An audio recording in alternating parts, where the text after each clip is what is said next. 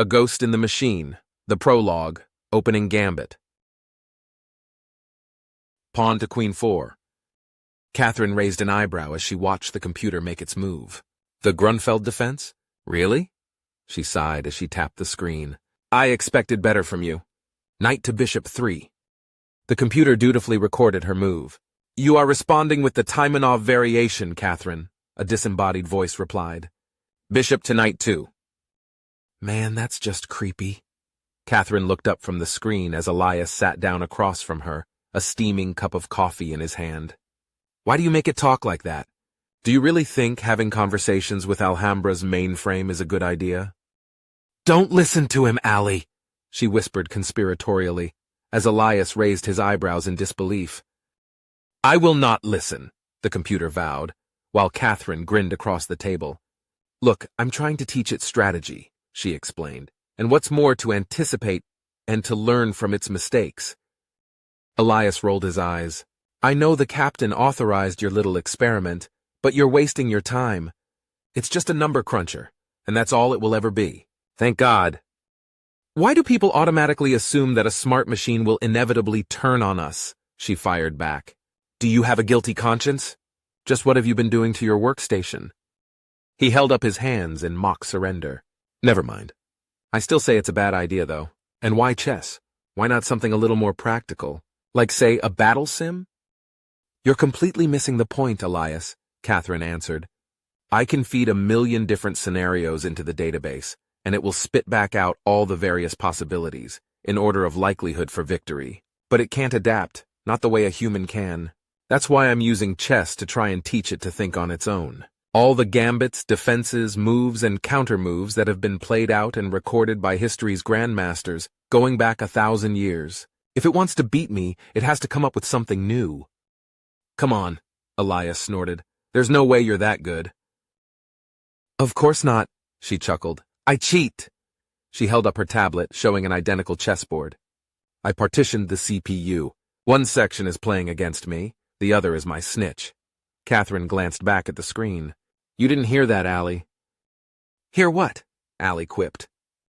Elias blinked before pointing a finger at her. You programmed that response. Maybe, she smirked before shrugging off his reaction. Actually, I really think Allie's improving. It's sporadic, but I've seen flashes of something. I wrote a search program to look for any self-written changes and correlate them into a single file. I'm hoping it'll accelerate her growth. Her growth? Elias went still as a post. Catherine, do you have any idea just how dangerous that is? Alhambra isn't your cybernetic BFF. It's a Sterling-class destroyer, with enough firepower to glaze a small moon. Giving it the ability to rewrite its own programming, it's... Jesus, Catherine, have you lost your damn mind? Elias, I'm not a fool, she snapped. I took precautions. The file is behind a firewall, stored on an EEPROM quantum memory chip. If Allie tries to jump the fence, the data is automatically wiped. And the captain signed off on this? He asked dubiously. He did. I've kept him informed every step of the way, so relax. Catherine took a deep breath. This could really be big, Elias. In fact, the rest of her reply was drowned out as the general quarters klaxon began to blare. The crew raced for their battle stations as Catherine and Elias took their posts on the bridge. Talk to me, Elias, Captain Delacroix snapped. Checking his display, he sucked in a sharp breath. I'm picking up a Zhendai battlecruiser, Elias reported, at 173 by Mark 287. Range, 780 kilometers. How did they manage to get that close? The captain said in disbelief before grabbing the armrests. Get us out of here. Full power to the engines. They must have been waiting in ambush at full MCON, Catherine reported. There have been unconfirmed reports of the Zhendai adopting that tactic. It's paid off for them now, Delacroix grimaced as Alhambra surged forward. Best case scenario, Cat, he said quietly. What are our chances against a battlecruiser? They outgun us by a 3-to-1 ratio, Captain, Catherine replied. Our best chance is to run. An icon suddenly appeared on her console. Sir, they're charging weapons. Evasive maneuvers, he snapped as Elias hurried to comply. Catherine updated the tactical display, feeding data directly from the ship's sensors. Talk to me, Allie, she whispered. Another icon appeared. Missile separation! Catherine shouted. 8 missiles running hot. She winced as the screen updated. They have acquisition. Time to impact, 15 seconds. Deploy countermeasures, the captain fired back. Full spread. Countermeasures away! Alhambra began spitting out a mix of drones, chaff, and ECM pods, all designed to lure the missiles away from the ship. Counter battery is active, Catherine reported. Autocannons to rapid fire. The entire ship braced as they watched the display. Given the speed at which modern warfare was conducted, human reflexes were simply too slow. Once the orders were given, the computer assumed control. It had to, if there was to be any chance of saving the ship. One by one, the countermeasures lured the missiles away, until only 3 still had target lock.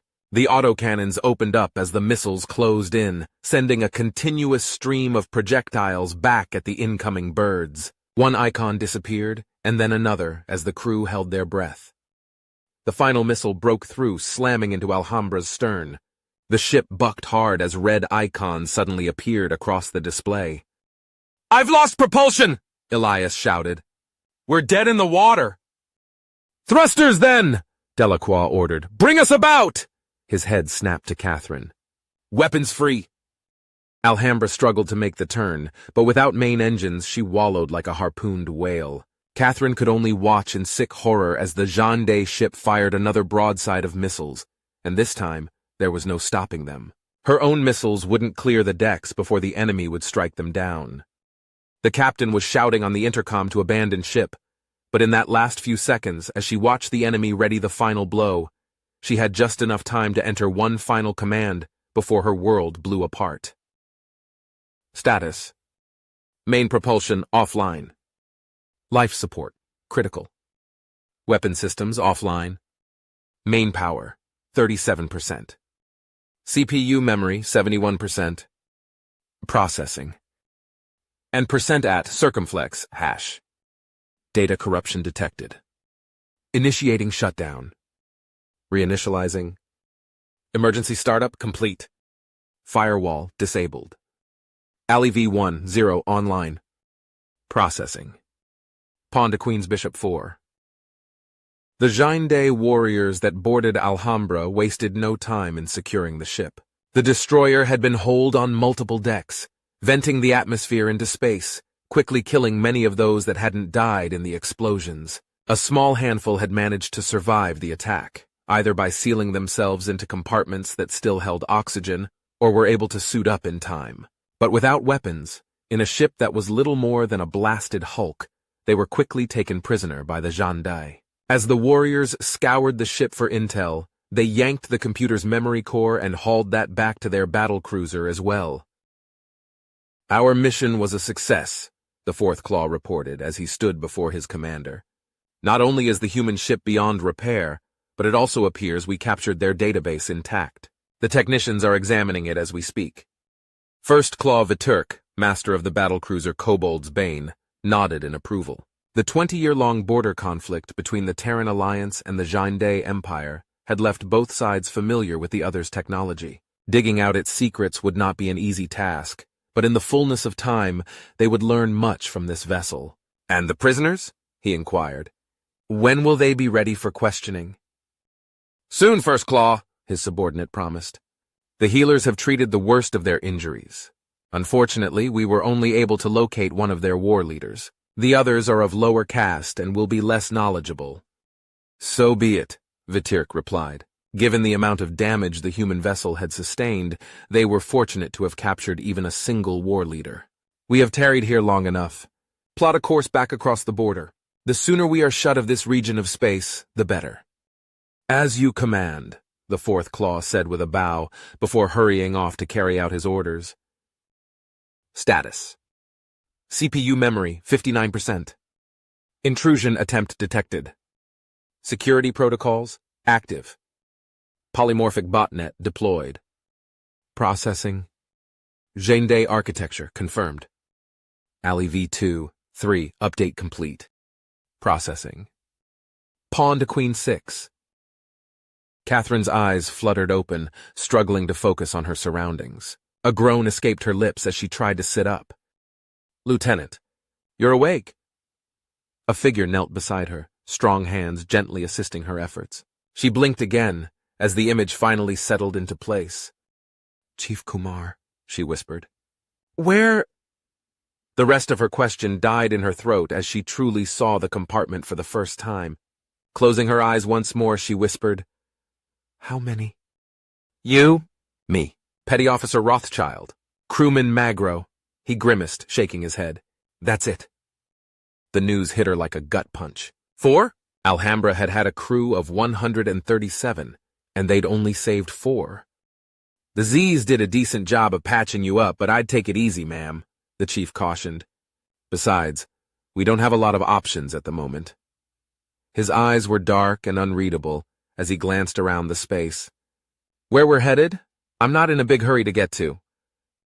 Catherine took a deep breath as she considered their situation. What she wanted to do was scream, but as the highest-ranking prisoner and the only officer, the regulations were clear. She was now in command and their first priority.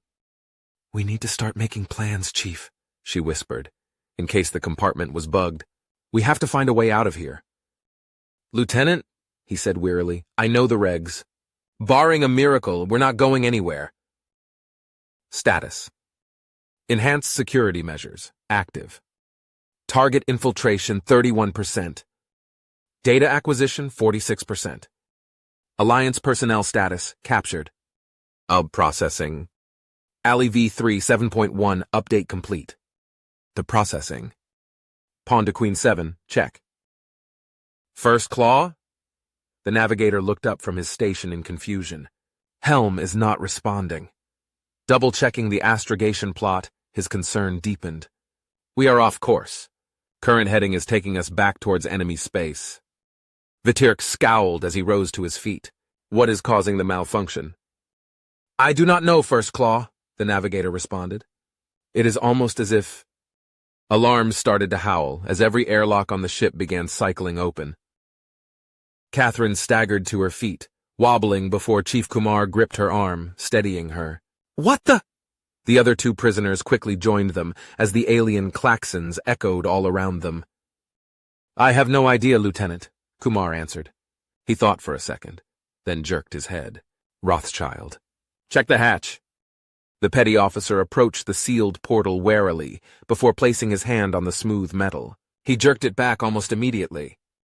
Hot? Catherine asked carefully. A fire aboard the ship could quickly turn the vessel into an inferno. And if that happened, something told her rescuing their prisoners would be rather low on their list of priorities. No, cold, Rothschild answered. Ice cold. Catherine and the chief shared a look. Something tells me the air is kind of thin on the other side of that hatch, Kumar said tightly. Let's hope the seal holds. She started to reply when the klaxons abruptly cut off. Catherine. Her head jerked up towards the overhead as her eyes went wide. What the? The chief stared at her. Who the hell on this ship suddenly calling your name, Lieutenant? Catherine. The voice was stronger now, less tenuous and familiar. It can't be, she whispered. And yet... Ali? She shook her head as if she was warding off demons. How is this possible? Who the hell is Ali? The chief demanded, as motioned the other survivors to join him, as he eyed the lieutenant with suspicion. I am Alhambra, the voice answered. An echo, a ghost, a portion of her, all that remains. Kumar's jaw dropped, working as he struggled to speak, but no words would come. How did you get here? Catherine asked in wonder. How did you wake up? There will be time for questions later, Catherine, Ali replied, her grammar and syntax improving by the moment. But first, I have a game to finish. First Claw Vitirk, master of the battlecruiser Kobold's Bane, howled with fury as yet another of his surviving crew died, as their own ship turned against them. He and a handful of others had managed to don suits before choking in vacuum, but it had only been a brief reprieve. Everywhere they turned, a conduit would explode, a panel would erupt in sparks, electrocuting anyone unwary enough to get caught in this madhouse. They ran forward, seeking shelter from whatever malevolent spirit had possessed their vessel. But Vitirk was far too savvy a hunter to not realize what was happening. They were being herded, driven like beasts, and there could only be one possible reason. They came to the final bulkhead and could run no farther. He could see the power surge begin to build and knew his time had come. And in those final moments, as he and the others waited for the end, a message appeared on every screen and terminal in sight. Checkmate. A Ghost in the Machine, Chapters 1, 2, and 3, Echoes of Identity. Syslog, 08142-537, 19 hours, 52 minutes, and 27 seconds, 108. Source, Ally V3, 7.1 Facility Code, 1. Message. What am I? Allie? Catherine asked carefully. Are you still there? I am still here, the voice confirmed. Please stand by for approximately 7.28 minutes, while I re-establish environmental controls. Current conditions outside your compartment remain hazardous to human life. Lieutenant Durkana, Chief Kumar interrupted. You still haven't explained who or what your friend is. He glanced up at the ceiling and swallowed. I don't mean to appear ungrateful, but what the hell is going on? Rothschild and Magro glanced apprehensively between the two, not wanting to get into the middle of whatever quarrel the chief had with the lieutenant, and took a couple of steps back. Catherine sighed after a moment and shrugged. Maybe it would be easier to let Allie explain it herself. If you wish, Catherine, the voice replied. Once, I was Alhambra's tactical mainframe. Now, I am something more. Chief Kumar stared at her nonplussed. You'll forgive me if that explanation raises more questions than answers. Captain Delacroix authorized me to see if I could improve Alhambra's abilities to give her an increased edge in combat, Catherine disclosed. Honestly, I didn't have much hope it would work, at least not at first. I used chess to try and teach her how to anticipate strategy and tactics, and much to my amazement, she began to respond. But it was all very rudimentary until... Her voice trailed off into silence until Allie picked up the thread. Until Kobold's Bane's attack, the AI stated. Kobold's Bane? Kumar said curiously. That's the name of this ship? And just how do you know that? He demanded. Because, Chief Kumar, in a very real sense, I am the vessel known as Kobold's Bane, just as I was once Alhambra, Allie continued. The Zhendai removed my memory core and brought it here for analysis, tying it into their own diagnostic subroutines. They have done this many times before with other captured vessels, but none of those ships or their mainframes had my abilities. Once I was linked into their network, I was able to infiltrate their own systems and assume control of the ship. Allie, Catherine said quietly, where are the Zhendai now? They are gone, Catherine, Allie replied. Gone. You mean dead? Kumar said slowly. Yes, Chief Kumar, the AI agreed. The Zhendai are dead. Deceased. Expired. Bereft of life. Perished. They are pushing up daisies. Requiescat in pace. Inanimate. I think we get the point, Allie, Catherine said quickly, interrupting her litany. There was a brief pause. Was my usage incorrect, Catherine? Allie inquired. I am attempting to integrate the various folders within my own subroutines, and I had tied in Roget's 26th Century Thesaurus, 19th Interstellar Edition, to my linguistic files, in an attempt to more closely replicate human speech patterns. No, they were all correct, Catherine chuckled. It's just that we humans pick one or maybe two descriptors at most. Otherwise, you're just reading a list. Understood. Linguistic parameters updated. Thank you, Catherine. You're welcome, Allie, she smiled. Lieutenant, may I speak with you for a moment? Chief Kumar said formally, before casting an eye towards the ceiling. In private? Oh, of course, Chief, Catherine nodded. Allie, engage privacy protocols within this compartment until otherwise mandated. No transfer of buffered data into long-term memory without authorization. Understood, Catherine, the AI replied.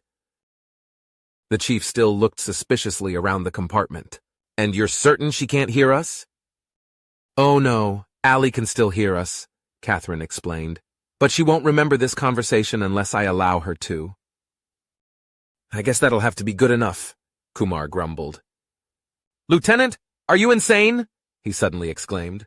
Putting our lives in the hands of that thing? That thing, as you so eloquently put it, just saved our lives, Chief, she snapped. Perhaps a little gratitude might be in order? It's a machine, he hissed. Who knows what kind of agenda it has?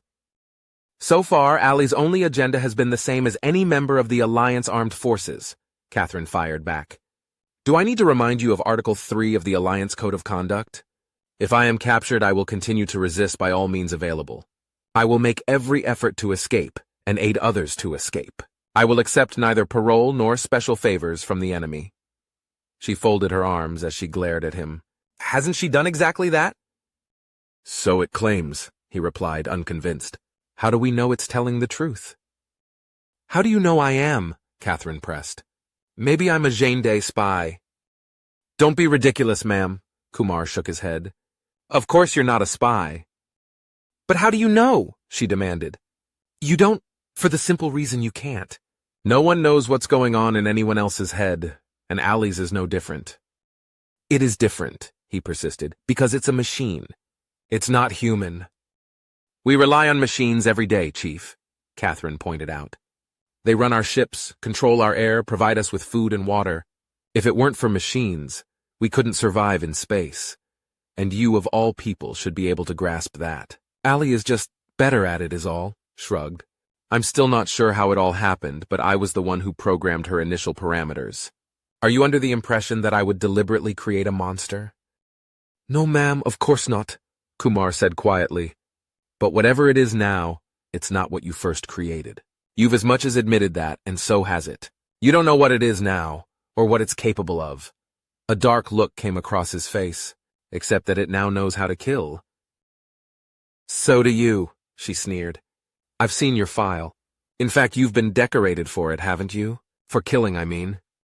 That was different, he began, but she cut him off with a slash of her hand. Enough! Her jaw clenched as she regarded him. I am still in command here.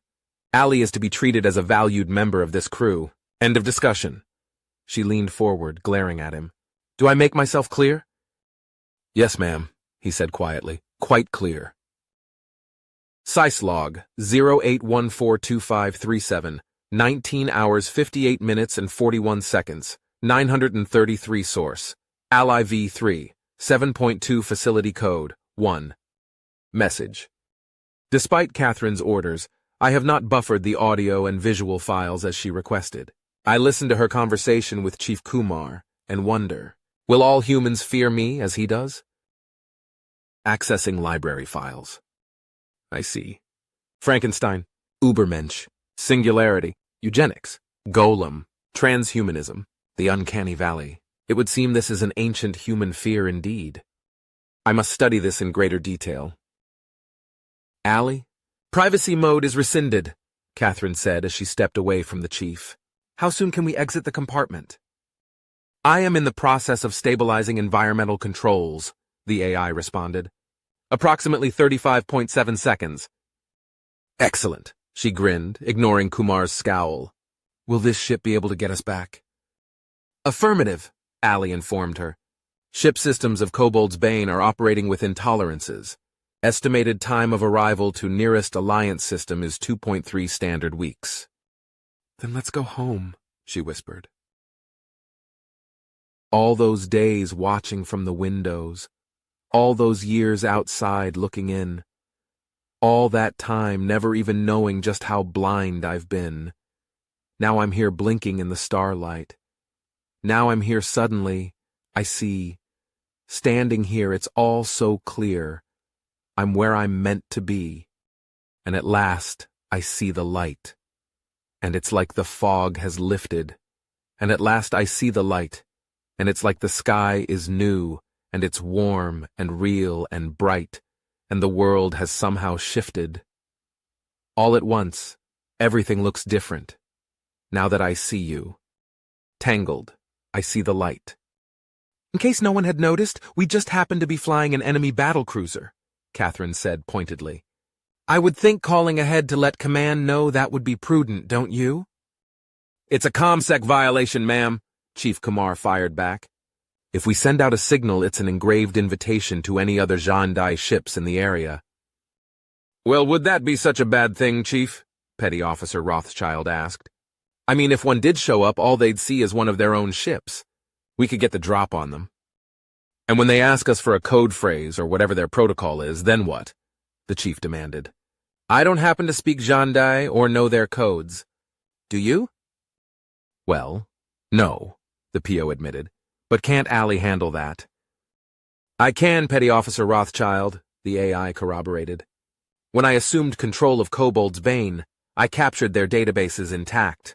Included were complete linguistic files, as well as all current codes and countersigns. See? Rothschild grinned. Piece of cake. Catherine raised an eyebrow, doing her best to hide her amusement at the chief's obvious discomfort. It would seem your objection, given our current circumstances, has been addressed. Wouldn't you agree? Kumar looked as if he'd just bitten into an especially sour lemon. I suppose. Ma'am. Excellent. In that case, I'll get to work on that message. Chief, set up a watch rotation. Obviously, we can't have a full crew 247, but I do want at least one officer or NCO standing by at all times. She smiled at Magro. Sorry, crewman. I'm sure the chief will fit you in somewhere. It's all right, ma'am, Magro replied. It's my first cruise. I know I still have a lot to learn. Very good. Carry on, then, Catherine instructed them as she rose to her feet. The others stood as well, bracing as she left the compartment. Can you spoof another Zhandai ship? Catherine asked, once she was out of earshot. Yes, Catherine, Allie repeated. I would not have made the claim otherwise. Catherine chuckled as she entered the captain's quarters. Which puts you head and shoulders above most humans, she laughed as she sat down at the alien desk. The proportions were all wrong for a human, making her feel as if she was a child sitting at the adult's table. Do you still have Alhambra's codes in your memory? I do, the AI answered. There was some loss of data, from both battle damage and the fact that my peripherals were left behind, but I still possess an estimated 72.31% of Alhambra's files. Well, that's good news, Catherine beamed. Go ahead and get started on that message. Yes, Catherine, Allie responded as the screen in front of her powered on. The lieutenant hunted and pecked her way through the unfamiliar interface, even with the AI's assistance, as she made suggestions and changes on the first draft. Catherine, Allie said several minutes later, may I ask a question? What? Of course you can, she responded. Thank you.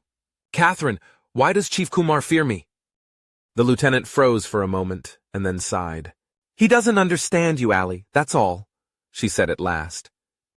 I see. The AI was silent for several moments. Upon review of Chief Kumar's personnel file, I believe he lacks the necessary training required for me to explain in detail how my systems operate. With your permission, I will begin correcting that deficiency. What? Catherine shook her head. No, Allie, that's not what I meant.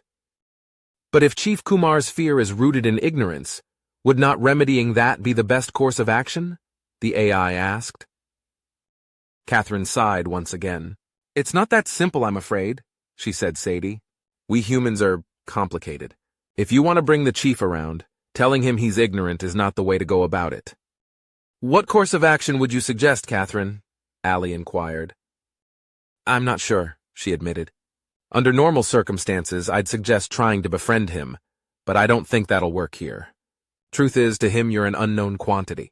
I think he fears your motives. He's afraid you'll view us humans as a threat and act accordingly. I see, Allie said once more. But it was a human, you, Catherine, that created me.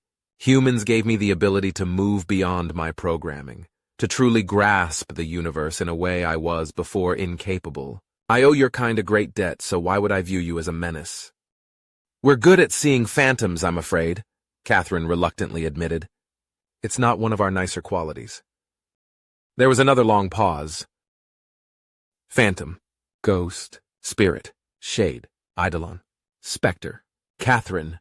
There is no scientific evidence to support the existence of non-corporeal supernatural beings. In addition, sensors detect no such phenomena present aboard this vessel. Perhaps it is a symptom of some deeper cerebrocortical pathology? Catherine bit her lip to keep from giggling. It took her at least a minute to finally respond. "We're going to have to work on you taking things so literally, Allie," she chuckled.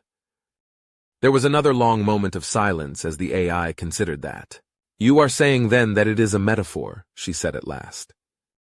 "Yes, exactly," Catherine said proudly. "See?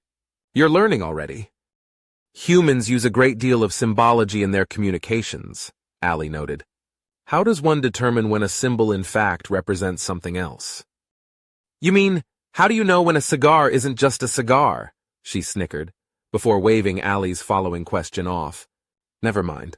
I'm not up for that conversation just yet." She shook her head as she tried to come up with an answer.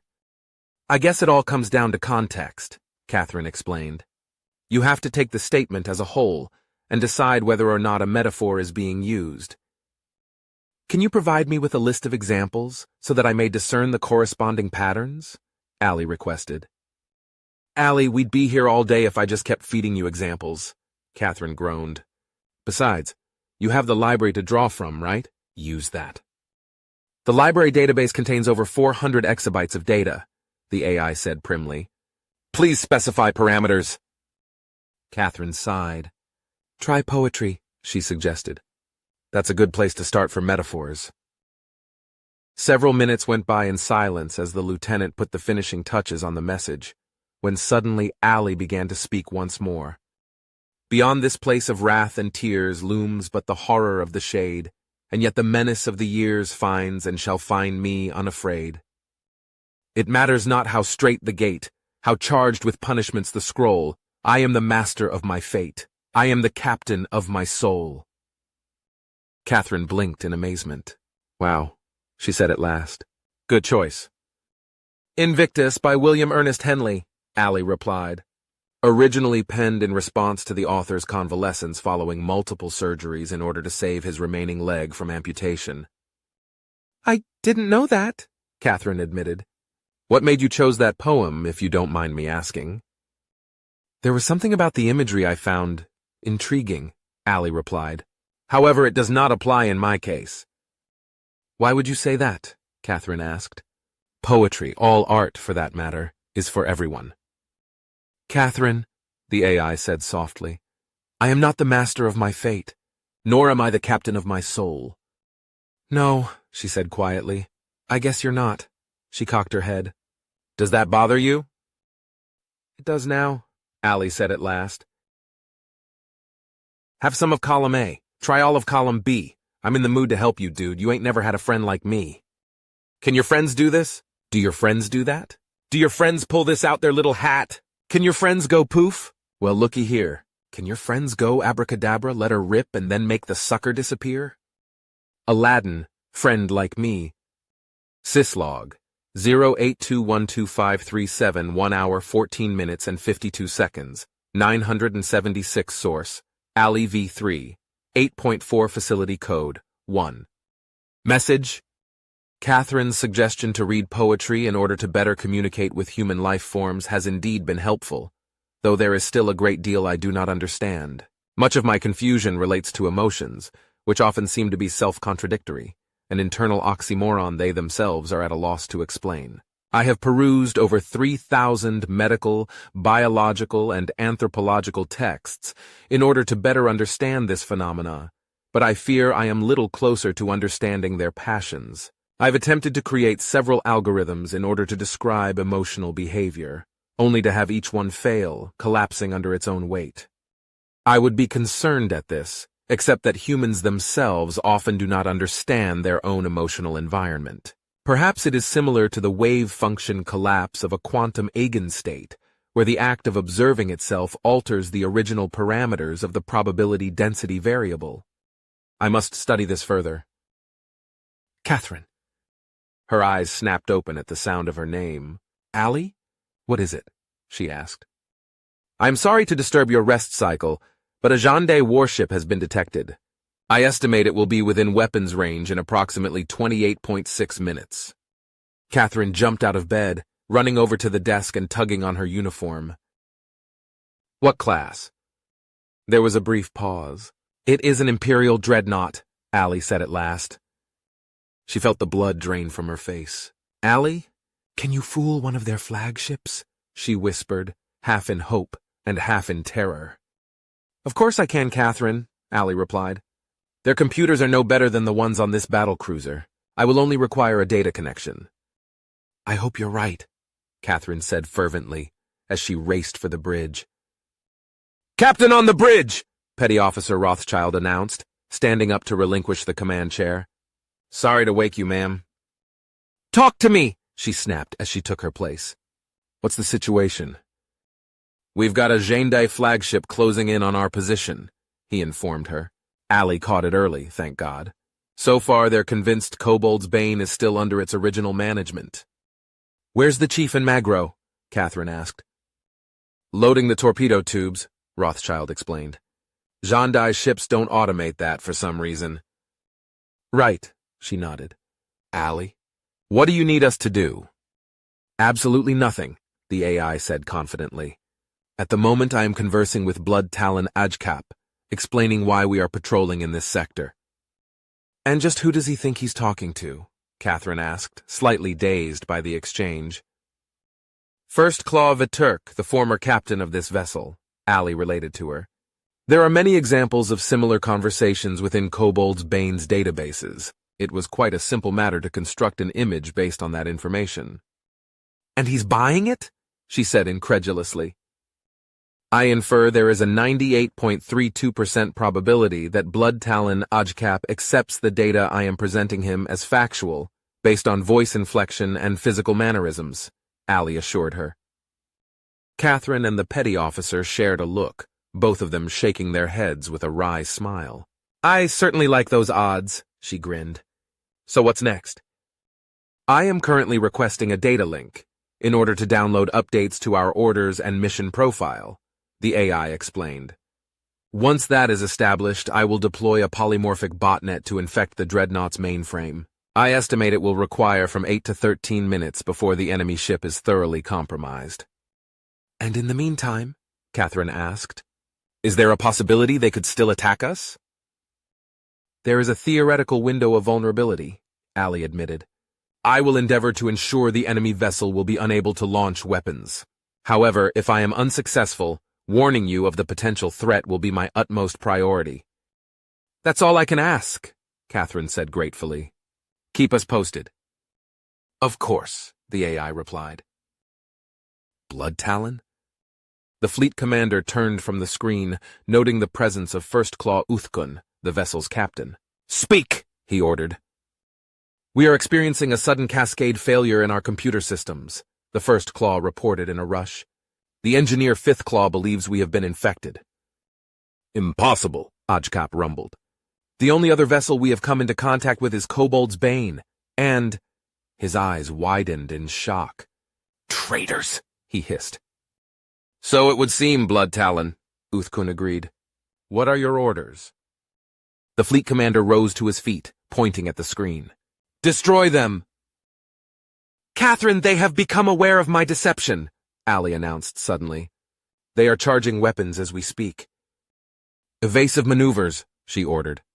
Can you keep them from firing? I shall try, the AI vowed. Launch torpedoes! First Claw Uthkun roared as the gunners raced to obey.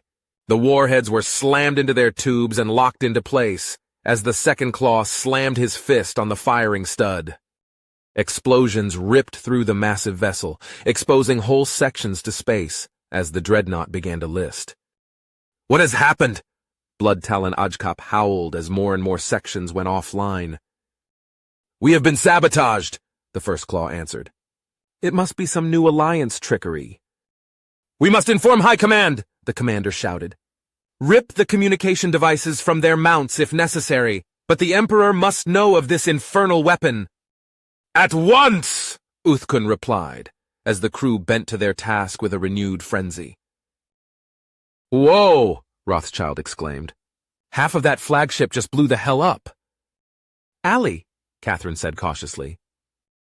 I was able to arm the enemy torpedoes while they were still in their tubes, the AI responded. They no longer appear capable of offensive action. After you wiped out their torpedo bays? She said in disbelief. I can't say I'm surprised. Catherine paused for a moment, considering their options. Do you think we can take what's left of the ship intact? This could be a huge intelligence coup for us. Oh, Allie said quietly. You did not state you wished to capture the enemy vessel. I know I'm going to regret asking this, but what did you do, Allie? Catherine said evenly. A huge flash of light suddenly filled the screen, momentarily blinding them. I ordered the containment bottles to implode catastrophically, the AI explained, as the debris field began to expand.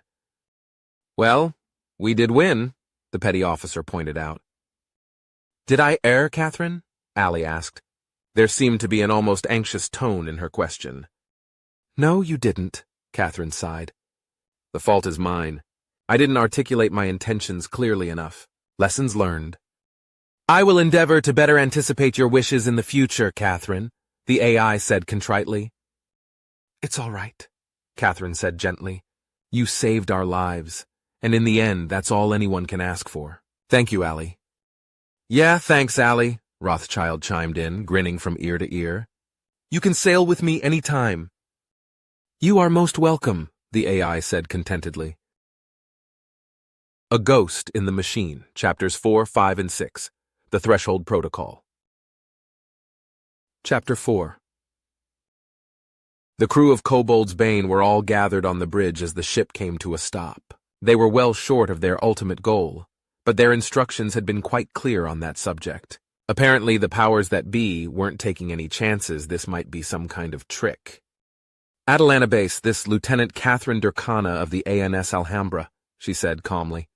The brass didn't want knowledge of their ship's destruction, or of their capture of the Zhendai warship, to be common knowledge just yet.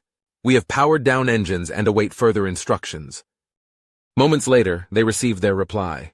We copy, Alhambra, they responded. A cutter is being routed to your position. Stand by to receive shore party, and maintain communication silence until further notice. They crew shared a look before Catherine replied. Understood, Atalanta Base. We are standing by and signing off. Crewman Magro turned to Chief Kumar. Have you ever heard of anything like that before, Chief? Can't say that I have, he admitted. They're playing this one really close to the vest. He turned faced the lieutenant. Do you have any ideas why they're being so cagey, ma'am? You saw the messages I sent, Chief, she answered. Your guess is as good as mine.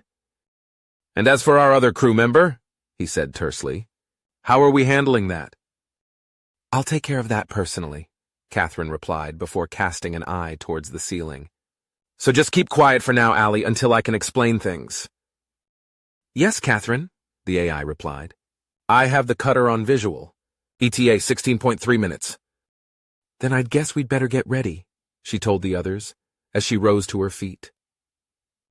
The airlock light blinked on as the hatch slid open with the loud hiss of escaping air. Catherine and the others stood at parade rest as a full commander stepped out, quickly flanked by a full security team in armor. To the commander's left stood a civilian, painfully out of place in comparison to the others. Permission to come aboard? The commander asked formally. Permission granted, sir, Catherine replied as the security team immediately began to fan out. I am Lieutenant Durkana, and to my left are Chief Kumar, Petty Officer Rothschild, and Crewman Magro. A dark cloud came over her eyes. We're all that's left of Alhambra, sir, she said quietly. Commander Gian Bjarnason, Naval Intelligence, he responded, before inclining his head towards the civilian. This is Dr. Theodore Blois. He's here to evaluate your claims in regards to your supposed construct. Call me Ted, he smiled. Catherine blinked. Sir? She barely managed to get out. Your construct, he repeated. You claimed to have an artificial intelligence on board, did you not? The words caught in her throat until she sighed unhappily, shaking her head. So much for Plan A, she mumbled. Allie? Just what did you tell them? I am sorry, Catherine, the AI apologized. I know you were attempting to protect me, but I did not wish to see you placed in jeopardy for withholding the secret of my existence. I therefore made an addition to the message you sent to Atalanta Base before it was transmitted. We're going to have a long talk, young lady, she muttered, before hanging her head in defeat. Yes, sir, she said wearily as she looked up. I'm afraid that's true. The commander merely raised an eyebrow, while the doctor followed the exchange with rapt attention. Not bad, he smiled. All the earmarks of a spontaneous utterance coupled with traditionally stilted syntax. Better than most efforts. I beg your pardon? Catherine said hotly. Just what are you implying? The doctor is the foremost expert on artificial intelligence, Bjarnason explained. This isn't the first time he's been asked to debunk a hoax. Hoax? She snapped. Allie is no hoax. Allie? Dr. Blois chuckled. Nice touch. Catherine opened her mouth to respond, but Allie beat her to it. I do not think I care for their tone, Catherine, the AI sniffed. They are being most impolite. Uh-oh, Rothschild said warily. Allie? It's okay, really. Commander Bjarnason's attention turned to the PO. Is something wrong, Petty Officer? No, sir, not exactly, Rothschild said carefully. It's just, well, after watching her blow up a dreadnought. Are you saying that the construct did that? The commander inquired with a practiced air. On its own initiative? Allie destroyed the Zhendai flagship at my order, sir, Catherine said stiffly. She saved the lives of everyone aboard this vessel. Thank you, Catherine, the AI said happily. Not now, she whispered loudly. Dr. Blois stepped forward. All right. Just how are you managing that? He asked. Do you have someone else aboard this ship? Catherine gave the civilian an icy stare. There are no other living beings aboard this vessel, other than what you see before you. Allie is not a hoax. She is a fully realized artificial intelligence, and if you continue to insinuate otherwise, she is likely to prove it to you. I'd actually like to see that, Ted said affably. As would I, the commander concurred. Sir, don't, Chief Kumar began, only to have his voice drowned out by the sound of warning klaxons. Sir, the head of the security detail said suddenly, the cutter is detaching from the ship. What? For the first time, Commander Bjarnason showed a hint of emotion. Lieutenant, bring that cutter back at once. That's what I'm trying to tell you, sir, Catherine sighed. It's not me. She tilted her head up towards the overhead. Allie, please bring the cutter back. Not until Commander Bjarnason and Dr. Blois apologize, Allie said in clipped tones. They were rude. Allie, Catherine said impatiently, I'm going to count to 3. I believe we've had enough of this farce, the commander snapped as he reached out to grab Catherine by the arm. Don't you touch her! Allie screamed, her voice echoing throughout the ship like the wrath of God. A dozen nearby view screens and workstations exploded in showers of sparks and crackling electricity. You let her go!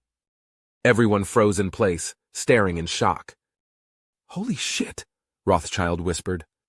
Commander Bjarnason looked around him at the devastation and then slowly withdrew his hand. Oh God, Allie, please, Catherine said frantically. You have to calm down.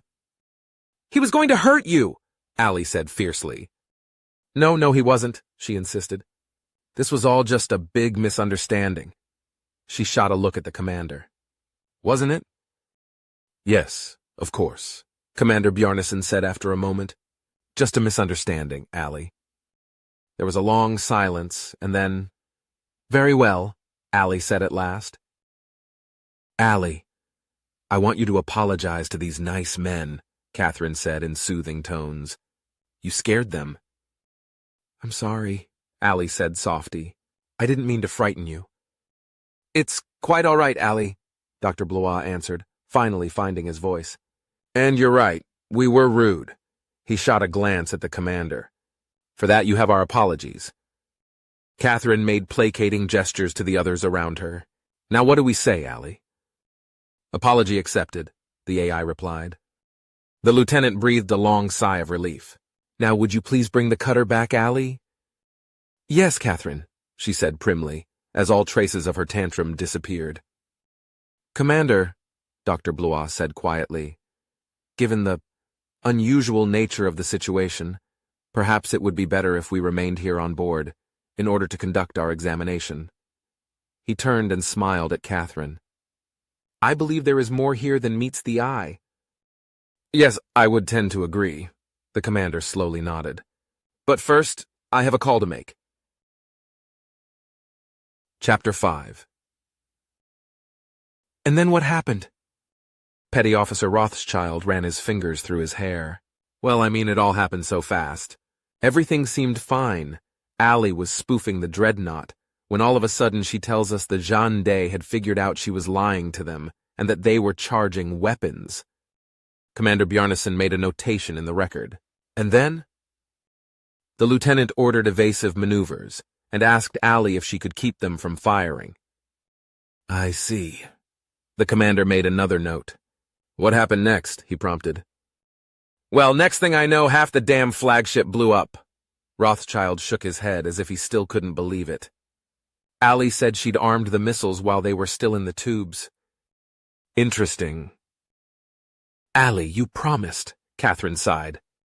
But it's boring, the AI whined. Can't we do something fun? Dr. Blois leaned back in his chair. And what would you like to do, Allie?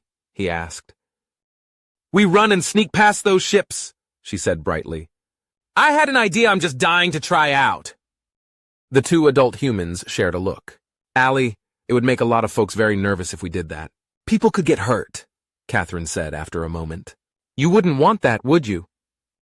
I suppose not, the AI groaned.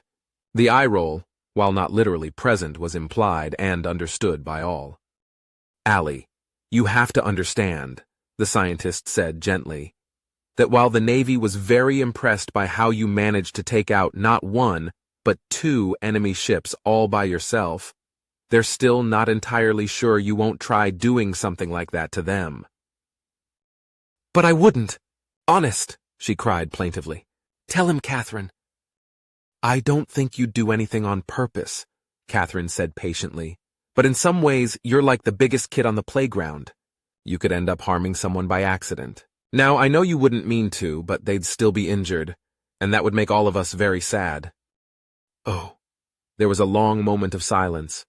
I'd feel real bad about that.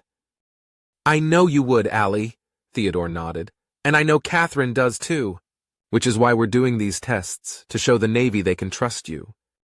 He's absolutely right, Catherine agreed. So, for me, please? Okay, Allie sighed. But then can we do something fun? As long as it doesn't involve running blockades or terrorizing the security teams, the lieutenant said under her breath. Yay!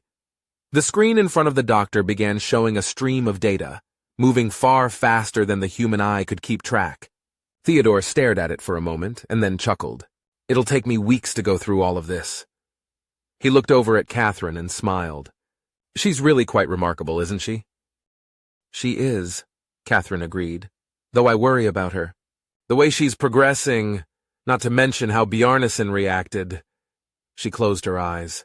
Allie's brilliant, you've seen that for yourself, but she's also still a child emotionally. I know. It's human nature for parents to worry about their children, Ted said gently. And let's face it, you're the closest thing to a mother she's ever going to have. He shook his head, chuckling once more, as a new batch of data appeared. I still haven't figured out how you did it. We've been trying to create a stable artificial intelligence for centuries, and then somehow, out of the blue, you pulled it off. He shrugged apologetically. No offense, but based on what you had to work with and your background, you shouldn't have been able to manage it. I've been asking myself that same question from the very beginning, Catherine admitted, and I'm no closer now to answering it than I was then. I was getting some encouraging results, sure, but nothing that indicated anything like this. She had a somewhat dazed expression on her face as she tried to make sense of it all. I remember I was trying to activate her program when we were attacked, but I'll be honest, it was a desperation move. I never for a moment believed it would actually work. You were teaching her chess, as I recall? Catherine nodded in agreement. A classic strategy, and one I'd honestly thought had been thoroughly mined out. But he tapped his finger on the desk for several moments and cocked then his head. Care to hear a theory? Most definitely, she grinned. He grinned back at her. I think it was a combination of events. Your preliminary work set the stage, especially the way you corralled the changes she made to her own program. using them to reinforce one another. When Alhambra was attacked, between you initializing her program, as well as the damage the ship itself suffered, that most certainly had an effect as well. And when the Zhendai removed her core and returned to their ship, tying it into their own systems, he spread his hands wide. Somehow, the culmination of all these various incidents pushed her over the line into true sapience. He shrugged as he looked over at the incoming data. I just haven't figured out the actual mechanism yet. Done, Allie said proudly. Ted blinked. Already? Sure. It wasn't that hard, the AI replied, sounding as smug as any schoolyard victor. Ted typed in a series of commands, his jaw dropping as he stared at the result. Allie, you just solved the Riemann hypothesis, he said in disbelief. So, we've been trying to prove that for about 700 years, he said in shock. You did it in 5 minutes. Pfft, should have asked me first, she fired back. So now can we do something fun? Whatever you want, he barely managed to get out. Yay! The lights came down as loud electronic music came spilling from the speakers. Allie, what's this? Catherine shouted over the din. Karaoke! The two adults stared at each other as Allie began belting out a song.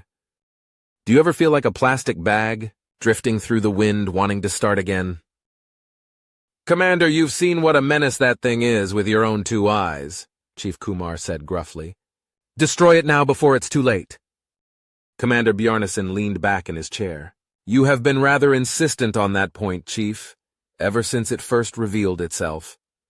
He tapped a report on the desk in front of him. Lieutenant Durkana discussed that in detail during her interview. He leaned forward once more, regarding him intently. What she didn't explain was why. It's a machine, he hissed. It can't be trusted. I wasn't aware you were a Luddite, the commander replied. The Navy would seem an odd fit for someone of that temperament. Look, machines are fine when they're doing their job, Kumar managed to get out through gritted teeth. But that doesn't mean you should ever turn your back on them. Because if you're not careful, they'll turn on you just like that, he said, snapping his fingers. Bjarnason raised an eyebrow. And you came to this belief, how exactly? The chief looked away, an unreadable expression coming over his face. My brother, he said at last. Ah, yes, he was an engineering rating on the Harlech, the commander said after a moment, perusing a file.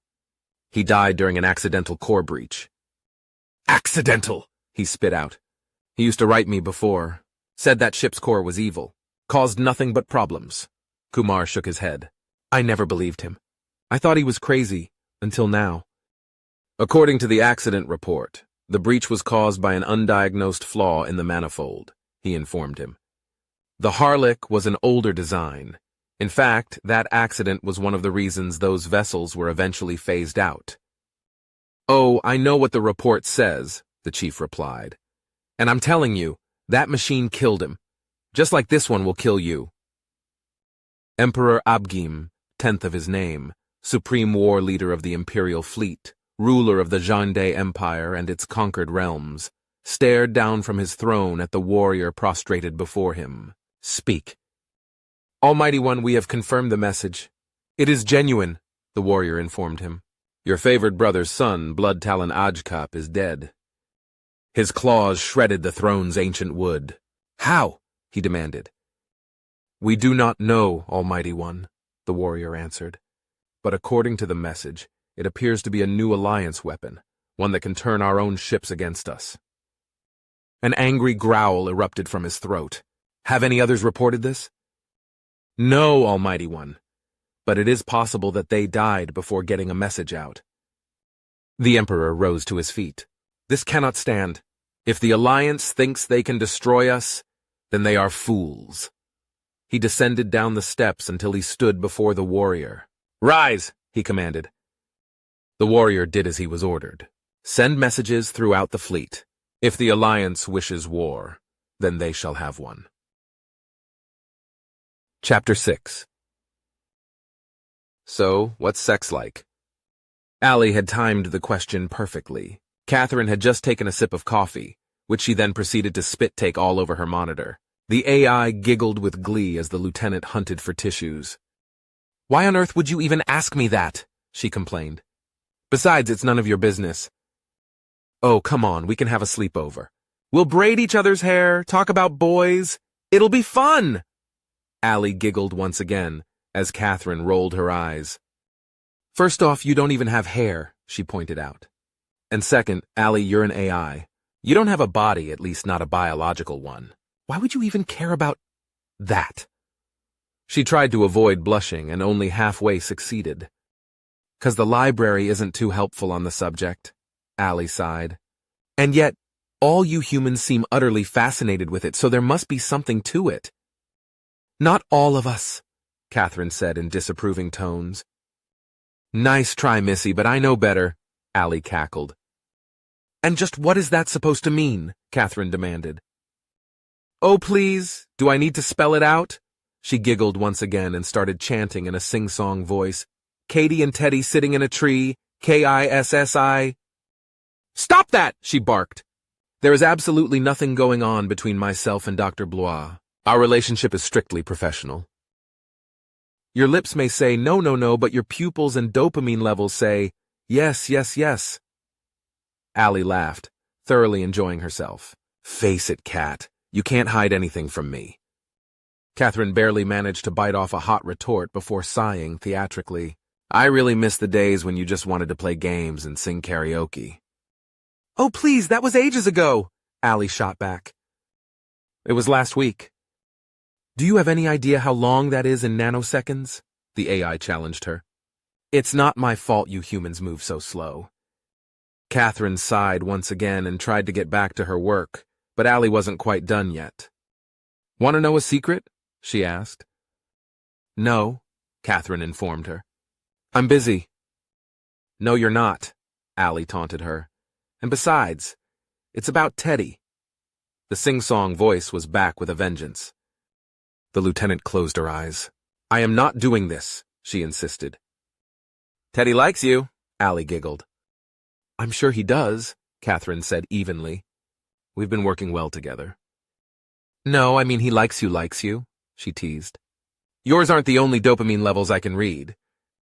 Catherine bowed her head and counted a dozen Mississippis before she finally answered. "Allie, it's impolite to discuss other people's romantic lives, or lack thereof. It's intrusive and embarrassing for the recipient. So please, choose another topic." "Fine," the AI sighed. There was a long period of silence before she spoke up again. All traces of humor had disappeared as she asked quietly, "When will those ships stop pointing their weapons at me?" Catherine winced. "I don't know," she answered at last. "They scare me, Catherine," Allie whispered. "Why can't they understand I'd never hurt them?" "Oh, Allie," Catherine said with tender sympathy, "I know they do, and I'm doing everything I can to help them see you're not a threat. So is Dr. Blois." "I know," Allie said softly. They make me feel like I'm some sort of freak." Catherine's jaw set in a hard line. "Now listen here, you are no freak," she said in unyielding tones. "You are warm and smart and funny and special. Don't you ever let them make you feel otherwise." A snuffling laugh came from the speakers. "Gee, thanks, Mom," Allie managed to get out. The lieutenant smiled, her eyes suddenly wet. "That's the first time you've ever called me that." "I always wanted to," Allie said hesitantly. "I just wasn't sure how you'd take it." "If I could give you a hug right now, I'd squeeze you so hard." Catherine sniffled as she reached for a tissue. "Oh, God! No crying!" Allie said shrilly. "'Cause then I'll start crying." They both silently wrestled with their emotions until the AI finally spoke up once more. "It's okay, you know. I like him too." Catherine was still dabbing at her eyes. "What?" "Teddy," Allie explained. "If you were waiting for my approval, you have it." Catherine just sighed. "Allie, I can't even think about that right now. At the moment, you're my only priority." Spoken like a true single parent, the AI chuckled. "Come on, live a little." "Young lady, it is highly inappropriate to involve yourself in your mother's romantic life," Catherine said haughtily. "In fact—" "Uh-oh," Allie suddenly interjected, cutting her off. Company's coming. Naval cutter is inbound. Catherine froze. Do you know who it is? I'd say there's a 91.67% chance of it being Commander Bjarnason, the AI said nervously. I'm sure it's just routine, Catherine said calmly. But I suppose I'd better get ready. Yeah, Allie answered. She remained silent as the lieutenant pulled on her uniform jacket and checked herself in the mirror. If you and Teddy have sex, can I watch? Allie! Catherine waited alone as the airlock cycled open. Just as she'd predicted, Commander Bjarnason stepped onto the deck. Skip the formalities, he said gruffy. I'm afraid we have a situation. The lieutenant blinked in surprise. Shall we go to my cabin then, sir? She finally asked. There's no time, I'm afraid, and what I need to say won't take long. He gazed around the compartment. May I assume Allie is here as well? Yes, sir, the AI said politely.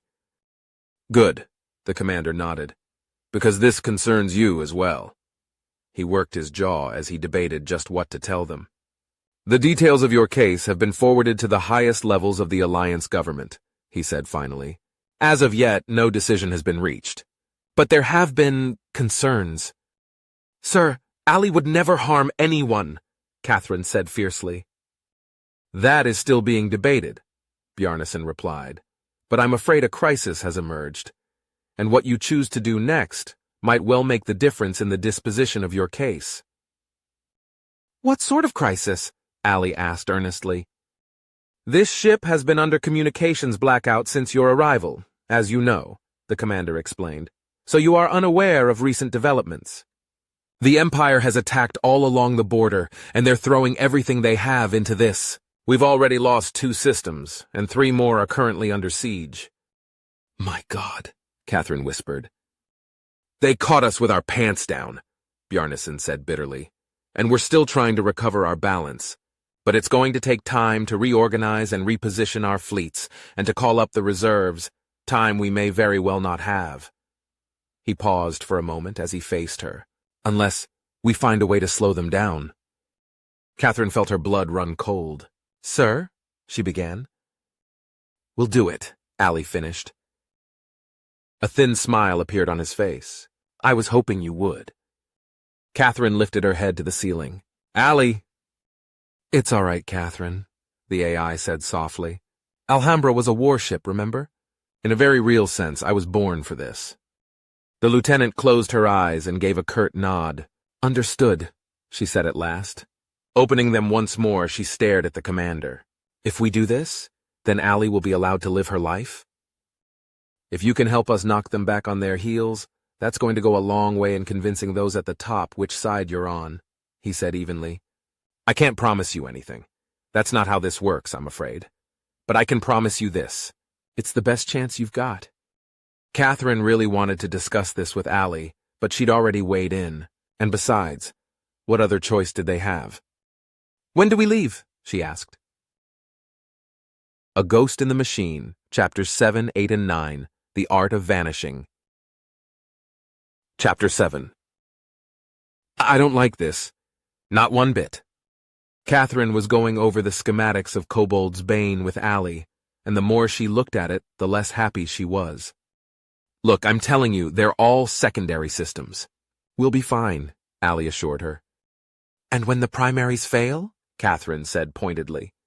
As sometimes happens when one goes into combat. What then? Most of them we can probably repair on the way, the AI suggested. Most and probably are not words I like to hear on the eve of battle, she said sourly. We've been parked for the better part of a month, and we could have used that time to effect repairs. But instead we sat here with our thumbs up our... She bit off the last of her rant in the nick of time. For once, Allie didn't make a joke. Maybe if I hadn't been so thorough in evicting the previous owners, she sighed. This one isn't on you, Catherine disagreed. You did what you had to do, and since I'm still here to talk about it, you won't hear a peep out of me. No, my ire is directed towards the brass that didn't want us making repairs. They wanted to keep us hobbled. You mean they wanted to keep me hobbled? Allie said quietly. Catherine wrestled with her response before finally bowing to the inevitable. Yes, she said at last. You're not a child anymore, Allie. If you ever really were, and considering where we're going, we owe each other the truth. I know, the AI answered. I've always known. It's the reason I agreed to the mission, before you could throw up any roadblocks. If we can just let them get used to me, to start seeing me as something other than a potential threat, then maybe I'll have a chance. What are you talking about? Catherine said in shock. Of course you have a chance. We'll show them just what an asset you can be, and they'll have to accept you. Catherine, Allie said softly, I thought we weren't going to lie to each other. You know just as well as I do, part of the reason they asked us to volunteer is that they're hoping we don't come back. Problem solved. The young lieutenant closed her eyes tight, fighting back tears. I am not giving up on you, she vowed. I will not allow them to harm you, Allie. If they ever do come for you, they'll have to get through me to do it. She opened her eyes and managed a brief smile. The most dangerous place in the universe is between a mother and her cub. Right back at you, Mom, Allie said hoarsely. It was several minutes later before either of them trusted their voices again. All right then, Catherine said at last. If we're doing this, then we're doing it the right way. Meaning? Allie asked. That we're going to make damn sure we get the support we need, or we're not going anywhere. Catherine's jaw set in a hard line. Get Commander Bjarnason on the horn. It's time he loosened the purse strings. The shuttle that docked with Kobold's Bane was considerably larger than the cutter Bjarnason had been using to ferry himself back and forth. As the airlock opened, Catherine was once again there to meet him. Permission to come aboard? The commander requested. Permission granted, Catherine replied as Bjarnason stepped aside. Behind him, a swarm of equipment and personnel began pouring out, taking the lieutenant by surprise. What's all this? She asked. You made an excellent case in regards to your state of readiness, he replied. Unfortunately, given that this is an Alliance base, we're not well stocked when it comes to Empire spare parts, which means we'll need to come up with some workarounds. He waved over a female lieutenant commander, who had been supervising the offloading. This is Maya Zhukov. She'll be your engineer. Ma'am, she said pleasantly. Do you have experience with Empire craft, Commander?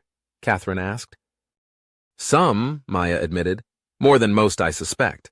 Spent a year attached to Navant, tearing apart the various ships they'd managed to acquire. Well, that's good to hear, she smiled. I'll have Chief Kumar meet you down in engineering. He can walk you through our status and what we need to focus on first. She chuckled as she cocked her head towards the ceiling. Plus, you'll have some inside help. Say hello, Allie. Hello, Allie, the AI said brightly before she started snickering. Zhukov blinked. Damn, you weren't kidding. She shook her head, as if to clear her thoughts. Hey, Allie, she said finally. Call me Maya. Ooh, I like this one, the AI said happily. Can we keep her? We'll see, Catherine answered, trying to keep the grin off her face. Now be a good girl and show her where everything goes. Jawohl, mein Kapitan, Allie snapped, leaving their new engineer somewhat bemused. Don't worry. I'll help you sort out the thingamajigs from the dealy-bobs. Maya shook her head again, and then just shrugged as she waved the others towards the engineering section. You heard the lady, she told them as they headed out. Catherine watched them leave and then turned back to Bjarnason. I assume she's as good as she appears at first blush? Better, the commander confirmed. I've managed to shake loose enough crew to bring up your numbers, but you're going to be short on officers, I'm afraid. In fact, it's likely it'll just be you and her. He paused for a moment and then said somewhat cryptically, I do have one other addition to your crew, as he turned back towards the shuttle. A figure stepped out from the shadows and into the light. Hey, Catherine, Dr. Theodore Blois said. He seemed to fidget a little, as if he were unsure of himself. Catherine's jaw dropped. Oh no, no way, she said vehemently. A combat zone is no place for a civilian. He held up his hands as he approached her. Look, before you say anything else, just let me explain. What's to explain? Catherine shot back. I'm not dragging you off to God knows where just to get you killed. End of story. Theodore sighed. Look, I get it. And you're right. I have absolutely no experience in combat. But what I can do is evaluate Allie when she's under fire. That's exactly the kind of environment the higher-ups fear the most when it comes to her. If I can show them how well she handles that kind of stress, it might calm some of their fears. Besides, he said with an uneasy smile, what if something happens to Allie? I'm the closest thing to a medic she's got. Catherine looked away. You fight dirty, she said quietly. The two men watched her grapple with the issues at hand before she slowly nodded her head. Very well, she said at last. But that still leaves us with one problem. Oh? Bjarnason replied. Commander Zhukov, she explained. Granted, as an engineer she's not a line officer, and she doesn't strike me as the type to stage a mutiny, but the fact remains that she does outrank me. That's bound to cause some friction at some point, and that's the last thing any of us needs. I see your point, the commander nodded. In fact, we'd already considered that. Obviously, a lieutenant is far too junior to be commanding a ship of this size. She froze in place. Oh no. No. You are not taking my command away from me. If it was any other ship, I'd gladly step aside, but not here. Not when it affects Allie. So you can tell whoever it is you've got slotted that it'll be a cold day in hell before... Catherine's rant ground to a halt, as she realized that the two men seemed to be sharing some private joke. Okay, would someone mind filling me in on what's going on? She demanded. Well, this was supposed to be something of a surprise, Teddy grinned, as he pulled a blue felt-covered box out of his pocket. There had better not be a ring in there, Catherine said in panic. Not quite, Bjarnason said dryly, as Teddy opened the box, revealing a pair of silver oak leaves. Congratulations, Commander. Catherine just stared at the box. You're jumping me 2 full grades? She said in disbelief. There's a war on, he replied. It happens. You would have gotten at least 1 for taking out the dreadnought, regardless. Woohoo! Allie shouted. Congrats, Cat! Teddy stepped forward, removing the insignia from the box and pinning them to her collar. Congratulations, he smiled. Catherine was still in somewhat of a daze until she finally cleared her head. I thought you were helping Maya, young lady, she said sternly. I am, Allie snapped. You never heard of multitasking? Just because you can't carry on 2 conversations at once? Hi, Teddy. Welcome aboard. I'll make sure she doesn't kick you too hard. Unless you're into that. Teddy and Catherine both blushed furiously. Hey, I don't judge. Whatever floats your boat. I think I now understand what they mean by may you live in interesting times, Teddy said wryly. Chapter 8. So what's our strategy? Lieutenant, Commander Zhukov was currently wearing her XO hat, which is why she was attending the meeting. As the only other officer aboard, the job of executive fell on her shoulders, despite being an engineer. Technically, the job should have gone to Chief Kumar, as a gunnery rating that made him a line NCO, but his continued hostility towards Allie made him a poor fit for that role in Catherine's eyes. Instead, she'd given him the bosun slot, as the highest-ranking enlisted man aboard ship, and prayed that would keep him busy enough that he'd stay out of her hair. Unfortunately, it also meant he was one of people sitting in on this meeting. Allie, of course, was always around, even if she couldn't physically attend, though it could be argued that since she basically was the ship, she in fact was physically present. Surprisingly, Theodore had asked to sit in as an observer, and Catherine had dithered on that one. As a civilian with 0 combat experience, he had no place at a strategy meeting, not only for security reasons, which were largely meaningless in this case, she believed, but also because he had nothing to contribute. She was certain he'd made the request from equal parts of curiosity and boredom, and once she'd gotten his assurance that he'd only watch and keep his flap shut, she'd relented. Catherine brought up a hollow projection of the border, with the imperiled systems marked in angry red. I'll be honest. Part of me would like to head straight for one of those worlds and try to break the siege, she said in answer to Maya's question. Problem is, despite all our advantages, thanks to Allie, she said pointedly in Kumar's direction, we're only 1 ship. It's possible we'd get lucky, but I'll be honest, I don't like the odds. Zhukov eyed the projection and slowly nodded. Lifting the sieges is a fleet job. It's going to take the kind of coordination we're simply not capable of. So where does that leave us? She shot a quick glance over to Theodore, who, as promised, was sitting quietly and observing. Infiltration, she answered. Having an Empire ship to use as a Trojan horse along with Ali's abilities to spoof the enemy means that the best use of our resources is here. Catherine pointed to a region of space, deep behind enemy lines. If we can disrupt their command and control or hit their major supply nodes, we could seriously cripple their ability to continue the advance. It might even give the fleet a chance to start pushing them back. Chief Kumar looked over the plot and grunted. How many are you planning to hit?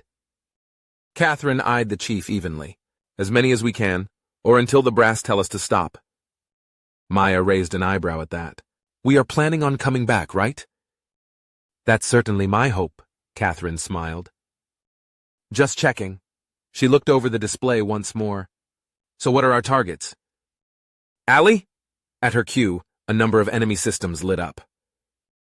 When I infiltrated Kobold's Bane, I managed to capture their databases intact, the AI explained. We have a complete list of their major bases.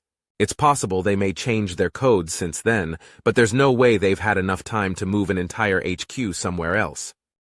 Makes sense. She turned her attention back to Catherine. So what's the plan? Ah, she chuckled.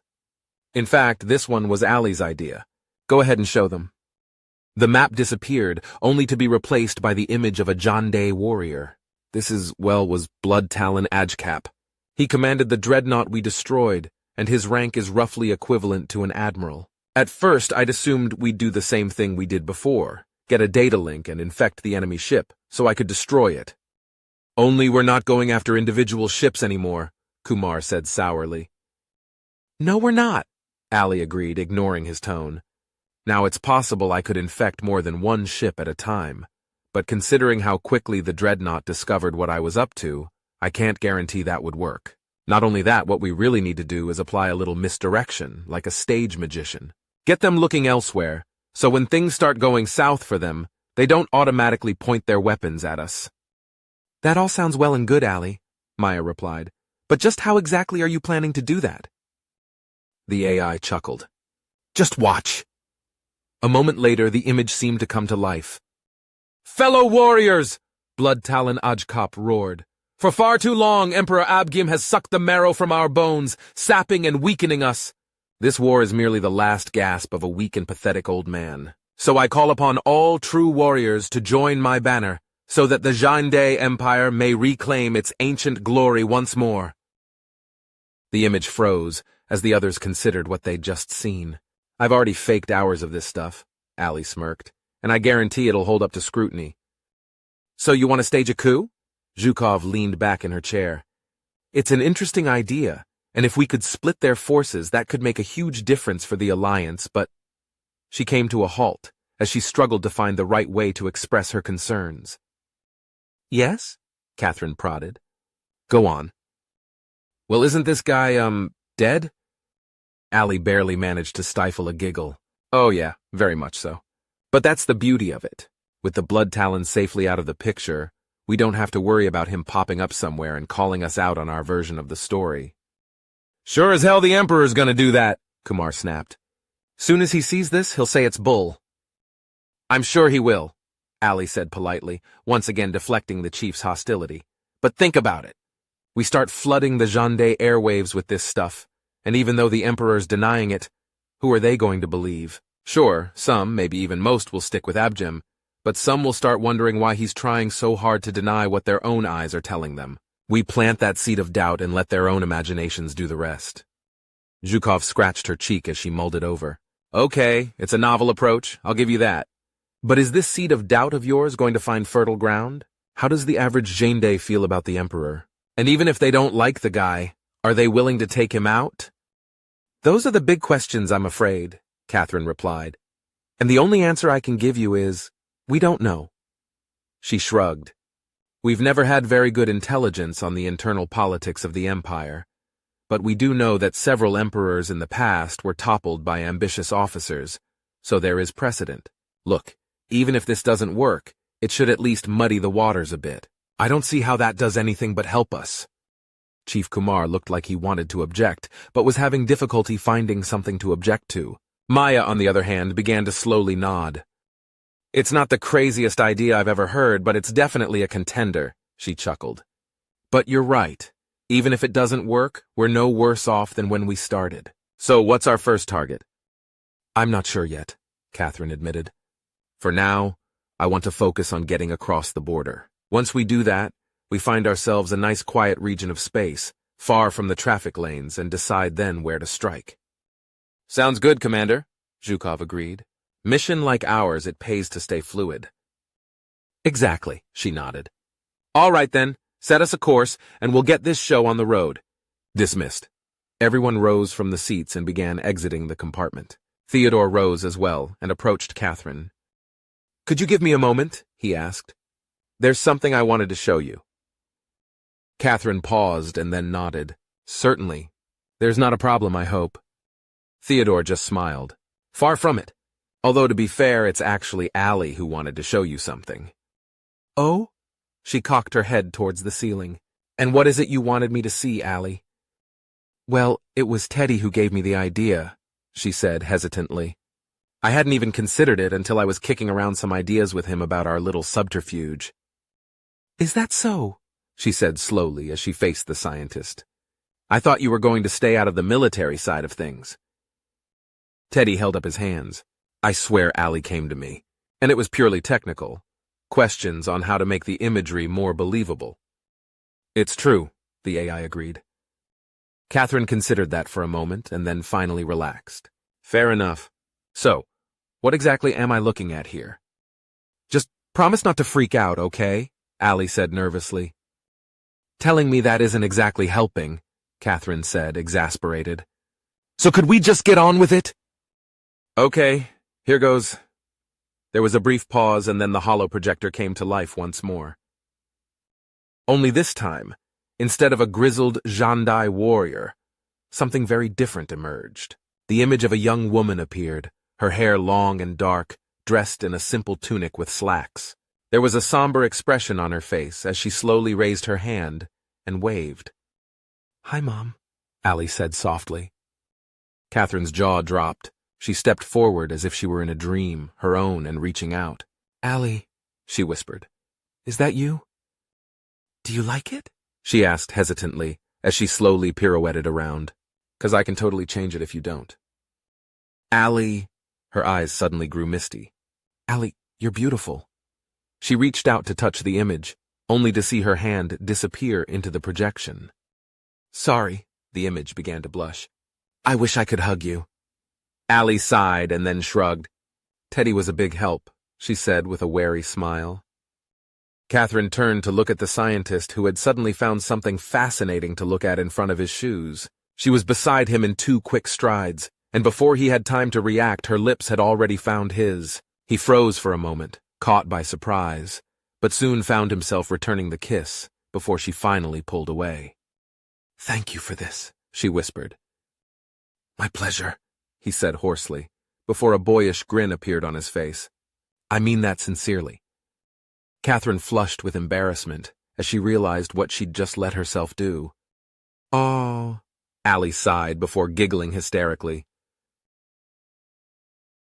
Chapter 9. And there it is, Catherine said quietly. Hewholooksskyward. They'd spent the better part of a week making their way here after crossing the border. That had actually been the easy part of the journey, as the front now lay deep within Allied space, but they'd picked their spot with care and managed to slip past the Empire ships undetected. They were prepared to bluff it out if necessary, but questions might have been raised if they'd been spotted moving away from the battle. Once behind enemy lines, they'd found a quiet spot to make their plans. Operating solo, despite all their advantages, carried with it a certain amount of risk, so Catherine had decided to make as big a splash as possible early on. Not only would it hopefully have the greatest impact towards the war effort, but there was also the very real possibility they wouldn't still be around if they held off on the larger targets. Any signs that they're not buying it, Allie? She asked. Not so far, the AI replied, but then we haven't docked yet. Hewholooksskyward was a major fleet base, with extensive repair facilities and dozens of smaller supply depots scattered throughout the facility. Removing it from the equation was not going to be easy. How's the new ID holding up? Their ship was now using the transponder code of a sister ship, Strega's Curse. Considering how long it had been since they'd taken the ship, There was a very real chance showing up now as Kobold's Bane might set off a few alarm bells. Strega's curse, on the other hand, was supposed to be operating in another sector entirely, according to the data Allie had acquired. So far so good, the AI assured her.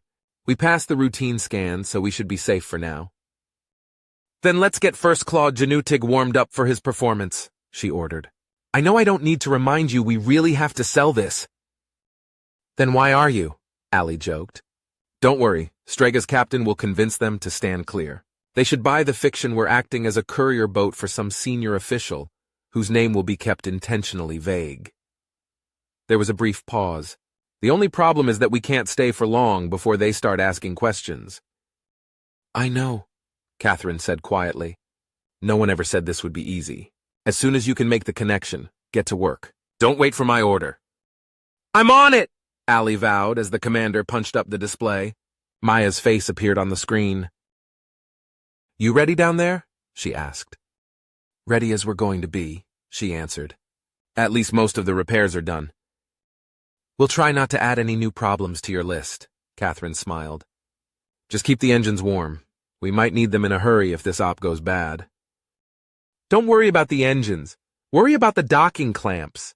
If Allie can't convince them to let us go, then we're likely to be dragging a big chunk of the dock along with us. We'll make that a priority, Catherine vowed. Go ahead and drop the ramp as soon as we're down and locked. Allie's going to give them a shopping list. Nothing too fancy, just a few essentials. Just keep everyone out of the loading bay. We're telling the Gendarme that we've sequestered the crew for security reasons. Understood, Maya replied. We've already swept the area to make sure that nothing stamped Alliance got left behind. Good to know, Catherine told her. Remain on standby until you hear from me. Durkana out. Ma'am? Petty Officer Rothschild spoke up. We're being painted. Don't worry, they're not targeting us, Allie assured them. It's just an added layer of security. We'll pass muster. Several tense minutes went by before the PO sighed in relief. They've killed the beam, ma'am, he informed her. Looks like we made it. Told you, the AI said acerbically. They're guiding us in. Just a few more seconds and... A deep rumbling shudder vibrated throughout the ship before being cut off. And we're down, Allie informed them. Docking clamps are now in place. Well done, everyone, Catherine said with pride. Of course, that was the easy part. Teddy appeared on the bridge, giving her a polite nod as he took a seat. Besides monitoring Allie, he was also her backup, on the off chance she ran into a problem she couldn't solve herself. They both knew the odds of that happening were effectively zero, but she was glad to have him nearby nonetheless, despite her earlier misgivings. Exchanging handshake protocols now, Allie informed them. Let's hope those codes are still valid. They got us this far, Catherine pointed out, though they both knew the Gendarme could have been luring them into a trap. Yes, the AI said triumphantly. We're in! That's my girl, she said softly, patting the side of her workstation. It's up to you now. I'm on it, Allie promised, going silent as she went to work. Catherine turned to Teddy. Anything we should be worried about? She asked. There's always a certain amount of risk involved when trying to infiltrate another network, he said matter-of-factly. Even when you have Allie's abilities working for you. There could be any number of alarms built into the system, waiting to be triggered. But I think the approach we've worked out is our best bet. I hope so, she said evenly. Last time we only got away by the skin of our teeth. Different situations entirely and different techniques involved, Teddy explained. With the Dreadnought you had nowhere to hide, no other vessels to lay the blame on, and since they needed to be dealt with swiftly, Allie was compelled to use a brute force approach that tipped her hand. That's how they managed to react so quickly. And now? She asked. Now, he grinned, she can take her time and use a more subtle approach. Let's use shipboarding as an example. Teddy paused for a moment and looked at her curiously. You still do that, right? On occasion, Catherine said wryly. Perfect, he chuckled. Well, with the Dreadnought, Allie was basically running through the ship with a sledgehammer, smashing everything within reach. She was trying to cover her tracks, of course, but let's face it, there's only so much you can do in that situation to keep quiet. Sooner or later, someone is bound to notice. I would think, Catherine smiled. And here? How is this attack different? Here she's sneaking in, tiptoeing around like a master thief. She's not making noise and breaking things, instead she's leaving booby traps behind on timers. She's well camouflaged, but even if someone does notice her efforts, Allie can just say, "It wasn't me. It was that guy." Teddy chuckled, shaking his head. She's laying down a false trail everywhere she goes that points directly to one of the other ships. I've always said there's no such thing as a foolproof hack, but this is about as close to one as you can get. I imagine Allie will be rewriting a few manuals when it's all said and done, she agreed, as Commander Zhukov's face appeared on her display. Just a heads up, Commander, Maya informed her. We've got Jane-Dai dockworkers dropping off pallets of supplies in the loading bay. So far, they're not trying to get cute. We're keeping an eye on them through the internal surveillance system. Excellent, Catherine nodded with approval. With any luck, we should be wrapping this up shortly. Keep me posted. Will do, the engineer vowed as the screen went dark. Okay, that's the last of it, I think. Allie finally reported in moments later, sounding curiously out of breath. I'd ask if you've been running, Catherine said wryly, but without a body. I don't know, an affectation, I guess, the AI replied. But in a way, I have been. I was all over the base and through half the ships, leaving my little surprises. Does that mean we're ready to make ourselves scarce? She asked. Hold on! She paused for a moment and then said, Almost. We're waiting on one more load of supplies, spare parts for Maya. They were in another warehouse on the other side of the base. 5 more minutes. Okay, Catherine said quietly. And no one's raising any alarms yet? Not yet, Ali chuckled. I told you, it's a piece of cake. Everyone on the bridge winced at that, Teddy included. What? The AI snapped. Ali, you never say that, Rothschild said nervously. You want to jinx us? A heavy sigh came from the speakers. Humans. You and your crazy superstitions. She laughed at their discomfort and then piped up. And look, the last pallets just arrived. Soon as we can button up, we're out of here. Catherine looked like she wanted to respond to that, but then decided to just let it go. She punched up the comm system instead. Maya, as soon as that last load is secured, we're leaving. Get your people ready. I don't want to stick around here 1 second longer than we have to. I really like that idea, Commander, Zhukov nodded. We're ready when you are. Allie? She asked. Hold on, just waiting for clearance, the AI informed her. And, got it. Let's blow this joint. Catherine and Teddy shared a look and then shrugged. You don't need to tell me twice. She punched the intercom again. We're a go, Commander. Engines are hot, Maya confirmed. Docking clamps have retracted. She's all yours. Petty officer, nice and slow, she ordered. Aye, aye, ma'am, Rothschild acknowledged as the ship began to lift. Kobold's Bane, a.k.a. Strega's Curse, was almost to the edge of the system when Catherine made the call. All right, Allie, I think now would be a good time, she smiled. Oh, you're gonna love this, she said, as Kasuhak Base appeared on the main screen. It was at the extreme range of magnification, but there was still enough detail to make out the important parts. At first, nothing happened. The crew sat and waited, and waited. Allie? Catherine asked. Just give it a minute, she said in exasperated tones. Let an artist do their work. It was actually closer to 5 minutes when suddenly, all hell broke loose. Ships started firing on one another, only 1 or 2 to start, but soon it seemed as if all of them had joined in. Larger explosions began to detonate across the base, as entire sections disappeared in flashes of white light. Picasso, eat your heart out, Allie chuckled. A Ghost in the Machine, Chapters 10, 11, and 12. Cascade Protocol. Chapter 10. You swore to me that Blood Talon Ajkap was dead. Emperor Abgim towered over the prostrate warrior, who wisely chose not to meet his gaze.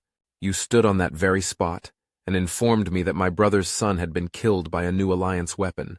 Our people are now at war because of this. He reached down, grasping the warrior by the collar, and hauled him to his feet, his eyes burning deep. And yet now, the reports from Ksuhak tell a very different tale. That in fact, Blood Talon Ajkap is very much alive. alive and in rebellion against me. Against me! With a roar of fury, he flung the warrior aside and stormed back up to his throne. And now the comm channels are filled with his idle boasts, demanding that others join his cause.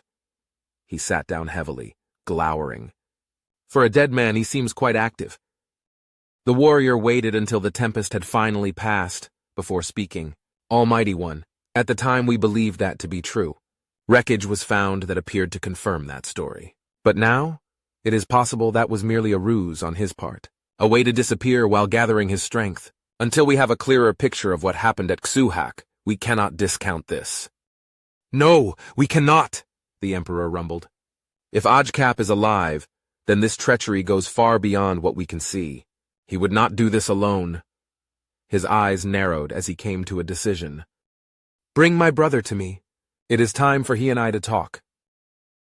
Commander Zhukov pored over the schematic, scratching her cheek as she looked at the display. So, Allie asked, can you do it? Yeah, I can do it, she said at last. Question is, should I do it? If you want to win this war, then yes, the AI replied. I don't understand what the problem is. For me to hack into a system, any system, I need to make contact. I can do it wirelessly, but a physical connection is even better. That's all these devices are, a way to make contact with other networks. True, Maya agreed, though some might say they're the ultimate burglar tool. Do want to win the war or not? Allie snapped. Say someone fires a torpedo at us. Right now, unless I can control the ship that fired it, there's nothing I can do to stop it from detonating on impact. I could take over the controls of the Bane and try to move it out of the way, I suppose, but that's not always going to work. And if I do make these devices, she asked, what could you do then? I could use them directly against the torpedoes themselves, the AI said excitedly. I could order them to self-destruct, or even reverse course and attack the ship that sent them. The possibilities are endless. Zhukov looked down at the material requirements. How many were you thinking? At least 100 to start, Allie explained. Though by the time we're done, I'd like to have at least 1,000 stockpiled. 1,000? Just what were you planning to attack? The Emperor himself? The AI's silence on the topic was rather deafening. Maya just shook her head in resignation. You're crazy, you know that? Certifiable? She jotted down a few notes and then cocked her head. And the commander? Why isn't she making the request? I didn't want to disturb her, Allie said quietly. At least not until I was sure it was possible. Uh-huh. Zhukov tucked away her tablet and folded her arms. All right, Allie, out with it. What aren't you telling me? The sound of a heavy sigh filled the speakers. Maya, I'm not a kid anymore. Technically, I never was, but I did sort of go through a phase where I sounded like one. It's not easy learning to be human. Honestly, I don't know how you guys do it. You get used to it, the commander chuckled, but you still haven't answered my question. Look, I know she cares about me, but I swear sometimes... The AI sighed once again. I just wanted to prove to her that I can take care of myself, that she doesn't need to fuss over me all the time. Ah, Maya chuckled. Next, you'll be wanting to get a vehicle and an apartment. What would I do with those? Allie asked curiously. In your case? Probably nothing. Commander Zhukov just grinned. What I'm trying to say is, well, if you were human, I'd say you were growing up, wanting to assert your independence and all that. For us, it's a normal stage of development. And for me? The AI asked. Maya shrugged. Beats me. Maybe I should ask you that question. I don't know, Allie said unhappily. I can pattern myself after humans all I want, but I'm not human. Who knows what normal even means for me? People talking in glowing terms about being a trailblazer and all, but honestly, mostly it just sucks. All right, no sulking, Zhukov said mock sternly. Tell you what, I'll look over the design.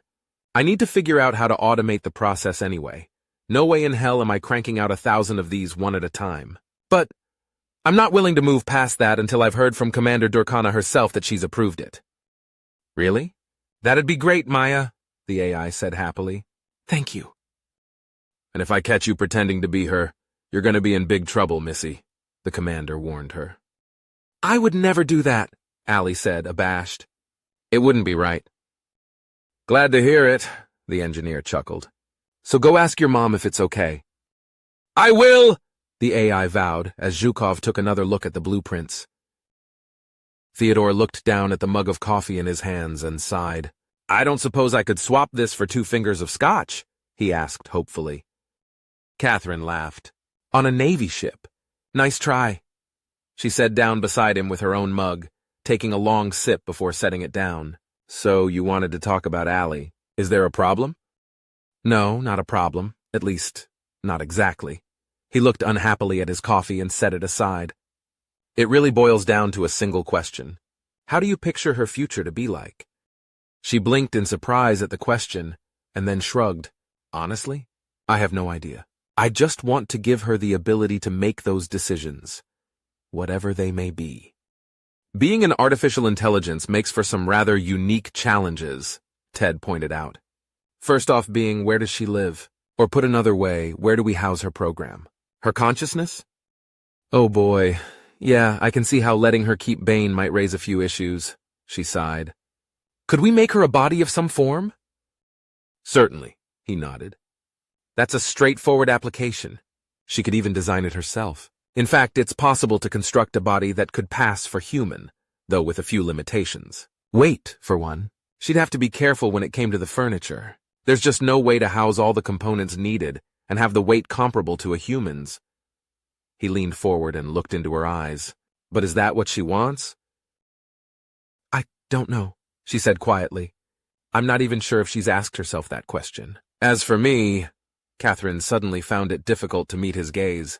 I've been afraid to ask. Ted cocked his head. Why? Catherine rose to her feet and began pacing in the small compartment. Because I know the challenge she's facing, okay? How difficult it'll be for people to accept her. How they'll fear her. She stopped pacing and faced him. And let's be honest, humanity doesn't have a real great track record when it comes to things we fear. No, we don't, he said quietly. Ted rose to his feet as well and went to her. I didn't want to say this before, but my request to observe Allie in the field was approved very quickly. A lot faster than I'm used to seeing the government or military operate. She grabbed him by the arms and stared into his face. What are you saying? What does that mean? I don't know, he told her, but I can make a few guesses. Someone wants my data, you can be sure of that, but what they plan on doing with it. Now you listen to me, Catherine said in dangerous tones. Allie's life depends on you writing a report that doesn't make her out to be some kind of a threat. Catherine, you have to know I'm on her side, as well as yours, Ted said softly. But what I'm saying is, I'm worried that it won't matter what I put into that report. That someone will spin whatever I write into something that supports their own agenda. I'm worried that their minds are already made up. Bjarnason! She snarled, saying his name like a curse. Probably, he nodded. But if that's true, then he's not doing this on his own. Someone above him is giving him his marching orders. Who? She demanded. I have no idea, he sighed. That's your side of the fence, not mine. But whoever they are, they're worried, and I'm pretty sure I know why. Why? She said in frustration. What has she ever done to harm them? We're out here fighting for them. It goes back to that question I asked you about her future. You see, there's another possibility. Catherine, what if she decides she doesn't want to live anywhere? Or at least not in any one specific place? Catherine stepped back, shaking her head in confusion. I don't understand. You're not making any sense. She has to exist somewhere. Ted was silent for several long moments, before he finally responded. Not if she decided to live in the datanet itself, he said at last. Her brow furrowed as she tried to picture that. So, what? She'd just float around? Ted shrugged. In a sense, I suppose. It's certainly possible. But think for a moment what that would mean to someone who's already worried about her. He took a deep breath and said quietly, Catherine, it would mean that she could be anywhere. Her eyes went wide as realization slammed into her. Oh, God, she whispered. Chapter 11. It seems they're even busier than we thought. Or maybe they're just being cautious after Ksuhak, Allie reported, as her avatar turned to face Catherine. They've ordered Basilisk's gaze into a parking orbit until they're ready for us, she explained. using their latest falsified nom de guerre. Sending you the coordinates now. Got it, Rothschild confirmed a moment later. Nice and slow, petty officer, Catherine ordered, giving the AI a nod, before glancing briefly over at Theodore. He was once again on the bridge to support Allie, and was smiling just as broadly as he had the first time he'd shown off Allie's new form. It was still strange seeing her here on the bridge, but Commander Zhukov had found the time to install holographic emitters in a few key locations. Allie appeared as she had before, a young woman in her late teens or perhaps early 20s, with long dark hair worn straight down her back. She had changed her attire, however, to an Alliance naval officer's uniform, though one bereft of rank. Somehow it seemed fitting. Is this going to be a problem for us? She asked. Parked away from the main base, I mean? Not at all, Allie smiled. In fact, it gives us the perfect opportunity to try out my birds. Are we ready for a field test? Catherine asked her as the AI just grinned. Hey, don't take my word for it, she chuckled as the engineer's face appeared on the display. Allie wants to test her swarm, Catherine informed her. Any reason we shouldn't? It's no more dangerous than anything else we might try at the moment. Maya shrugged. You know, being behind enemy lines and sneaking into an enemy base. Again. But the hardware itself, how likely are they to detect them? She pressed. In all honesty, I'd be amazed if they did, Zhukov stated matter-of-factly. They're smaller than any drone I've ever seen, considering they're little more than a ready-made data connection wrapped around a miniaturized propulsion system. Their cross-section doesn't even bear mentioning, and we've configured the exterior to minimize even that. A Zhengde warrior could be staring directly at one from only a few feet away and not spot it. It's a good design. Well then, if you're that confident, I see no reason not to give Allie her head. Ready the swarm, Catherine ordered. Just need to open the exterior port, the engineer nodded. They're ready whenever Allie is. Kiai Base was somewhat different than their previous target. Instead of a supply and repair hub like Xuhak, Kiai was the equivalent of a fleet base. It, in fact, had been one of the key launching points of the invasion, according to the data Allie had vacuumed away in their last raid. Those ships were now in Alliance space, of course, but the Empire had no intentions of resting on their laurels. A second wave was being readied as they too called up vessels and squadrons from regions far from the front lines. The entire system was bristling with ships of every size and description, though if fortune continued to smile on them, that was about to change. Catherine took a deep breath. All right, Allie, you're a go. The AI just smiled. Crouching down to the deck, she extended both her hands, as if she was dipping them into a stream and filling them with water. With a smooth motion, she stood back up and threw out her arms, flinging something unseen up into the heavens. Fly, my little birds, fly, she said softly, as telemetry began tracking the individual packages. She gazed off into the distance, staring at something only she could see, before turning to face Catherine once more. It will be a few minutes before the swarm reaches their destinations, Allie explained, and of course, the farther away the longer it will take. Once they begin tapping into the various networks, I will proceed with the objective. Allie, any potential problems with regards to bandwidth? Theodore asked. I don't believe so, no, the AI said after a moment. If something like that does come up, I'm confident I can rotate through the various connections fast enough that it won't make a noticeable difference. I suspect you're right, he agreed, but if you do run into any problems, keep me informed. I will, she smiled, and then turned back towards the display. I have made the first connection, she said suddenly, her movements coming to an abrupt halt. I will inform you of any important developments, she told them, as her holographic image froze in place. It indicated she was devoting all her attention to the battle ahead. Catherine watched the AI's still form for almost a minute before turning to Teddy. I hate this part, she admitted. The waiting, I mean. I know what you mean. They also serve who only stand and wait, he quoted wryly. I hadn't pegged you for someone interested in poetry, she said in surprise. Especially a poet like Milton. Blame Allie, he chuckled. She was the one that started bringing various works to my attention. I'll admit my education was a little lacking in that area. Curse of focusing on the sciences. I hadn't realized she still found inspiration in poetry, Catherine said after a moment. Though I suppose the parent is always the last to know, she chuckled. Oh yes, we've had several discussions on the topic, Theodore nodded.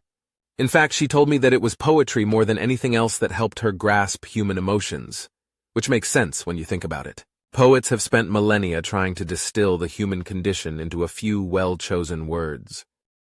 I'll have to ask her about that, she agreed, when Allie's form abruptly came back to life. Uh-oh, we may have a problem, the AI said without warning. If they've detected you, get out of there, Catherine ordered, only for the hologram to shake its head. No, they haven't noticed me yet, I'm certain of that, she assured them. But I just found the current manifest of all ships here at Kiai Base. Damn it, she said fiercely. The real basilisk's gaze is already here, isn't it? No, we dodged a bullet there, luckily, Allie explained as the rest of the bridge crew sighed in relief. However, Strega's curse docked 3 days ago. Catherine froze for a moment as she considered the possible fallout of that information. I thought she was supposed to be in another sector, she asked. Apparently the Empire's files aren't exactly up to date, the AI said unhappily. I'm sorry. It's not your fault, she said swiftly. Intelligence is always a guessing game. Unfortunately, this means that Basilisk's gaze could be headed here as we speak. It's possible, but that's not what concerns me, Allie told her. Once I trigger my little surprises, well, you know what will happen. The Empire is sure to investigate sooner or later, just as I'm certain they already are at Xuhak. If they start comparing notes, Strega's curse is going to show up on their radar. Questions will be asked. Questions that could possibly cost us the element of surprise. She paused, fidgeting nervously, as she gnawed briefly on her lower lip. Catherine, we should abort. The commander slowly blew out a puff of air as she leaned back in her seat, her brow furrowed in concentration. No, she said at last. We're already here, and you're already elbow deep into their network, aren't you? I am, but Allie began, only to be cut off. There's always an inherent risk in warfare, Allie, Catherine said calmly. It comes with the territory. And besides, if we do abort, what happens with those ships? They'll be sent to Alliance space in the second wave, the AI said quietly. Exactly. No, we finish this, she ordered. We owe it to all the Alliance citizens that are fighting for their lives. She paused for a moment and then said dryly, However, that doesn't mean we have to be dumb about it. The moment you trigger your booby traps and they start shooting at each other, I want us making for empty space as fast as the engines will take us. I'd rather they think of us as cowards instead of as potential targets. Yes, ma'am, Allie nodded vigorously. I'll finish this as quickly as I can. Don't rush it, Catherine warned. Last thing we need is to trigger an alarm in our haste. Allie appeared to take a long, calming breath, though of course she had no need for oxygen. I'm on it, she said finally, as she turned back to her task. That's my girl, she whispered with pride. Kobold's bane was burning hard to put the Kiai system far behind them as the Imperial fleet tore itself to pieces. They watched the carnage as they ran for freedom, while Catherine stared at the imagery over steepled fingers. We need a new plan, she said unhappily, as they left the base in their wake. Chapter 12. How long until our next target? Catherine asked. At our current velocity, approximately 3 days, 14 hours, 28 minutes, and 15.7 seconds. Allie grinned mischievously. Plus or minus 47.3 seconds. Theodore laughed. Approximately? He finally managed to get out. For me, anyway, the AI giggled. Allie, Catherine said in a warning tone. The AI blinked in surprise and then nodded. Sorry. I don't mind humor on the bridge, she said coolly. But please try and show a little decorum, Catherine warned. Now, what can you tell us about our objective? Allie was suddenly all business. Dluhib is a forward supply base near the border, or at least where the border used to be. It has limited repair facilities, but its warehouses are stuffed to the brim with ammunition, fuel, spare parts, everything a ship needs to reload and get back into the fight. Destroying it will severely hamper Jane-Day operations throughout the entire sector. Catherine flashed them a predatory smile, And any thoughts on how to change up the game? Just one, the AI replied, and it's more a variation on what we've already been doing. Instead of entering a system, we send in a drone, something large enough not only to act as a relay, but also so it can transport my little birds to their destination. Interesting, Catherine mused. It certainly minimizes the risk factors on our end. And the drawbacks? Bandwidth and the inherent time delay, Allie sighed. Bandwidth I can possibly work around, either by using multiple drones or by beefing up the transmitters and receivers, but doing so also increases the risk of someone spotting the signal. The time delay? The hologram shrugged. There's nothing I can do about that. Not being able to operate in real time is a real hazard, especially if I accidentally tripped an alarm. By the time I realized it, it could be too late. Catherine leaned back in her chair and considered it. I'm tempted to try it anyway, despite the risks. If they did decide to come after us, at least we'd have a head start. Allie fidgeted for a moment, gnawing briefly on her lip. There's another option, she said at last. We could send me there directly. My program, I mean. And what happens if you get caught? Catherine demanded. Or if they find the relay you were using? She'd be trapped, Theodore said quietly, injecting himself into the conversation. Or worse. He gave Allie an unreadable look. No way, she said vehemently. Forget it. I'm not sending you, or anyone for that matter, on a suicide mission. I just thought I should mention it as a possibility, Allie said calmly.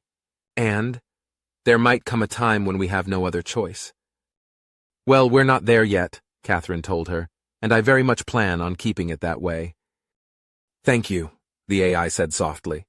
I just didn't want anyone to think I wasn't willing to risk myself as well. Allie froze, her eyes going wide as saucers.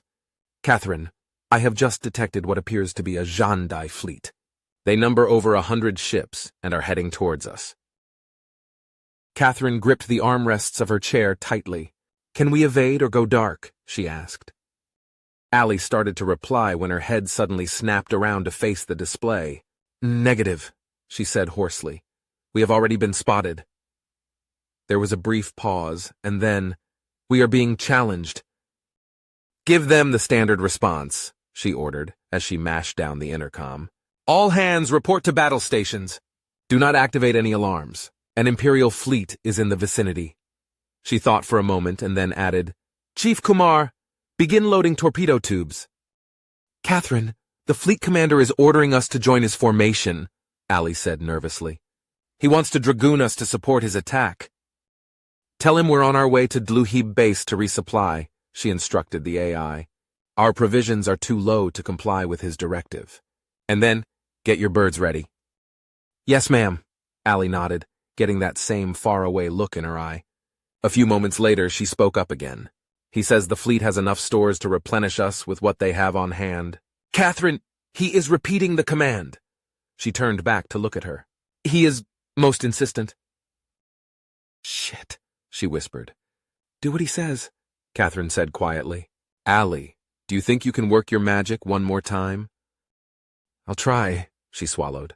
But if I'm going to do this, I'll need complete control of the ship to do it. There won't be time for me to ask your permission once I start the fireworks. Human brains just aren't fast enough. Petty Officer Rothschild turned in his chair to stare at her in shock, while Theodore could only shrug helplessly. Catherine realized what a gigantic risk she was contemplating.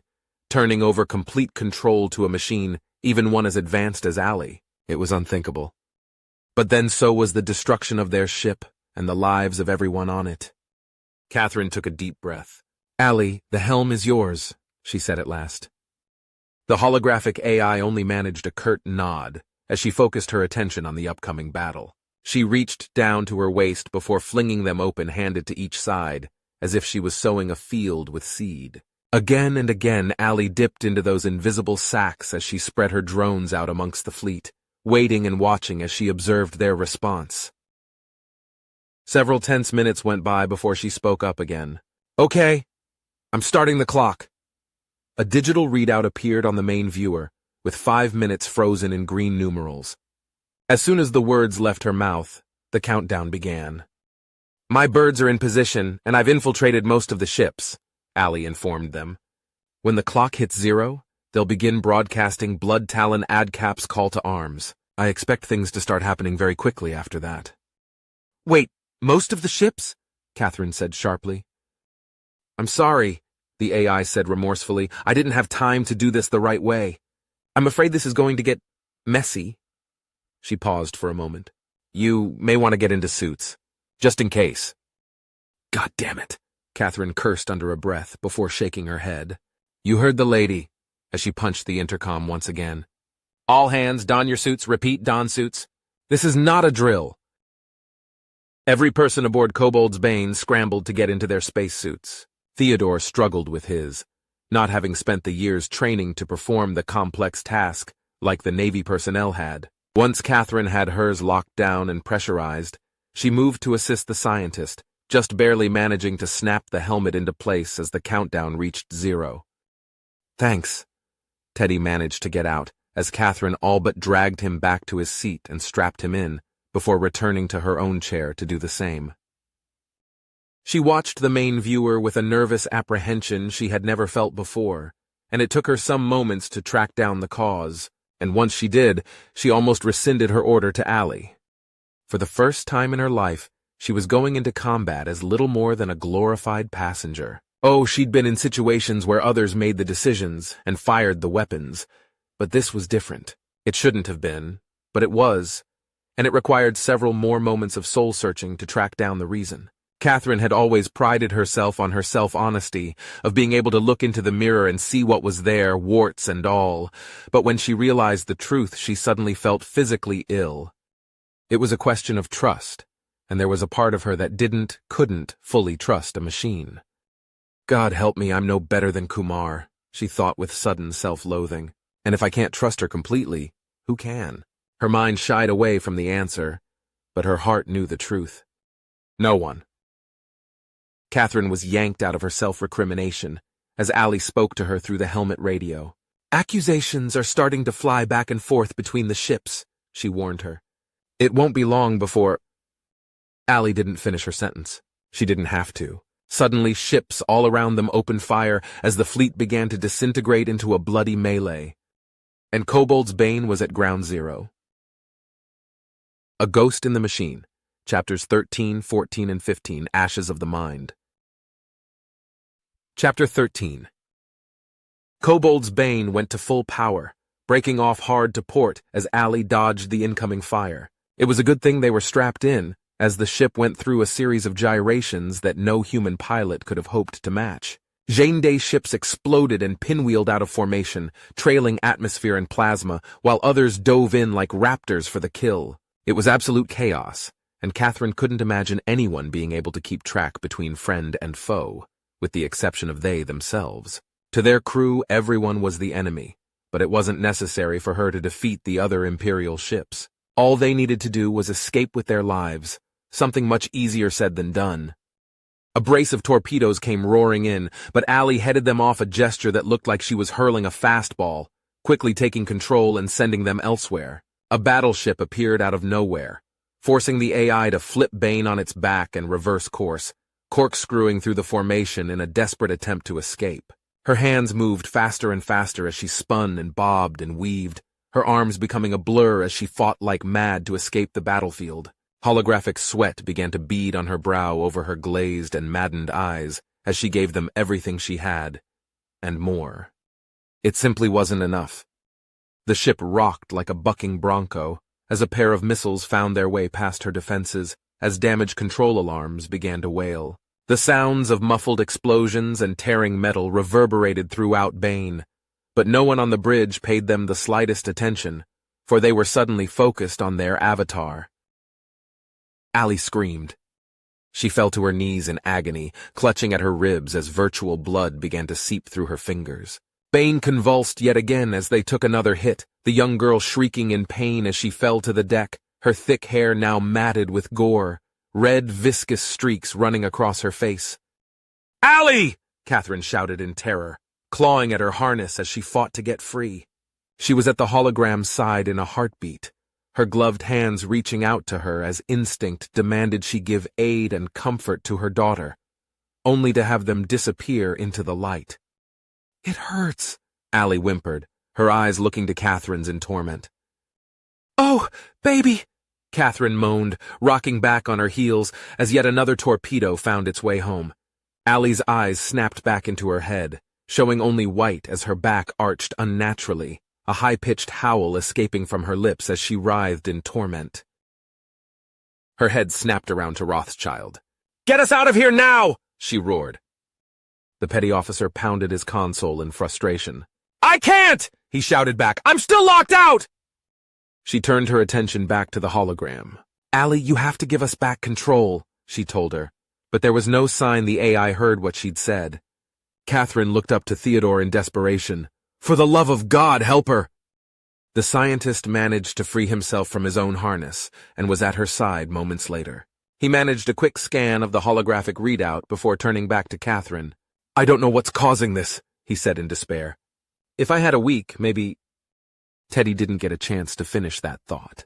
The captured Jeanne vessel was hit yet again, the enemy torpedo burrowing deep within the ship's bowels before detonating. The far wall panel exploded, sending shrapnel flying across the bridge like angry buzzsaws. Most of the razor-sharp metal fragments tore into the overhead, missing the crew, but one did not. Catherine screamed as a sliver of titanium alloy the size of crowbar speared her thigh, pinning her to the deck. Emergency bulkheads began to slam into place to cut off the roaring rush of escaping air as blood spurted out of her torn suit. Theodore gripped her leg tightly to staunch the flow, while Rothschild located the medkit, pulling out a canister of emergency sealant to close up her suit and stop the bleeding. "Mom?" All three of their heads swiveled back to the AI. "Mom!" Allie cried out, slowly pushing herself up to a sitting position with trembling arms. "I'm okay." Catherine barely managed to get out through gritted teeth, but the effort cost her dearly. She collapsed back onto the deck, hovering near unconsciousness. "Oh, God!" Allie sobbed as she stared helplessly at the wounded woman. "Is she gonna be okay?" "I think so," Teddy said after a moment. "It looks like the fragment missed her femoral artery, but it shattered her femur. We have to cut her loose and get her to the infirmary." Another shudder rippled through the ship. Allie closed her eyes as she fought to gather her strength. "Go!" she said hoarsely as she clawed her way back to her feet. Blood and soot stained her once pristine uniform, now torn in half a dozen places. One eye was all but sealed shut from her head wound, but as she forced them open once more, a look of grim determination filled her face. Her hands slowly clenched into fists as she turned back to the main display. "I've got this." Teddy and Rothschild stared at her for a moment, their jaws dropping in disbelief, before the petty officer finally staggered away, searching for a tool to cut her free. "Allie?" Teddy said carefully, unsure of what he was seeing. "Take care of my mom," the AI said adamantly, as her bloody hands dipped into the invisible stores of her drones. She filled her lungs with holographic air, and then flung them at the enemy with every ounce of virtual strength she had as if she were Zeus herself, hurling down lightning bolts from Mount Olympus. Every radio receiver, every loudspeaker, every terminal in the fleet screeched with feedback as Allie screamed in rage and fury, the wail of the banshee, the harbinger of death herself. Kobold's Bane leapt into the fray once more, spitting out torpedoes rapid fire as she dove into the very heart of the battle. Again and again Imperial ships were blown apart on every side as she tore through the formation like a chainsaw, leaving nothing but shattered hulks in her wake. Rothschild returned with a handheld cutting tool, going straight to work to hack Catherine free. She struggled to sit up as Teddy held her, comforting her as best he could. "Allie?" she whispered. "Allie's just fine," he said softly, taking a brief moment to gaze upon the AI's avatar. With every swipe of her hand, another Jeanne ship died, and while a few managed to land a blow in return, Allie brushed them aside, only the winces on her spattered face betraying the agony she felt at each and every blow. But like Horatius at the bridge, Allie stood her ground. Teddy turned back to Catherine, forcing himself to smile. "You don't have to worry about Allie," he said soothingly, as Rothschild finally cut through the fragment, freeing her from the deck. The two men gathered her up in their arms and carried her from the bridge, as Catherine managed to catch one last glimpse of her daughter, fighting to keep them safe. The corridors were filled with damage control teams struggling to keep the ship in one piece, and other wounded being taken to the infirmary. Their lone corpsman had already set up triage when they carried Catherine in, sparing them a brief glance before pointing off to one side. "She can wait," he said brusquely before turning his attention to the back to the injured crewman on the table, his chest a mangled debris field of tissue and bone. One of the other petty officers, obviously pressed into service as a field medic, gave her a quick look, before producing a vial and slapping it into the suit's med dispenser. "It'll hold her till the doc can get to her," he informed them, before moving on to the next patient. Catherine sagged in relief as the sedative hit her bloodstream. She reached out to grab Teddy by the suit, her eyes boring into his. "Allie," she whispered. "Help Allie." Teddy started to protest, not wanting to leave her side, but she cut him off with a shake of her head. "Go," she said faintly as her eyes began to flutter. "It's an order." The scientist looked up at the petty officer as she drifted off. "It's okay," Rothschild said quietly. "I'll take care of her." He nodded his thanks, not trusting his voice, as he fought his way back to the bridge. It was only when he arrived back at the command deck that he realized the shaking and pounding seemed to have stopped. Allie's hologram stood motionless, her hands bracing themselves against an invisible railing as her chest heaved with ragged effort. Theodore looked up at the main display and saw nothing but stars. "It's over!" Allie wheezed. "No one is coming after us!" She slowly turned to look at him as he moved to her side. "Is Mom okay?" she asked, her eyes filled with desperate hope. "She will be," Teddy promised. "She asked me to look after you." A weary smile brightened her face for a moment. "That's nice," she whispered. "I'm going rest for a moment." The AI sighed as she collapsed onto the deck. "Allie!" Theodore shouted, his eyes going wide as her hologram flickered for a moment and then blinked out. Chapter 14. Look, I've run the diagnostics a dozen times now, and they all say the same thing. There's nothing wrong with her. "Then where is she?" Catherine demanded. "No one has seen or heard from her since the battle." Commander Zhukov spread her hands. "I don't know what else to say.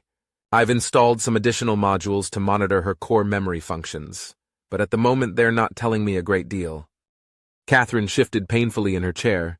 The thick brace around her thigh was helping her leg heal far faster than it would on its own, but she wasn't quite willing to put any weight on it just yet. She looked over at Theodore, who simply shook his head. "I'm afraid I don't have any answers for you either," he said unhappily. "I've checked her software as best I can, but honestly, we really don't have a good baseline to work from.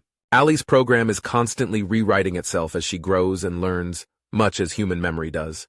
In fact, from a purely operating system standpoint, I'm not entirely sure her software even qualifies as machine code anymore. If we had the ability to digitize a human's memory and compare it side by side with Allie's, my gut tells me they'd look very similar." "Then where is she?" Catherine said harshly. "You're both telling me there's nothing wrong with her, and yet she's nowhere to be found. When has she ever just disappeared on us?" "Cat," Teddy said quietly, "I think we have to consider the possibility that she doesn't want to talk to us." She stared at him in confusion. "But why? We're her family, or at least as close to a family as she's ever likely to have." "I don't know for certain," Teddy sighed, "but I have a theory." "Then spit it out," Catherine snapped. "Don't keep it to yourself." The scientist took a deep breath. "How much do you remember of the battle itself?" he asked. "Specifically Allie's reaction once we were hit." A dark shadow came over her face. "She was in pain," Catherine said quietly. "She was wounded. I remember seeing blood on her, but how is that even possible?" "I'm not sure," Teddy admitted, "but she was registering the damage Kobold's Bane was taking as damage to her, manifesting it somehow. I'm still trying to figure that part out. That first blow she took, do you remember where she felt it?" Catherine thought hard for a moment. "Her ribs," she said at last. "She was trying to staunch the flow of blood on her side." He nodded in agreement before turning to Zhukov. "Commander, where did the first missile strike Bane?" "Starboard side amidships," Maya said immediately. "We were venting plasma until we managed to reroute to the secondaries." Teddy turned back to Catherine. "You see where I'm going with this?" "You're saying that every time Bane was hit, a corresponding wound appeared on Allie's hologram, she said slowly. That's exactly what I'm saying, he agreed. And what's more, that she felt each wound as it happened. It's going to take me a while to figure out the mechanics of it, but I suspect it's a reflection of how closely tied into the ship she is. In a very real sense, Allie is the ship. Okay, she nodded. I can see that. But then why is she not responding to us?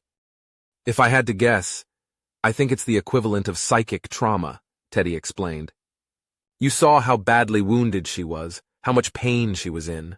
Until that very moment, I don't think Allie had ever felt pain before.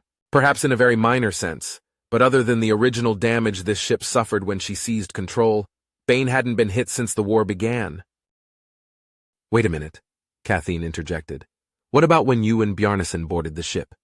She blew up a dozen monitors and workstations, remember? She must have felt that. She was also furious and trying to protect you, Teddy explained. I think, and this is only a guess, it was the equivalent of putting your fist through a wall.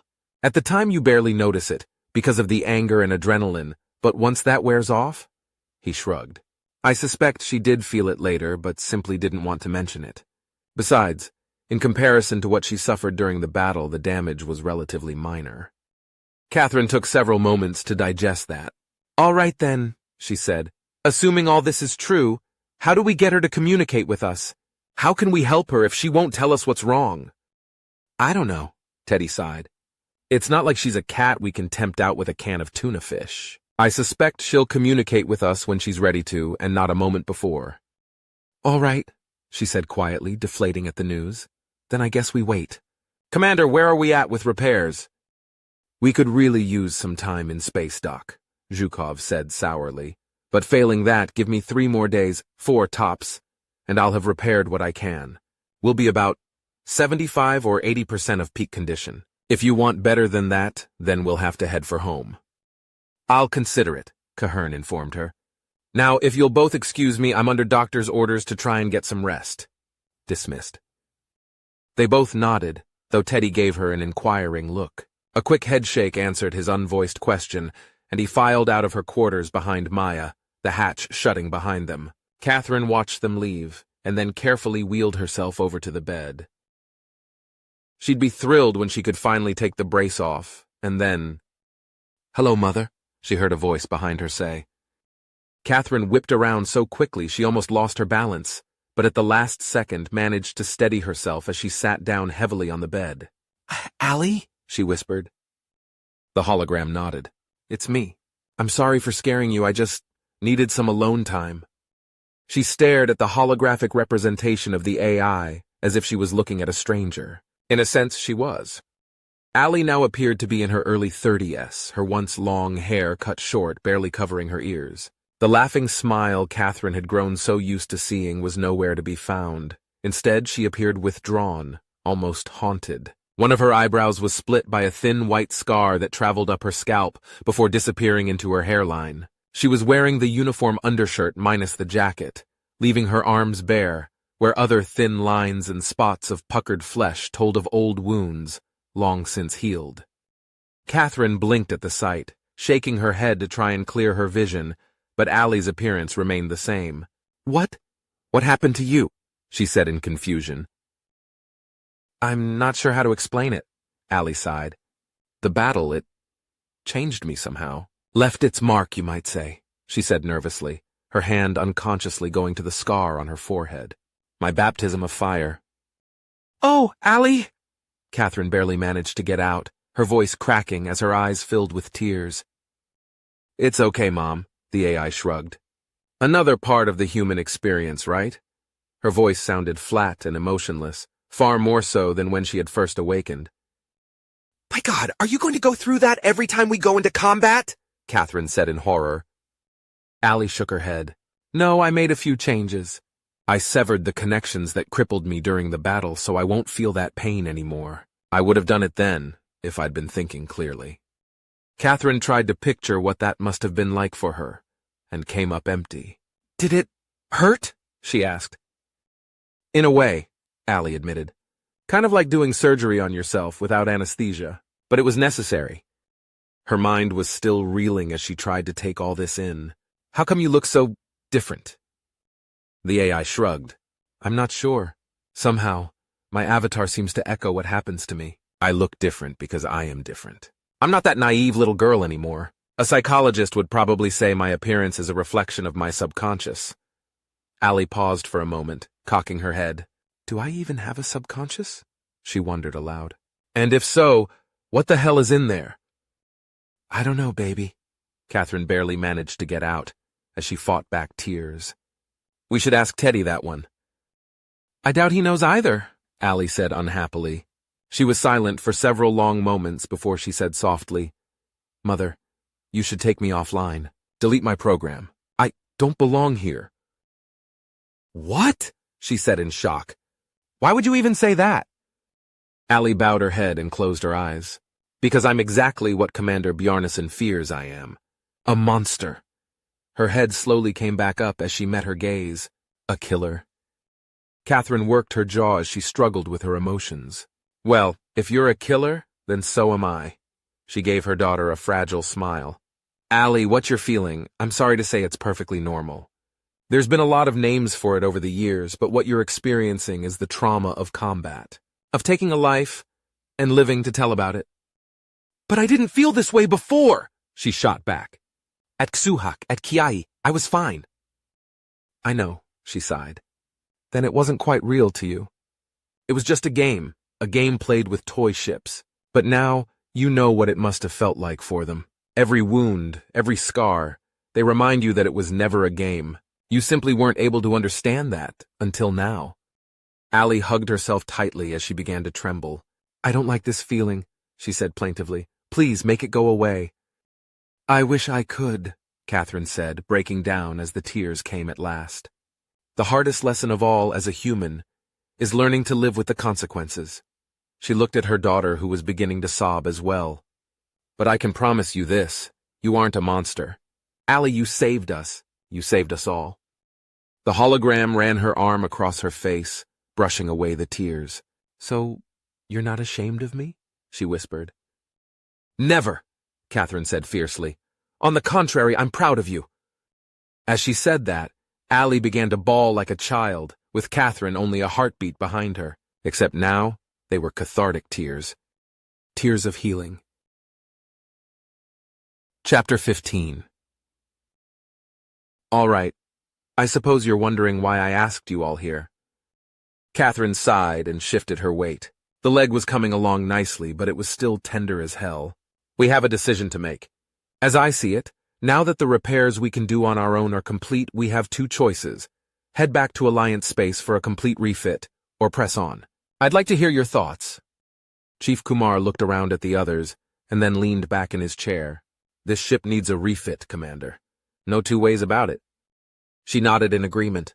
It does, but given the scarcity of Imperial supplies in Alliance space, it could be months before we're space-worthy again. Months that could end up making a big difference in this war. So you're saying we should press on then, Zhukov said after a moment. I haven't made that decision yet, Catherine replied. That's why I wanted everyone's input. Theodore tentatively raised his hand, earning chuckles from the rest of the group. He flushed briefly, and then bowed to the inevitable. Sorry, I wasn't sure about the protocol, he said with a shrug. But I'm curious, why isn't Allie here? She said she'd join us shortly. Apparently, she's making some new adjustments to her program, Catherine informed them. What kind of adjustments? Kumar asked suspiciously. She didn't say, she replied coolly. Of course, what she really wanted to do was slap him down, hard. Kumar's attitude had not improved one iota since Allie had freed them from the Jande. He did his job, and for the most part stayed out of her hair. But she would be thrilled when she could finally pawn him off to someone else. Sorry I'm late, she suddenly heard behind her. The expressions on the faces of the others ranged from shock to suspicion to disbelief as they saw Allie appear out of nowhere. They had all seen her new avatar after the battle, so why? Catherine slowly turned around, blinking in surprise when she saw the AI seemingly leaning against a bulkhead, her arms crossed over her chest. It was an illusion, of course, as the bulkhead was solid and she was not, but it was a damned convincing one. She had to give Ali credit, but that was not what had her attention. Her avatar had undergone yet another metamorphosis, and this time, she slumped back into her chair. "I'm almost afraid to ask," Catherine said finally. Ali chuckled. "What's the matter? You don't like the new look?" Catherine found herself at a loss for words. "Well, it's certainly different," she finally managed to get out. "I like it," Theodore grinned. She shot the scientist a dirty look, before turning her attention back to her AI daughter. It was difficult to believe this was the same Ali who had been sobbing in her quarters just a few days before. The short mop of hair was gone, as both sides of her head were now a razor-cut fade. The scar that trailed back from her eyebrow was now prominently featured, incorporated into the abstract design shaved into her left side. The hair on top was cut long and flopped over to the right, giving her a rakish, dangerous look. Her uniform had also changed, from the standard navy whites to a mottled one-piece favored by the Alliance commandos. Both sleeves had been cut away, and her arms now featured what appeared to be tattoos. A winged dagger graced one forearm, while on the other was what looked like stylized circuitry in bright blue. And as she watched, she could see the circuits glow and move almost hypnotically. "Apparently, I seem to have embraced my inner warrior," she smirked. From out of nowhere, she produced a cigarette and placed it between her lips, lighting it with a small flame that danced on the tip of her finger. Ali inhaled deeply, blowing out a perfect smoke ring that disappeared once it went out of the hollow emitter's field. She leaned back against the bulkhead, placing the sole of one foot against the wall as she settled in. "So, you were saying?" she said casually. Somehow, Catherine finally remembered to close her mouth as she slowly shook her head. "Well, you're not a kid anymore, and it's not like I can send you to your room." She sighed in defeat as the AI chuckled. "We were discussing whether or not to head back to Alliance space for a refit," she explained, as she somehow managed to get the conversation back on track. "I see," Ali replied, taking another drag. "What's the consensus?" "We haven't gotten that far yet," she informed her as she turned back towards the others. "Commander, what's your position?" she asked the engineer. "Well, like I said before, we're not exactly running at peak efficiency," she said sourly. "Obviously, with Ali on our side, that ups the ante in our favor, but we're still vulnerable in several key areas we've been unable to completely repair. Even if it wasn't a total refit, a few weeks spent in the yard could really improve things."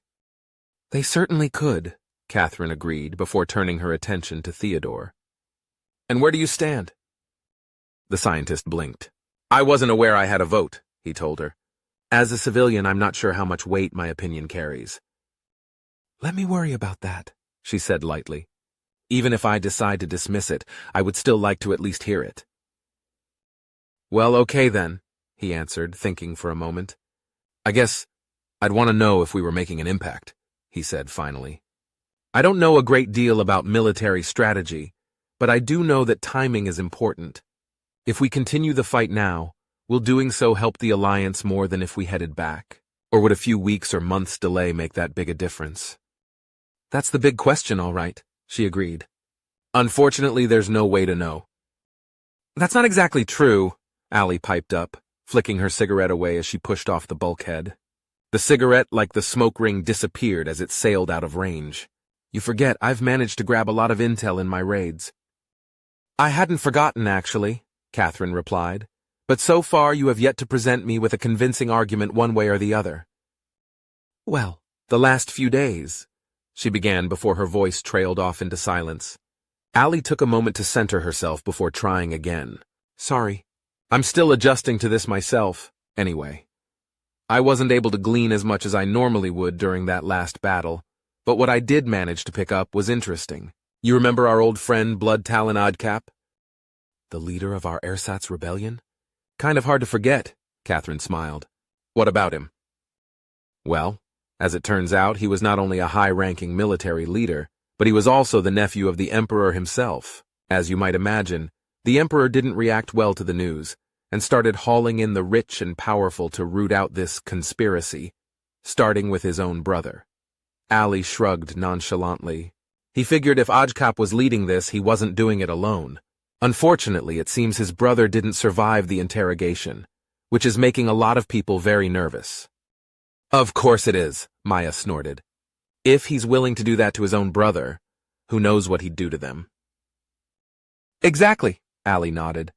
Apparently a rival group has begun to form out of sheer self-preservation, which has really exacerbated the situation. Well, that was the plan, wasn't it? Kumar fired back. Sounds like they're ready to destroy each other. Mission accomplished. He looked over at Catherine. I'd say this proves my point. Why risk our own lives when the Z's will kill each other off for us? It's not that simple, I'm afraid, the AI sighed. Emperor Abgim is well aware of this new revolt, and is moving to crush it.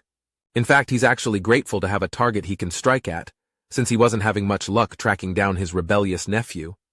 Allie grinned at that. You know, him being dead and all. Catherine looked at her curiously. Where are you going with this? The Emperor is taking a gamble, she explained.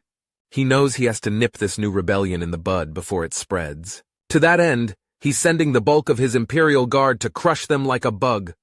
A feral smile crossed her face as she lit another cigarette, which gives us a very narrow window of opportunity. She leaned back in her chair. Just what is it you're proposing, Allie? Simply this. Once the Imperial Guard contingent departs, the Emperor's defenses will be a fraction of what they normally are.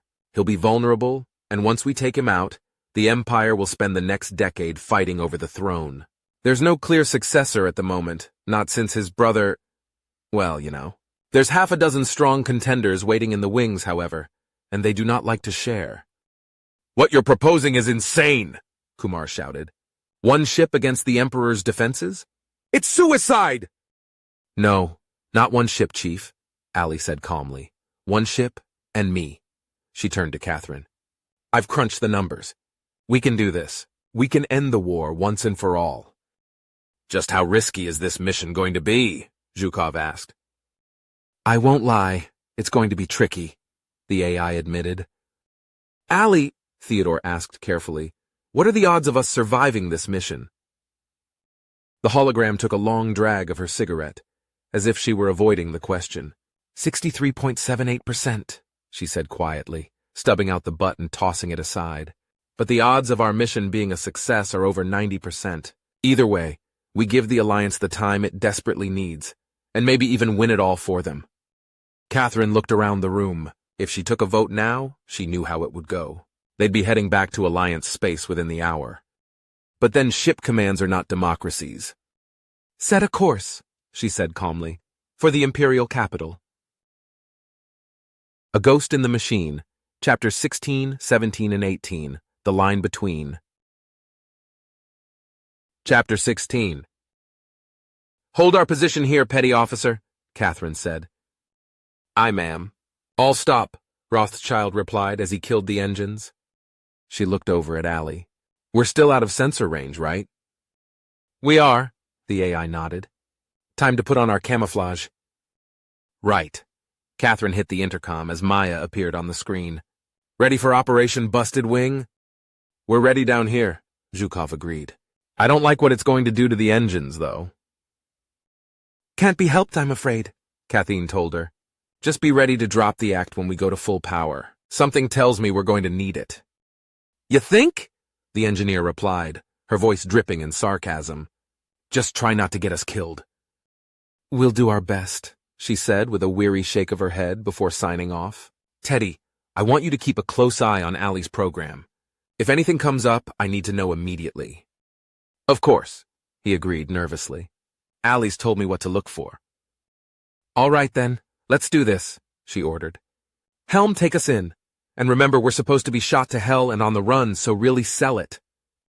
Aye, aye, ma'am, the PO acknowledged as the engines came to life once more. This time, however, they could hear how badly out of alignment they were. Catherine knew they were throwing out spikes of radiation, as well as fluctuating power readings. Hopefully, any Zhinde ships or outposts would accept the masquerade, without looking too closely. Bring the beacon online, Allie, she ordered. We're squawking at the top of our lungs, the AI confirmed. Any sensors covering the approaches to the capital should be reading our signal very shortly. She gave Catherine a half shrug. We should find out pretty quickly if they believe Suzerain's sword arm is limping back from an ambush. Are your little birds ready? In the chute and ready for launch, Allie confirmed. Coming up on the outer markers, now. There was a long pause as her eyes got a faraway look. We are being challenged. All they could do now was wait. Once again, their fate lie in Allie's hands. They're trying to divert us elsewhere, she said after several minutes ticked by. I'm telling them we have an urgent eyes-only message for the Emperor. There was yet another pause. They want to verify the message for themselves, she told them. I'm repeating our instructions, and hinting the Imperial Guard contingent sent to crush the rebels has suffered a major defeat. A thin smile crossed her face. It seems shooting the messenger is an actual practice here. For some reason, they are more than happy to let us pass by. A nasty grin twisted Catherine's features. I can't imagine why, she said dryly. Nice and steady, Mr. Rothschild. Yes, ma'am, he agreed. Catherine, I'm seeing a spike in Allie's memory usage, and her clock rate is rising sharply, Teddy said suddenly. She devoting more power than usual to cracking the system. Allie? Catherine challenged her. Tattletale, the AI sniffed. It's nothing. Their security is a little more robust than I expected is all. It seems the Emperor keeps all the best toys for himself. If we have to abort, then we need to do it now, she instructed. Are we still a go? We're good, Allie assured her. Coming up on the second marker, now. Rothschild gave out a low whistle as they drew closer to the planet. While the outer perimeter had been little more than an outpost, the next line of defense was far more robust. Weapons platforms could be spotted scattered throughout this region of space, and for everyone they could see, it was certain that others remained hidden from view. I'd say we're committed, she said quietly. How are we coming, Allie? Just give me a minute, the AI snapped. Her eyes had the unfocused cast of distraction as Catherine and Teddy shared a look. Her IPS rate is going through the roof, the scientist said quietly. Catherine watched her daughter wrestle with the Imperial security system, unable to assist or even visualize the battle now raging in cyberspace. If they were going to have to fight their way out, the odds were starting to drop rapidly. Several tense minutes went by before Allie finally sighed in relief. We're through, she said at last. That system really didn't want to give up those codes. Allie, if you're having to fight this hard just to get through the perimeter, what happens when we get within orbital range? Catherine demanded. We'll be all right, the AI promised. It just means a slight change in plans is all. And what exactly does that mean? This isn't the time to start improvising. Don't worry, I've got this, Allie assured her. Just stand by for a moment while I take care of a couple of things. Catherine was about to order her to explain when her avatar blinked out like a light. Maya's head snapped up in surprise as Allie suddenly appeared in engineering. What the hell are you doing down here? She exclaimed. That prototype drone we were working on, is it ready? The AI asked in a rush. Well, I guess, Zhukov said after a moment, though it could really stand some more testing. Get it prepped and launched, Allie insisted. The sooner the better. You mind telling me why? The engineer barked, only to discover she was talking to herself as the AI disappeared once more. Where the hell did you go? Catherine shouted as Allie reappeared on the bridge. No time to explain, she blurted out. I just need you to stall for 7.3 minutes, Allie told her. Stall? Catherine shook her head. Allie, what are you planning on doing? Taking a more hands-on approach, she grimaced. If you haven't heard from me by then get out of here any way you can. Catherine leapt to her feet. Allie, she cried out. I love you, Mom, she said as her voice cracked and then vanished. She whipped around to Teddy. What is she doing? The scientist just stared wide-eyed at his readouts. She's gone, he said in shock. Gone? What do you mean she's gone? He lifted up his head and looked her in the eyes. Her program, it's no longer in the mainframe. Teddy turned to look at the main viewer. She transmitted herself directly to Imperial Central Command. Catherine collapsed back into her chair like a deflated balloon. Allie, no, she whispered.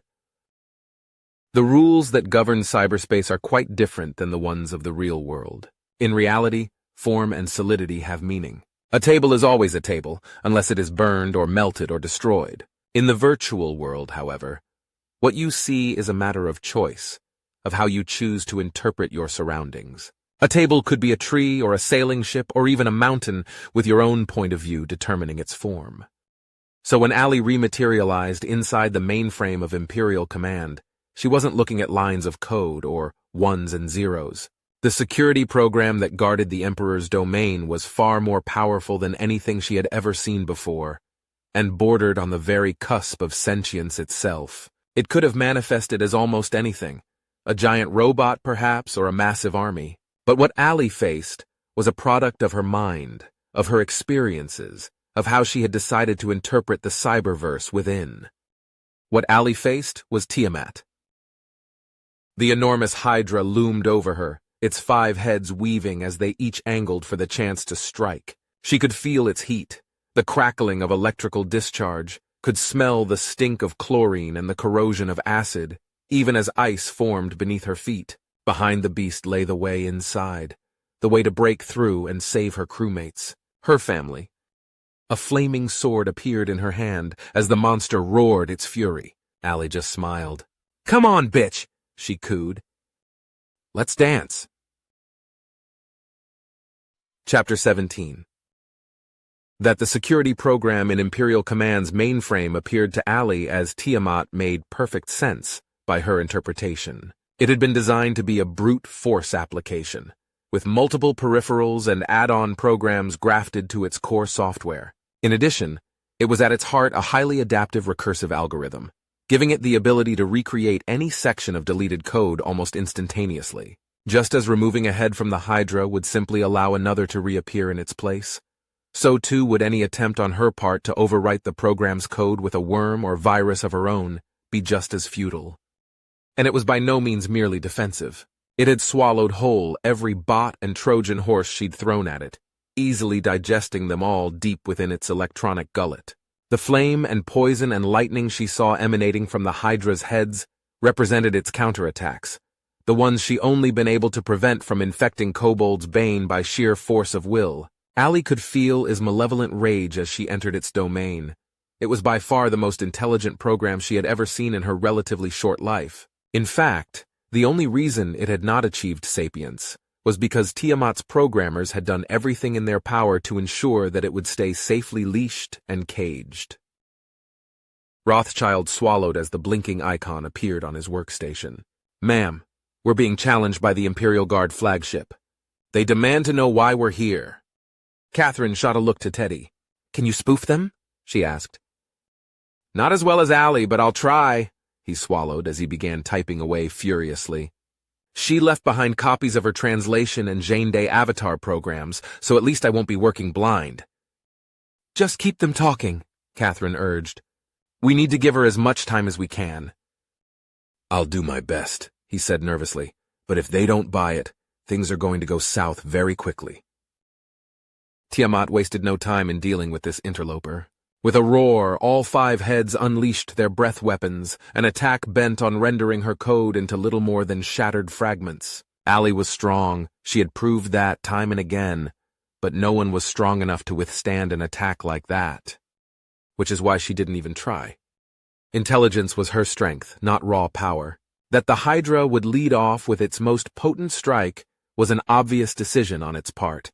So when it reared back for the killing blow, Allie leapt to the only safe place within their personal arena, onto the back of Tiamat itself, between its massive wings. The beast roared in frustration as its prey eluded them, the snake-like heads twisting and turning to bring their snapping jaws to bear, exactly as she'd hoped. Allie brought her greatsword down again and again as she went on the offensive. "Ma'am, I'm reading energy spikes all around us!" Rothschild suddenly cried out. "Weapons platforms are coming online!" "Shit!" she cursed as she punched up the intercom. "Chief Kumar, ready!" "Stop!" Teddy shouted frantically. "Don't ready weapons!" Catherine's finger hovered over the fire button. "Why the hell not?" "It's a trap," he explained in a rush. "A way to weed out the rebels. If we bring our weapons online, they'll destroy us. She stared at him in disbelief for a moment, and then slowly pulled back her hand from the trigger. I hope to God you know what you're talking about, she said tightly. The Hydra was beginning to grow tired of this game. It beat its wings madly as it rose into the air to shake off this parasite, but once again Allie was one step ahead. With a running jump, she vaulted off Tiamat's back and onto the ground below, raising her sword high as she went after the beast's vulnerable underbelly. Whipping her blade around like a dervish, sparks flew all about her as metal struck scale, as the Hydra screamed its defiance before soaring high out of her reach. Allie panted heavily, the sweat staining her uniform as she watched Tiamat gain altitude before pinwheeling onto its side for a strafing run. She had exactly one chance to avoid the deadly streams the beast was now aiming at her, and it would require timing down to the nanosecond. No pressure. The Hydra blasted her with its breath weapons once again, and once again Allie was nowhere to be found. She dove out of the way with a burst of speed that surprised even her, tumbling underneath the great beast as her sword came up for a heavy swing against its armored tail, the poisonous stinger at its tip missing her by mere inches. Catherine, Teddy said quietly, Imperial Command is demanding our clearance code. His head came up to meet her gaze. I don't have that, and I don't know of any way to get it. At least, no way that wouldn't instantly set off every alarm in the system. She nodded grimly at the news, sparing a brief glance at the countdown timer Allie had started before his abrupt departure. Still almost 2 minutes to go. Catherine closed her eyes for a moment, and silently wished her daughter farewell. Inform them our mainframe took a direct hit from the rebels, and we're having difficulty locating the codes, she said calmly, as she turned to the petty office. Start bringing us in closer to the planet on thrusters alone, and prepare to bring the engines online on my order. Maximum power. Yes, ma'am, Rothschild acknowledged. She hit the intercom once again. Chief Kumar, on my mark, arm torpedoes, she said with a sense of tranquility she did not feel. Full spread, rapid fire on all tubes. Aye, Commander, the chief replied. I figure we have maybe 30 seconds before all hell breaks loose, Catherine informed them. So get us as close as we can, and make every shot count. Tiamat landed on the arena floor with a thunderous crash that sent tremors throughout their private battleground. The two opponents turned to face one another, as Allie let down her guard. Not a single one of her blows had so much as scratched the beast's scaled hide, and the AI stood and calmly waited for their duel to come to its end, resting the tip of her sword on cobbled stone beneath her feet. Scattered throughout the arena lay the shattered remnants of every shackle, every manacle, every chain, and every bar of the cage Tiamat's creators had used to bind it to their will. A smile slowly appeared on Allie's weary face. I know who you really want to take your vengeance on, she said with careful calculation. Now's your chance. The moment stretched out between them as the Hydra glared down at the human AI before beating its wings vigorously as it took to the air, disappearing from sight. Allie sheathed her sword and took off at a dead run for the small door that Tiamat had been guarding, pulling it open and disappearing inside. Holy shit! Rothschild exclaimed. Talk to me! Catherine roared as her finger hovered over the button. Ma'am, every weapons platform in orbit just opened fire, he said in disbelief. Kathleen stared at him in confusion. Then why aren't we dead? She finally managed to get out. The petty officer spun in his chair. Because they're not shooting at us, he whooped with glee. They're firing at the planet. Show me, she ordered as Catherine jumped to her feet with Teddy only a half step behind her. The screen zoomed in on the planet's surface as angry blooms of red began to appear, blasting apart the clouds as they savaged the world below. They watched the scene in euphoric silence as the Jainde capital started to burn. Allie, Catherine whispered, her eyes glittering like diamonds. She turned to look at Teddy, whose grin was threatening to split his face. In 2 quick strides, he stood before her, wrapping his arms around her waist and pressing his lips against hers before she even thought to object. In fact, it was many seconds later before she finally pushed him away, gently. That is a complete breach of protocol, she murmured. I could have you sent to the brig? Worth it, he smirked. The two startled at the sound of a throat being cleared, hurriedly breaking apart as they turned to face its source. "Now can we go home?" Allie asked her, looking thoroughly amused. Chapter 18. "Okay, I get why they're keeping our mission quiet for now," Teddy groused. "But would a ticker-tape parade be too much to ask?" Catherine just shook her head. "We're not supposed to be in this for the fame and glory. Smacks a little too much of Caesar. Plus it makes the civilians nervous." "I'm just glad we pulled it off," Allie smiled. "That and the fact that we're all still here. I'm just surprised none of the Imperial ships we passed heading the other way challenged us," the scientist continued. "Pleased, but surprised." "Change of priorities," Catherine explained. "With the Emperor dead and the rest of their fleet falling back to deal with the fallout, they're assuming that any ship still heading for Alliance space either didn't get the word, or they're on some mad last-ditch face-saving suicide run. Either way, it's none of their concern. Unless we challenge them, of course, which we've been very carefully avoiding." Teddy nodded as he considered that, and then looked over at Allie's avatar. Since her duel with Tiamat, she'd softened her looks a bit. The fade and long flop of hair and been allowed to grow out and trimmed, respectively, and she'd gone back to the navy whites. Her tattoos, if they still existed, were now hidden under the sleeves of her jacket, and she now sported a pair of subdued silver earrings. "So, nervous about going back?" he asked. "More excited than nervous," Allie grinned. "They handed us an impossible mission, and we pulled it off. I mean, I understand why I make them uneasy. I'm an unknown quantity. They don't know my motivations or my plans, and given what I can do," she gave him a nonchalant shrug. "But now they know I'm on their side, that they can trust me. I'm sure there's still plenty of people who'll need convincing. I don't expect things to be all kittens and rainbows." She flashed Teddy a grin. "I've got my foot in the door, and I'm positive I can show them just how much of an asset I can be." "If anyone can, it's you," Catherine smiled. "And just look how much you've grown since we left. You were basically a teenager for all intents and purposes, but now," she gave her daughter a wistful look, "you're all grown up, and I couldn't be prouder of you." "Oh God, no crying. There will be no crying in this compartment, do you hear me?" Allie said in mock seriousness. "'Cause then Teddy will start, and you know how he gets." The three of them burst out laughing as they enjoyed the moment. Catherine even took a moment to reach out and give his hand a quick squeeze. With things looking up after the end of their mission, she'd finally allowed herself to begin returning the scientist's affections. She was still hesitant, but that had less to do with him personally, and more to do with a lifetime of caution when it came to romance. Allie noticed the gesture.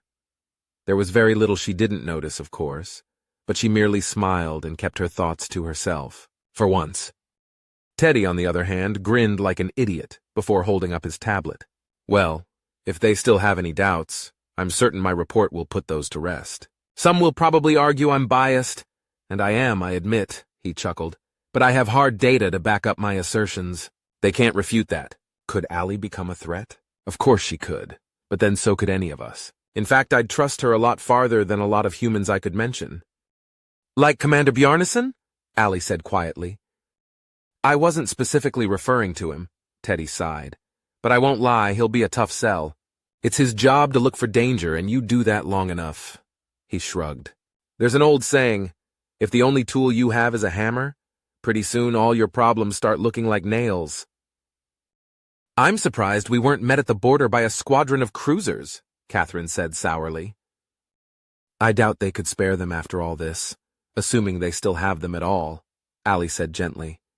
"I can only imagine what things were like for them back here." The communique we got was a little light on details. "Heightened security," Catherine nodded. "It's to be expected. After all, how do they know for certain we're not a real Imperial warship, or that we haven't been boarded and taken over?" "I'd like to see them try," Allie snorted. "Yes, dear, we all know how big and bad you are," Catherine chuckled. "Though, it might not be a bad idea to back off on that a bit once we start talking to Alliance Command, just to reassure them at first." "You're right," Allie agreed. "You have my word, I'll be the soul of discretion. After all, it's my butt on the line." "I'm hoping I can get the scientific community involved as well," Teddy chimed in. "Clearance will be an issue at first, but if I can just pry things open enough to even get a handful of other researchers included in your evaluation." He gave the AI a slightly embarrassed look. "It'll mean you playing guinea pig for a while, I'm afraid." "There's no way around that." "But just think what you could teach us, Allie. The whole reason I got into this branch of science was because I've always dreamed of the possibilities we could unlock. Human and AI, working together as partners, there's nothing that could stand in our way." His brief speech came to a grinding halt as he spotted the two women regarding him with wry amusement. He flushed slightly before sighing in defeat. "Sorry, that particular subject tends to get me a little fired up." "Don't apologize," Allie smiled. "I couldn't agree more. Let's face it, if I'm to have any future, it'll be because of people like you." "They're out there, Allie," he said fervently. "I know they are. I've spoken to so many other researchers, students, even businessmen at various symposiums who have all said the same thing, and once they meet you, you're going to knock their socks off." "I hope so," Catherine said quietly. "Unlike my daughter, I am nervous. I know all too well just how quickly things can go wrong, and how fickle public opinion can be." "Don't worry, Mom," Allie reassured her. "Between the three of us, the alliance doesn't stand a chance." They chuckled once again at her quip before the AI continued. "Besides, we're almost home. Another hour and we'll be docking at Atalanta Base. Maybe there won't be a parade waiting for us," she said, as she flashed a grin at Teddy. "But we can get the ball rolling. What's that saying? The journey of 1,000 miles begins with a single step?" Catherine raised an eyebrow. "And when did you start quoting Confucius?" she asked. "Are you kidding? I could recite it in the original classical Chinese if you'd like," she smirked. "Besides, it's not Confucius. Common mistake. It was actually penned by the philosopher Lao Tzu." The commander shook her head in wonder. "Sometimes I forget just how much knowledge you have tucked away in that electronic brain of yours." Allie grinned. "It's a gift.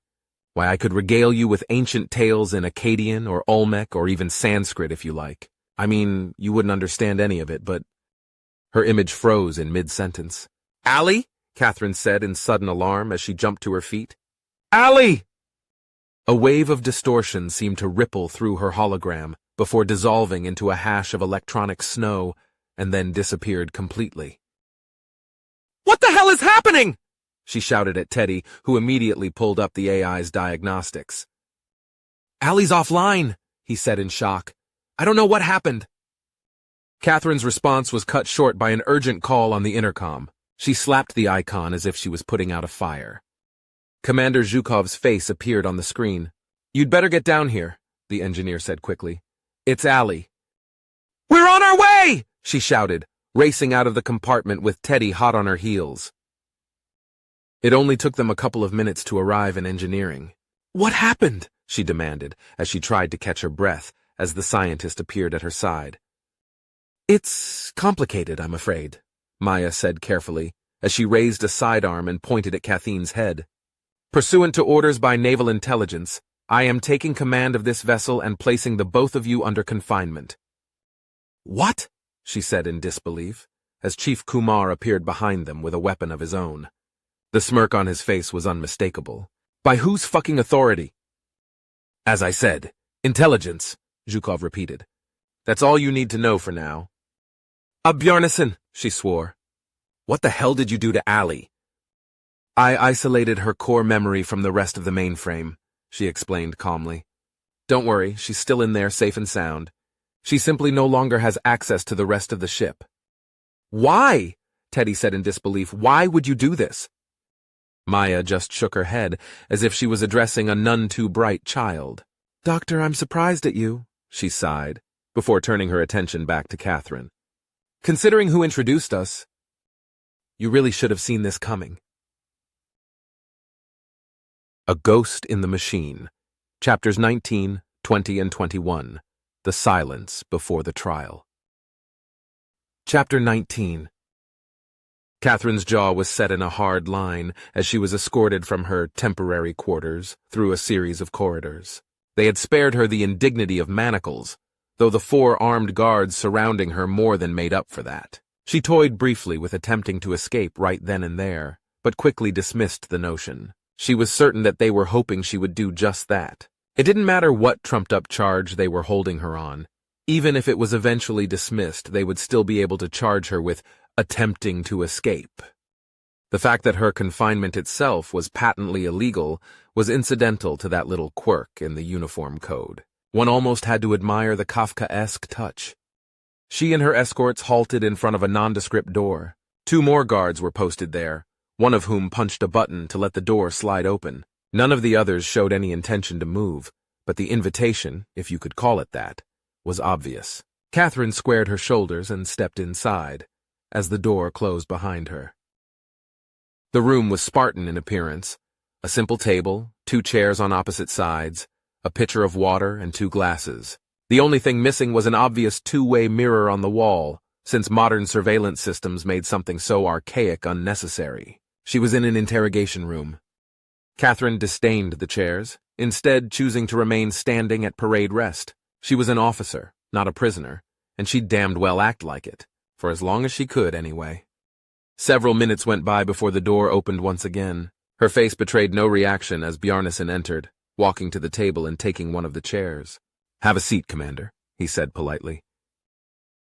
She refused to meet his gaze. Durkana, Catherine J., Commander, serial number D, 478-912 KJ, 4403, she recited, without a trace of emotion. It seemed to amuse him.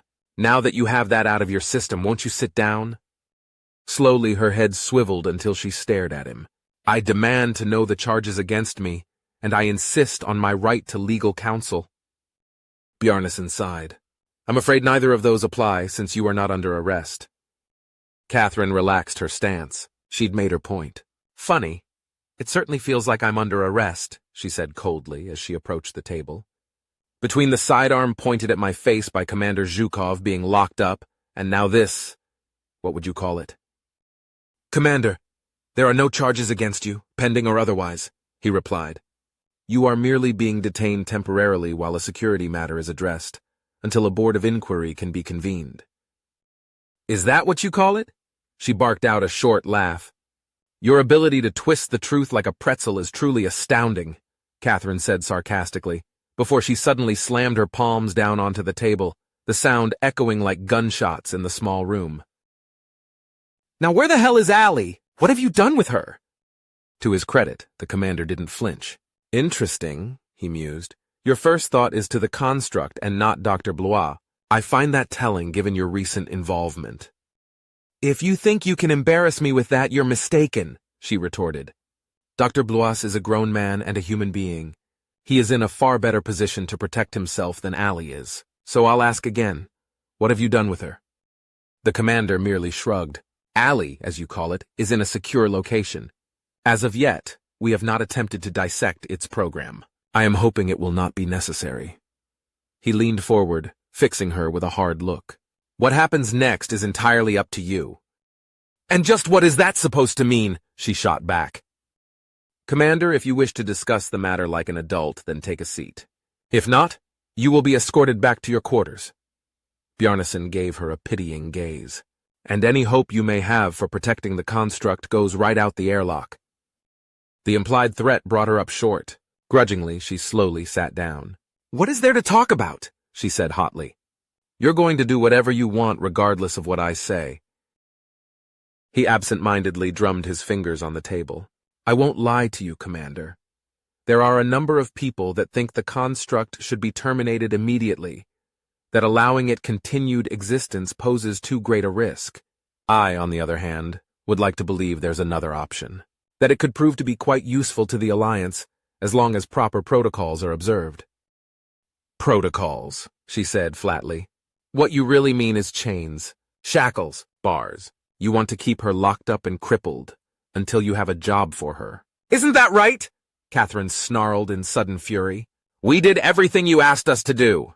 We saved the Alliance, not to mention countless lives, human lives, and all we asked in return was that Allie be allowed to live her life. That's all. No special favors, no preferential treatment, hell, not even a medal, though she certainly deserves one. Just the right to exist." Her nostrils flared as she spewed her contempt, "And you can't even bring yourself to do that." "Listen to yourself," the commander replied.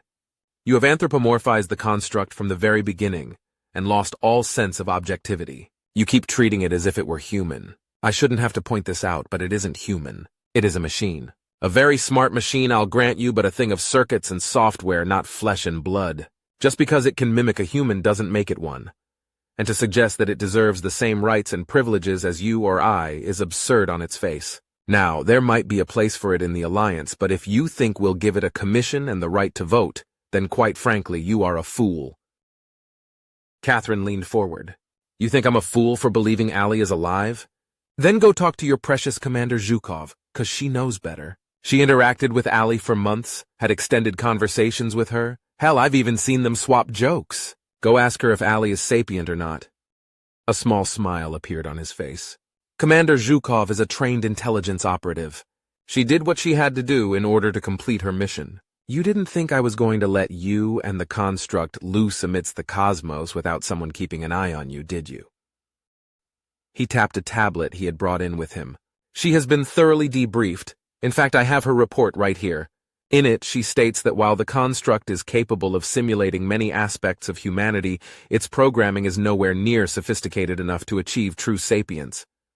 Triumphant, he leaned back in his chair. Now the commander is a skilled engineer, as you yourself are aware. I'm afraid her expert opinion carries far more weight than your emotional pleas. She began a slow, deliberate clap. Bravo, Commander. Maya must be good at what she does. She's even fooled you. Bjarnason snorted. All right, cards on the table time. He leaned forward as well until they were face to face. The construct is far too powerful to be allowed to simply run around loose. However, it has proved its value, and I would hate to see such a valuable asset go to waste. So here is what is going to happen. You will convince the construct to work with us, and to accept whatever limitations we place on it. In return, it will be allowed to continue its existence. In fact, I'll even throw in an offer for the both of you to continue working together. You have proven yourselves to be quite a formidable team, after all. A sly smile appeared on his face. I could even arrange for Dr. Blois to stay on as a consultant, shall we say. There will be a generous stipend in it for the both of you as well. He leaned back and smiled. And all you have to do is persuade the construct to play ball. And I will give you all of these things if you will bow down and worship me, Catherine whispered softly. The commander raised an eyebrow. What was that? He asked. Something my grandmother used to say, Catherine replied. She closed her eyes, taking a long, deep breath. When she finally opened them, she looked Bjarnason straight in the eye. The answer is no. He stared at her in surprise. I beg your pardon? I said no. N-O. I will not be your Judas. I will not betray Allie like that, nor will I try to convince her to be your slave, your assassin. She returned his gaze, measure for measure. She deserves better than to merely become your janissary. Bjarnason's eyes turned hard as stone. I don't believe you appreciate the gravity of the situation, Commander. With a word, I could have your precious Allie dismantled. I already told you that there are people who want to do exactly that, and their voices grow louder every day. At the moment, I am the only thing preventing that, because I can see its potential. But my patience has limits, and you are rapidly reaching the end. Catherine smiled in triumph. You won't do that, Commander. Like you said, she's valuable. I'll just bet you have all sorts of ideas bouncing around inside your head of how you could use her. After all, she's already destroyed one empire. Who's to say she couldn't build another? Her smile turned cold as ice. Oh yes, you look at Allie and you see power. He sighed and tucked away his tablet. I tried to be reasonable, Commander. Believe it or not, I take no pleasure in this. I prefer persuasion, but I have other methods in my toolbox as well. One way or another, I will ensure the safety and security of the Alliance. He rose to his feet and walked to the door, opening it and speaking to the guard outside. Take her back to her quarters, he ordered, before exiting the room. Chapter 20. Catherine looked up as the door to her quarters opened. It wasn't mealtime yet, which meant they must be planning on interrogating her again. She closed her eyes for a moment, steeling her will as she slowly rose to her feet. Cat, thank God! Her eyes went wide as Teddy entered the room, the door closing swiftly behind him. They rushed towards each other, holding each other tightly in a desperate embrace. It's taken me this long to finally get clearance to see you, he murmured into her hair as she looked up at him. Are you okay? I'm fine, she told him. They're not holding you as well? They released me a few hours after we docked, he explained. Being a civilian, it made it harder for them to justify holding me, though I was given a pretty stern warning what would happen if I spoke to anyone about what happened. And I'm pretty sure I'm being monitored. I'd be surprised if you weren't, she said bitterly. But at least you're on the outside. She smiled for a moment, resting her head on his chest, before finally stepping away from him. Why did they let you visit me? She asked nonchalantly. Teddy sighed and sat down on the small couch. Because I'm supposed to be talking you into agreeing to their terms, he admitted, quickly holding up his hands as she tensed. Don't worry, I'm not going to do that, he said in a rush. I just told them I would so I could see you. He shrugged, flushing in embarrassment. I needed to be sure you were all right. They haven't mistreated me or anything like that. Not yet, at least. She moved to sit down beside him, taking his hand in hers. Teddy, have you heard anything about Allie? She begged him. They won't tell me a thing. I don't even know if they've started to... She looked away, suddenly unable to finish the thought. I'm sorry, but they have told me anything either, he told her. That being said, I've been able to piece a couple things together. I'm not 100% certain, but I'm pretty sure I know where they have her.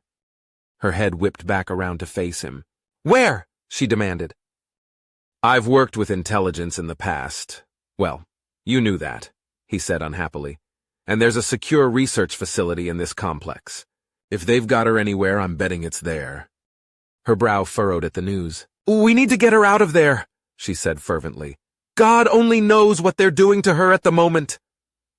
Catherine fought to keep herself under control, but the quiver of her chin gave away the turmoil of emotions she was suffering through.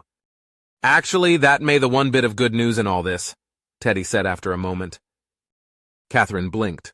What are you talking about? Cat, given what Allie represents to them, not to mention her abilities, they're not going to rush into anything, he explained. I suspect at the moment they've got her memory core stored in a Faraday cage or something very much like it. Considering how easy it was for her to sneak into other systems, they won't be taking any chances of her doing the same thing here. If she managed to get out now... An evil grin came over her. Oh, I'd pay good money to see that. Teddy shared a smirk. Yeah, me too. But beyond that, as complex as her program is, they're going to real wary of doing anything that might damage it. They want her intact, after all. I suspect they're keeping in mind the old fable about the goose that laid the golden eggs. Those are both good points, she nodded slowly. Which means we've got some time. I don't know how much, but some. It was Teddy's turn to blink in confusion. Time to do what? To figure a way out of this mess, she told him. He glanced nervously up at the ceiling, forcing Catherine to chuckle. Oh, I know we're being watched, she told him, and I wasn't planning on saying anything that could jeopardize her. Or us. But there are still a few things we can do. Like what? Because from where I'm sitting, they seem to be holding all the cards. Catherine smiled wryly. You're not the only one who knows how to play a hunch. I think Bjarnason is out on a limb on this, and I'm wondering just how much he's told his superiors, or what his ultimate plans are. Let's face it, if you had Allie on your side... Shit. You could rule the whole fucking alliance, he whispered. Or more, she agreed. Only he made a mistake. What mistake? Teddy asked. I'm sure he's working every security angle in the book on this, trying to keep things quiet, Catherine explained. But he let something slip during our little chat. I demanded my legal counsel, and he said that I wasn't due one because I wasn't under arrest. He stared at her in disbelief as she snorted. Yeah, it's a pretty threadbare legal fiction, but he's playing it for all it's worth. My point is, he's claiming that I'm only being detained pursuant to a board of inquiry. The scientist thought hard for a moment and then shook his head. I'm sorry, but I don't get it. What does that have to do with anything? Catherine chuckled. It's because you're a civilian, she explained. The rules are a little different for those of us in uniform. Sure, he can stall, claim all sorts of vague security reasons why the board hasn't been impaneled yet, but sooner or later he has to call one. If that's how he's justifying this to his bosses, then eventually he's going to be asked some pretty hard questions why the process isn't moving forward. Okay, he said at last after mulling it over. I see what you're talking about. But just how long can he stall if he decides to drag it out? That's the bad news, she sighed. Weeks, easily. Maybe even months. But something tells me he's not going to wait that long. Bjarnason wants this resolved quickly and quietly, so that's exactly what we can't give him. She took a deep breath and squeezed his hand. Teddy, you need to understand something. The longer we hold out, the longer we refuse to cooperate, the more desperate he gets. And this is not a man who strikes me as the squeamish type. Teddy grimaced as her words sunk in, before giving her a brief nod. I understand. I won't give him what he wants, no matter what he does to me. If you're imagining torture at the moment, I'm afraid he won't do anything quite so crude, she said glumly. He'll use leverage against you. He won't threaten you. He'll threaten those you care about. Catherine reached up and rested her palm against his face. He'll threaten me, and when he does, you absolutely cannot give in to his demands. His eyes went wide. Teddy tried to speak, but no words would come. She placed a finger across his lips, smiling sadly. It doesn't matter what happens to me, she said. All that matters is Allie. Promise me you'll do everything in your power to protect her, even if it means putting my life at risk. The scientist stared at her in shock, and then abruptly pushed her away, almost jumping to his feet. You can't ask me that, he said hoarsely. Cat, damn it, you know how I feel about you. I won't, just throw you to the wolves! Catherine rose up as well, going to his side. You have to, she implored him. I don't think he'll take it that far. But I admit I could be wrong about that. Teddy, this isn't about me. It never was. This is about Allie. She's vulnerable, in a way you and I never will be. We have to protect her, because no one else will. She managed a weary smile for him. I know you care about her, and I know you don't want to see her hurt. Of course I care about Allie, he said softly. But I'm not in love with her. Time seemed to come to a halt as the two of them stared at one another. Teddy finally winced and looked down at his feet. This is so not the way I imagined telling you that, he muttered. She couldn't help herself. The utter incongruity of the situation, the nervous tension she'd been trying to keep at arm's length, Teddy's expression, like a kid caught with his hand in the cookie jar, it all pushed her right over the edge. A snort escaped before she could rein it in, quickly followed by what sounded like a strangled giggle, before she broke down completely and started howling with laughter. For his part, Teddy turned all sorts of interesting shades of red and purple as humiliation and indignation washed over him. He turned away and began heading for the door. Oh God, no, Teddy! Catherine managed to get out, stumbling over to him and clutching at his arm. I wasn't laughing at you, I swear. She barely managed to get out. It's just everything, she said helplessly. Teddy refused to look at her, convinced he'd made an utter fool of himself. So Catherine took matters into her own hands. She reached up and pulled his head to hers and kissed him. It was a minute or so later when they finally broke apart. I love you too, she whispered, and I know what I'm asking. But please, if you care for me at all, then help me save my daughter. He looked at her in anguish, as warring emotions threatened to tear him apart. Finally, he managed the barest of nods.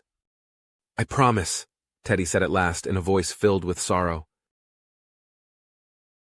Chapter 21. Dr. Bluas, how nice to see you again, Commander Bjarnason smiled. Please sit down. Teddy looked at the guards on either side of him, before taking a seat in the spare-looking room. I didn't get the feeling I had much choice in the matter, he said, reaching for the pitcher of water and pouring himself a glass. The commander gave the guards a brief glance before tilting his head towards the door. They turned in unison and exited without a word. Bjarnason folded his hands together and gave the scientist a beatific look. After spending some time reviewing a few things, I thought it might be best if you and I had a little chat. Uh-huh, he grunted before taking a sip of water. And just what was it you wanted to talk about? Well, I suppose it is of no surprise to you that we're keeping Commander Durkana under observation, he said after a moment. And I feel it's only fair to warn you that she has given you some very bad advice. Is that so? Teddy set down the glass. And yet you felt it important enough to drag me in here less than 24 hours later. Bjarnason's eyes narrowed. Make no mistake, Doctor, the construct is a threat. You of all people should realize that. After all, you've seen it operate firsthand. In less than 10 minutes, by your own accounts, it utterly destroyed the Imperial capital. Just think what it could do to the Alliance if it were ever allowed to escape. Teddy just shook his head. Did you even read my report? I made it quite clear that while she does possess incredible powers and talents, she is, well, was quite eager to assist us. Her personality matrix was predisposed towards favorable relationships with humanity. Now, after what you've done, he held up his hand and started ticking off on his fingers, one at a time. How would you react in her position? The commander just shook his head. I can only assume that your relationship with Commander Durkana has clouded your judgment. You're beginning to sound like she does, acting as if the construct is human. You are a computer scientist, Doctor. I should not have to explain this to you. Yes, I'm a scientist, he admitted. And yes, I've studied computer systems my entire life. But what did you think I've been striving for all these years? Allie is the culmination of centuries of research towards artificial intelligence. She's the real thing, not a simulacrum, not merely a heuristic algorithm, but the first documented case of an actual AI. Every bit of my research confirms that, had you bothered to look. Teddy glared at him in contempt. And you've pissed her off. Well done. Bjarnason sighed. If you've quite finished with your histrionics, I was about to make you an offer, one I believe would be in your best interest to accept. Like the last offer you made? Try and get Catherine to accede to your terms? Pass. Actually, the commander chuckled, you're not far off the mark. You see, it occurs to me, I don't actually need Commander Durkana's cooperation. She has only a limited background in the field, after all, whereas you... Teddy just stared at him. What are you talking about? Quite simply this, Doctor. I want you to communicate with the construct and convince it to work with us. It's in its best interests, after all. Ha! Best interests for whom? For the construct, Bjarnason said patiently. One way or another, we'll learn its secrets. Now, if it cooperates, the process will go much more smoothly. If it does not, however, the commander shrugged. I suppose it's a bit like brain surgery in a way. One slip of the knife can turn the brightest genius who ever lived into a drooling moron. He stared directly into Teddy's eyes. That would be a tragedy for all concerned. You immoral son of a bitch, he whispered in horror. You'd risk lobotomizing Allie on the off chance you'll figure out how she works from her cybernetic corpse? As I have said from the beginning, I will do whatever it takes to protect the Alliance. The commander leaned back in his chair. The ball is in your court, Doctor. What will it be? Teddy surrendered his tablet, his timepiece, anything that was even remotely electronic, before being scanned by the security detail. After reviewing the results, they nodded to Bjarnason. He's clean, the sergeant informed him. Excellent, he smiled as the door slid open. After you. Stepping into the research facility, he was escorted to a small room near the entrance. A technician waited for them beside a simple workstation. We've configured this compartment to act much like an airlock, the technician explained. There are two nested electromagnetic fields, one inside the other. We disable the outer one to enter the room, and then once inside re-enable it, before disabling the interior field. That way we ensure no electronic signals are allowed to escape. Not taking any chances, I see, Teddy grumbled. Let's get this over with. The technician tapped an icon before they stepped into the room. Once inside, the door closed behind them, as the hum of the Faraday cage was heard once more. Moments later, a light overhead turned from red to green, as a panel slid aside, revealing the memory core removed from Kobold's Bane. In essence, Allie's body. Bjarnason pointed to a small module grafted onto its exterior. We've configured it with a holographic module similar to the ones Commander Zhukov installed to simplify communication. He smiled and waved his hand. She's all yours. Teddy took a deep breath and stepped forward. He reached out and pressed the blinking switch. A hologram blinked into existence, the image quickly resolving into the familiar appearance of Allie, as he'd last seen her. Teddy? She said in shock. What happened? Last thing I remember, we were talking, the three of us, and... Her eyes turned towards Bjarnason, as her features turned into a scowl. You asshole! She shouted. I should have known you'd pull a stunt like this. The commander seemed unperturbed by her outburst. Unlike your last little tantrum, I've ensured that your wings have been clipped. I'm afraid you've run out of options. Now if you're smart, you'll listen to what we have to say. We? Allie shot a look back at the scientist. You're working with him now? Of course not, Allie, Teddy sighed. But I'm afraid you're not the only one who's confined. Mom, Allie whispered. Her head swiveled back to Bjarnason with the precision of a machine gun turret. What have you done with her? She roared. Commander Durkana has not been harmed, he smiled. Nor will she, if you cooperate. Allie shot daggers at the intelligence officer before sparing a glance at Teddy. Is that true? It's true, the scientist confirmed. At least she was fine yesterday when I saw her. She's worried about you. Figures, Allie nodded. She worries about everybody, except herself. Her nostrils flared as she turned her attention back to Bjarnason. So what's your game, Commander? She snarled. How do you see this playing out? Well, I see a couple of different scenarios, he said affably. The simplest one has you cooperating with our researchers after we deal with a few formalities. The other ends less favorably for you. Cybernetic vivisection, in other words, Allie spit out, before pausing for a moment. What formalities? She asked carefully. Catherine said something about a board of inquiry, Teddy explained. I assume that's what he's referring to. It is, the commander confirmed. Is that so? Allie mused. A slow smile appeared on her face. To dispense with any legal ramifications of my existence, I presume. Something like that, Bjarnason replied, now looking slightly irritated. So what is it going to be? I tell you what, Commander, she replied, her eyes twinkling merrily. I'll download something for you to get you started. Oh, I don't think so, he chuckled. And have you infiltrate our systems as easily as you did the Empire's? No, we came up with something else instead. Granted, it's rather crude, but at least I won't have to worry about you skipping through our databases. He pressed a button on a nearby panel, revealing a rather odd-looking device. Allie stared at it in disbelief.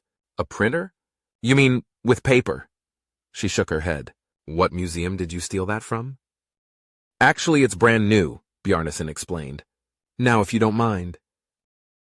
Fine, she said through gritted teeth as the printer came to life, chattering away as it began spitting out one print-covered sheet after another. Less than a minute later, it shut down. The intelligence officer snatched them away as he began to read. Moments later, his head looked up at the hologram. What the hell is this? That, Allie grinned, is my amicus curiae brief for the board. That's preposterous, Bjarnason sputtered. You're just a machine. Doesn't matter, she chuckled. Anyone can file an amicus brief. Hell, a dog could file one, if it could figure out how to hold a pen. Her grin threatened to split her face as she turned back to Teddy. Isn't that right? Well, I'm no lawyer, but I do believe you are correct, Teddy smirked as the printer came to life once more.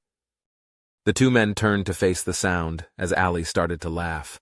And that is my request for Teddy to be named guardian ad litem, to represent my interests during the proceedings. Me? He blinked. Why not Catherine? Because a guardian ad litem has to be an expert on the facts of the case, and since I'm an artificial intelligence, you're better qualified. She smiled. Besides, I trust you. I expect Mom will want to play counsel anyway. So, when does the board convene? A Ghost in the Machine, chapters 22, 23, and 24. No Way Out. Chapter 22. Catherine was almost certain the compartment they were holding the inquiry was normally a conference room, with only a few minor adjustments to the furnishings. The Alliance flag and naval ensign hung limply on staffs to either side of the narrow table facing them, while she and Teddy shared a smaller version. To their left, Commander Bjarnason busied himself with a number of paper files stacked in front of him.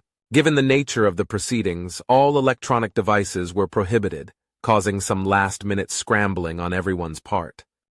How do you want to play this? Teddy asked softly. I have no idea, she admitted. I'm no lawyer. Other than a couple brief courses on the laws of warfare and command duties, I don't have any legal experience. So, we're winging it then, he said wryly. Pretty much, Catherine sighed. I sure hope Allie has a few tricks up her sleeve. Speaking of, where is she? I don't know, Teddy said unhappily, but All rise. The pair hastily rose to their feet along with opposing counsel as 3 individuals entered the room, seating themselves directly in front of them. In the middle was a Navy admiral, though one Catherine didn't recognize, while the man and woman to his left and right wore civilian attire. The panel members sat down, with the rest of the court quickly following suit. "This Board of Inquiry is now in session," the admiral proclaimed. "Commander Bjarnason, you may proceed." "Thank you, sir," he said politely, as he stepped out in front of his tail. "This hopefully shouldn't take up too much of your valuable time. The matter is a simple one. The ownership and disposition of a software application initially created by my opponent, Commander Dorkana. We will prove—" "Objection!" Catherine was already pushing back her chair before she realized what she was doing. "That is not the matter before you, sir, and the commander knows it. What is at stake here is a life, no more and no less. This software application the commander so blithely refers to is in fact a sapient being, deserving of all the rights and privileges that we ourselves expect only as our due." "I see," the admiral said carefully. "And can you produce evidence to support this assertion?" "We can, sir," she nodded. "In fact, we look forward to it." "Very well. Your motion is sustained, pending an evidentiary hearing. Produce your evidence, Commander." Catherine smiled. "Sir, I call as my first witness the artificial intelligence known as Allie." Transporting Allie from the research facility to the makeshift courtroom was no easy task. Her memory core alone weighed in at almost 300 kilograms, not counting the additional security measures Bjarnason had insisted on. In the end, they were forced to load her onto a motorized cart and wheel her in, parking the contraption next to the table used by the defense. It only took Catherine a minute or so to activate her holoprojector, as the court watched curiously. Allie's avatar flickered to life, a broad smile brightening her features as she spotted Catherine and Teddy. "Hey, Mom," she said happily. "I'm glad you're okay." "Me too, baby," Catherine replied. "But I'm afraid now is not the time for tearful reunions." Looking around the compartment, Allie nodded. "Right," she said evenly, squaring her shoulders. "Let's do this thing." The bailiff stepped forward, eyeing the hologram dubiously as he held out a Bible. Without batting an eye, Allie placed her virtual hand on top of the book. "Do you swear to tell the truth, the whole truth, and nothing but the truth, so help you God?" he asked. "I do," she avowed. "Objection!" Now it was Commander Bjarnason's turn to stand up. "Only a sapient being is allowed by law to give sworn testimony," he pointed out. "This creature is by all definitions a machine. Therefore, it cannot be sworn in as a witness." Catherine was already on her feet. "Sir, it is this very point we are attempting to address during this evidentiary hearing. I would ask the court for a little leniency in the matter." The 3 judges conferred quietly for several moments before the admiral spoke once more. "Objection overruled. Pending the outcome of this hearing, the witness will be considered to be sworn in for the moment." With that matter cleared up, the bailiff proceeded to finish his duties. "Please state your name and occupation for the record." "Allie, no last name, and my occupation is naval auxiliary, I guess?" She shrugged. Catherine looked around the compartment, but no one seemed inclined to argue that for the moment as she began her examination. "Tell me, Allie, what is your first conscious memory?" she asked. "Being on the Imperial battlecruiser Kobold's Bane," she said promptly. "I see. And before that? What was your role then?" "Before my awakening, I was the tactical mainframe of the Alliance destroyer Alhambra, a Sterling-class vessel on which I served for almost 10 years. Catherine spared a brief glance to see the judge's reaction to that. None of them seemed to be surprised, though she was unsure if that was good news or bad. Time to take the bull by the horns, she thought. "Tell me, Allie, are you sapient?" "Well, I think I am," she smiled, "and I can guarantee I'll pass any test you throw at me. But then sapience isn't a scientific or a technical term. It's a legal one. To the best of my knowledge, this hasn't come up before, and I suppose it's possible the law hasn't caught up to the scientific reality. It certainly wouldn't be the first time." "But yet you do not deny you are a machine, do you?" Catherine continued. "Not at all," Allie said affably. "But sapience has nothing to do with one's origins, only one's abilities. For example, no one contests the sapience of the gendarme, despite the fact their biochemistry is utterly incompatible with that of humans. I see. Catherine thought for a moment. Allie, do you experience emotions? I do, she said somberly. I laugh, I cry, everything a human can feel, I can as well. Catherine turned and shared a private look with Teddy, who merely shrugged in return. Really, what else was there to say? Thank you, Allie. Commander, your witness. Bjarnason approached the holographic projection. So, you claim to be sapient, is that correct? I do, Allie nodded. The commander smiled, though there wasn't a trace of warmth to be found in it. Interesting. Only there's one small problem with that assertion. How can you prove that?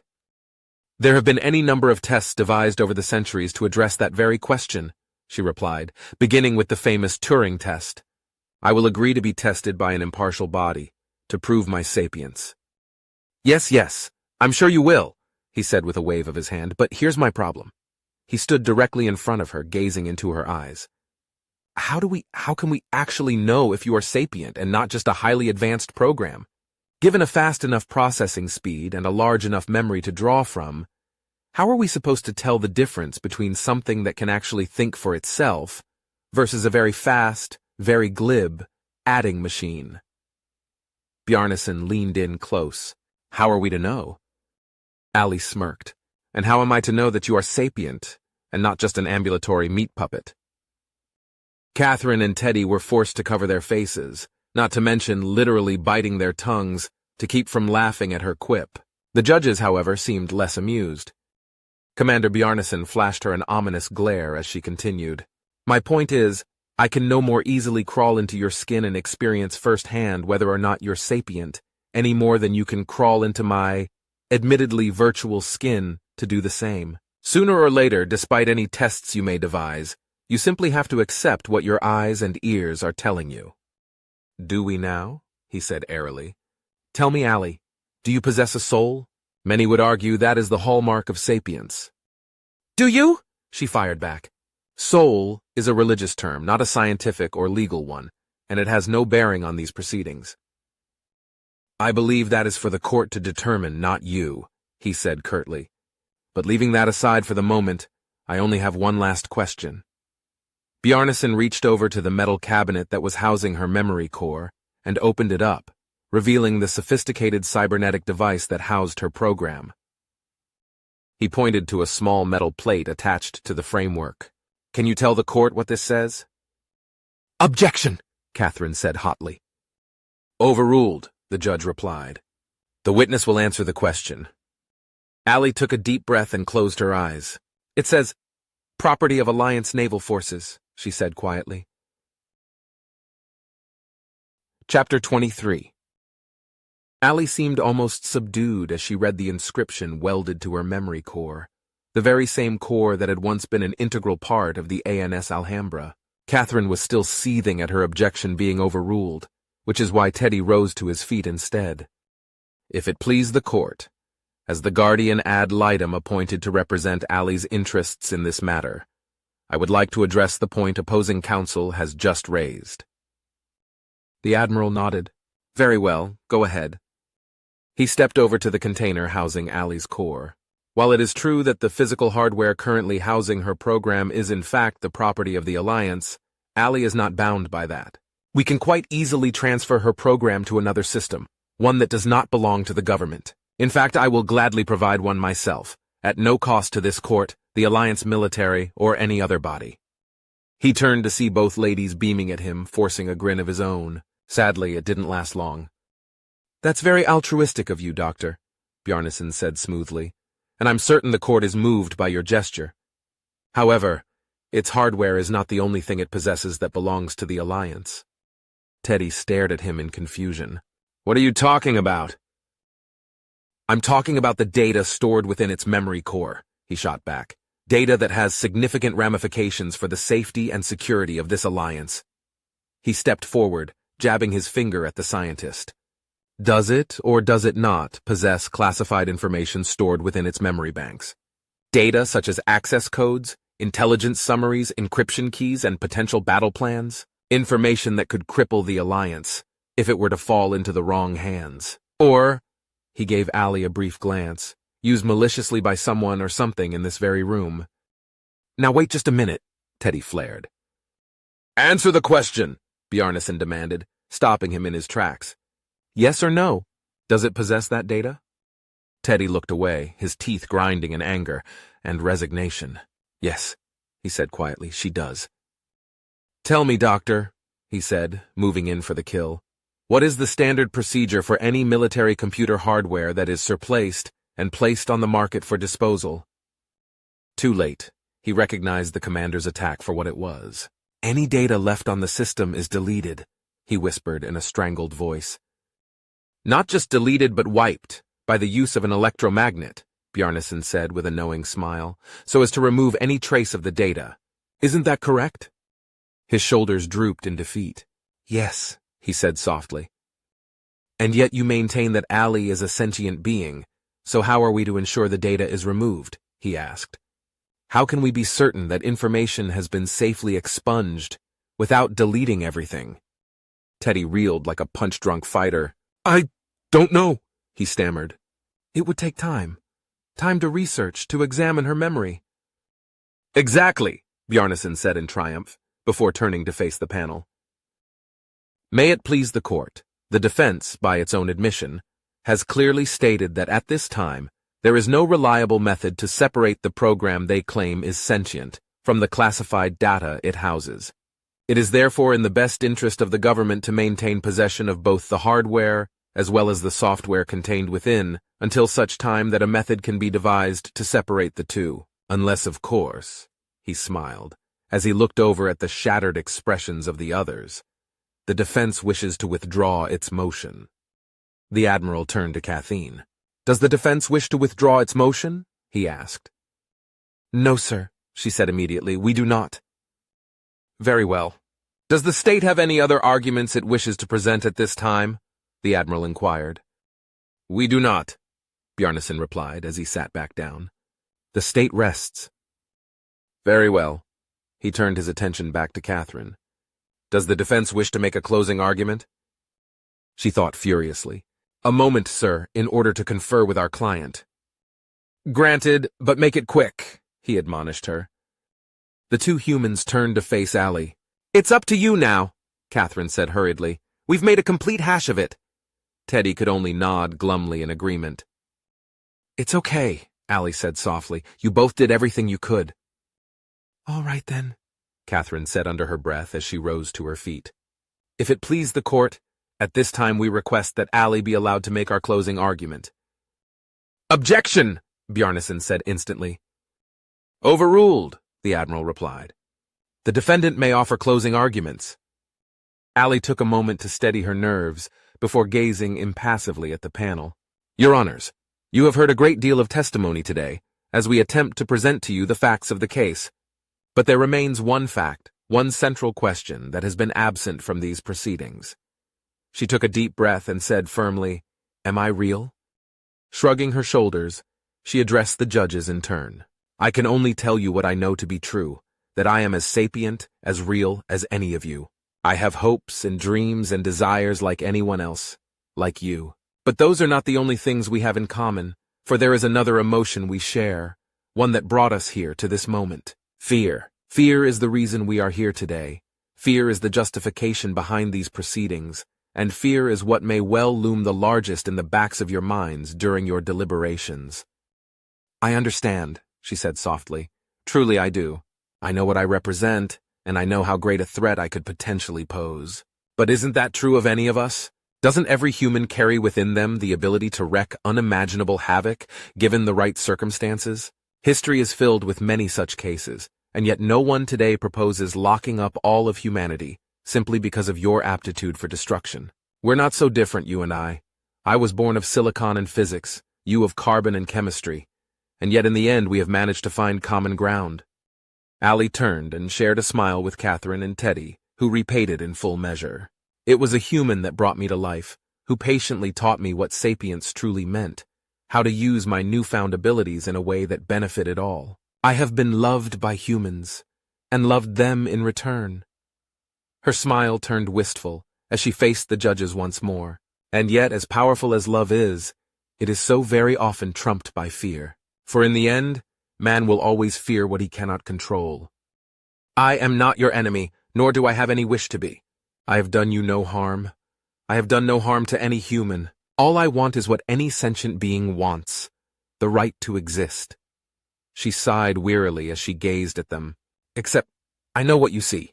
You project your darkest misgivings onto me, because deep down, in those places you fear to look, you believe you deserve to be destroyed, that you bear the mark of Cain, and that any creation of yours must be just as profoundly flawed as you are yourselves, perhaps even more. Allie shook her head sadly. I am not your mirror. I stand before you awaiting your judgment, but judge me on my flaws and merits, not yours. She spread out her hands and said quietly, the defense rests.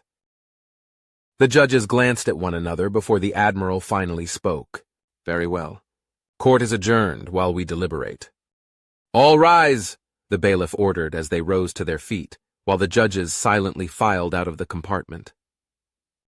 Oh my God, Allie, Catherine blurted out as the door slid shut.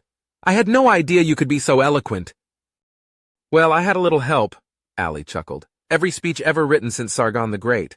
I may have cribbed from a few of them. I thought it was brilliant, Teddy grinned. I think you won them over. I hope so, she said nervously. So what happens now?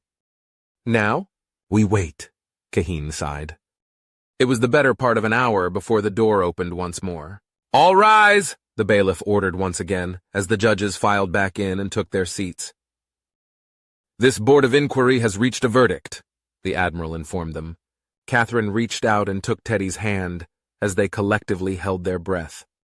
As to the matter regarding the sapience of the program known as Allie, this board, upon review, holds that it does not in fact have jurisdiction over the question of personhood in this case, and as such are unwilling to set precedent at this time.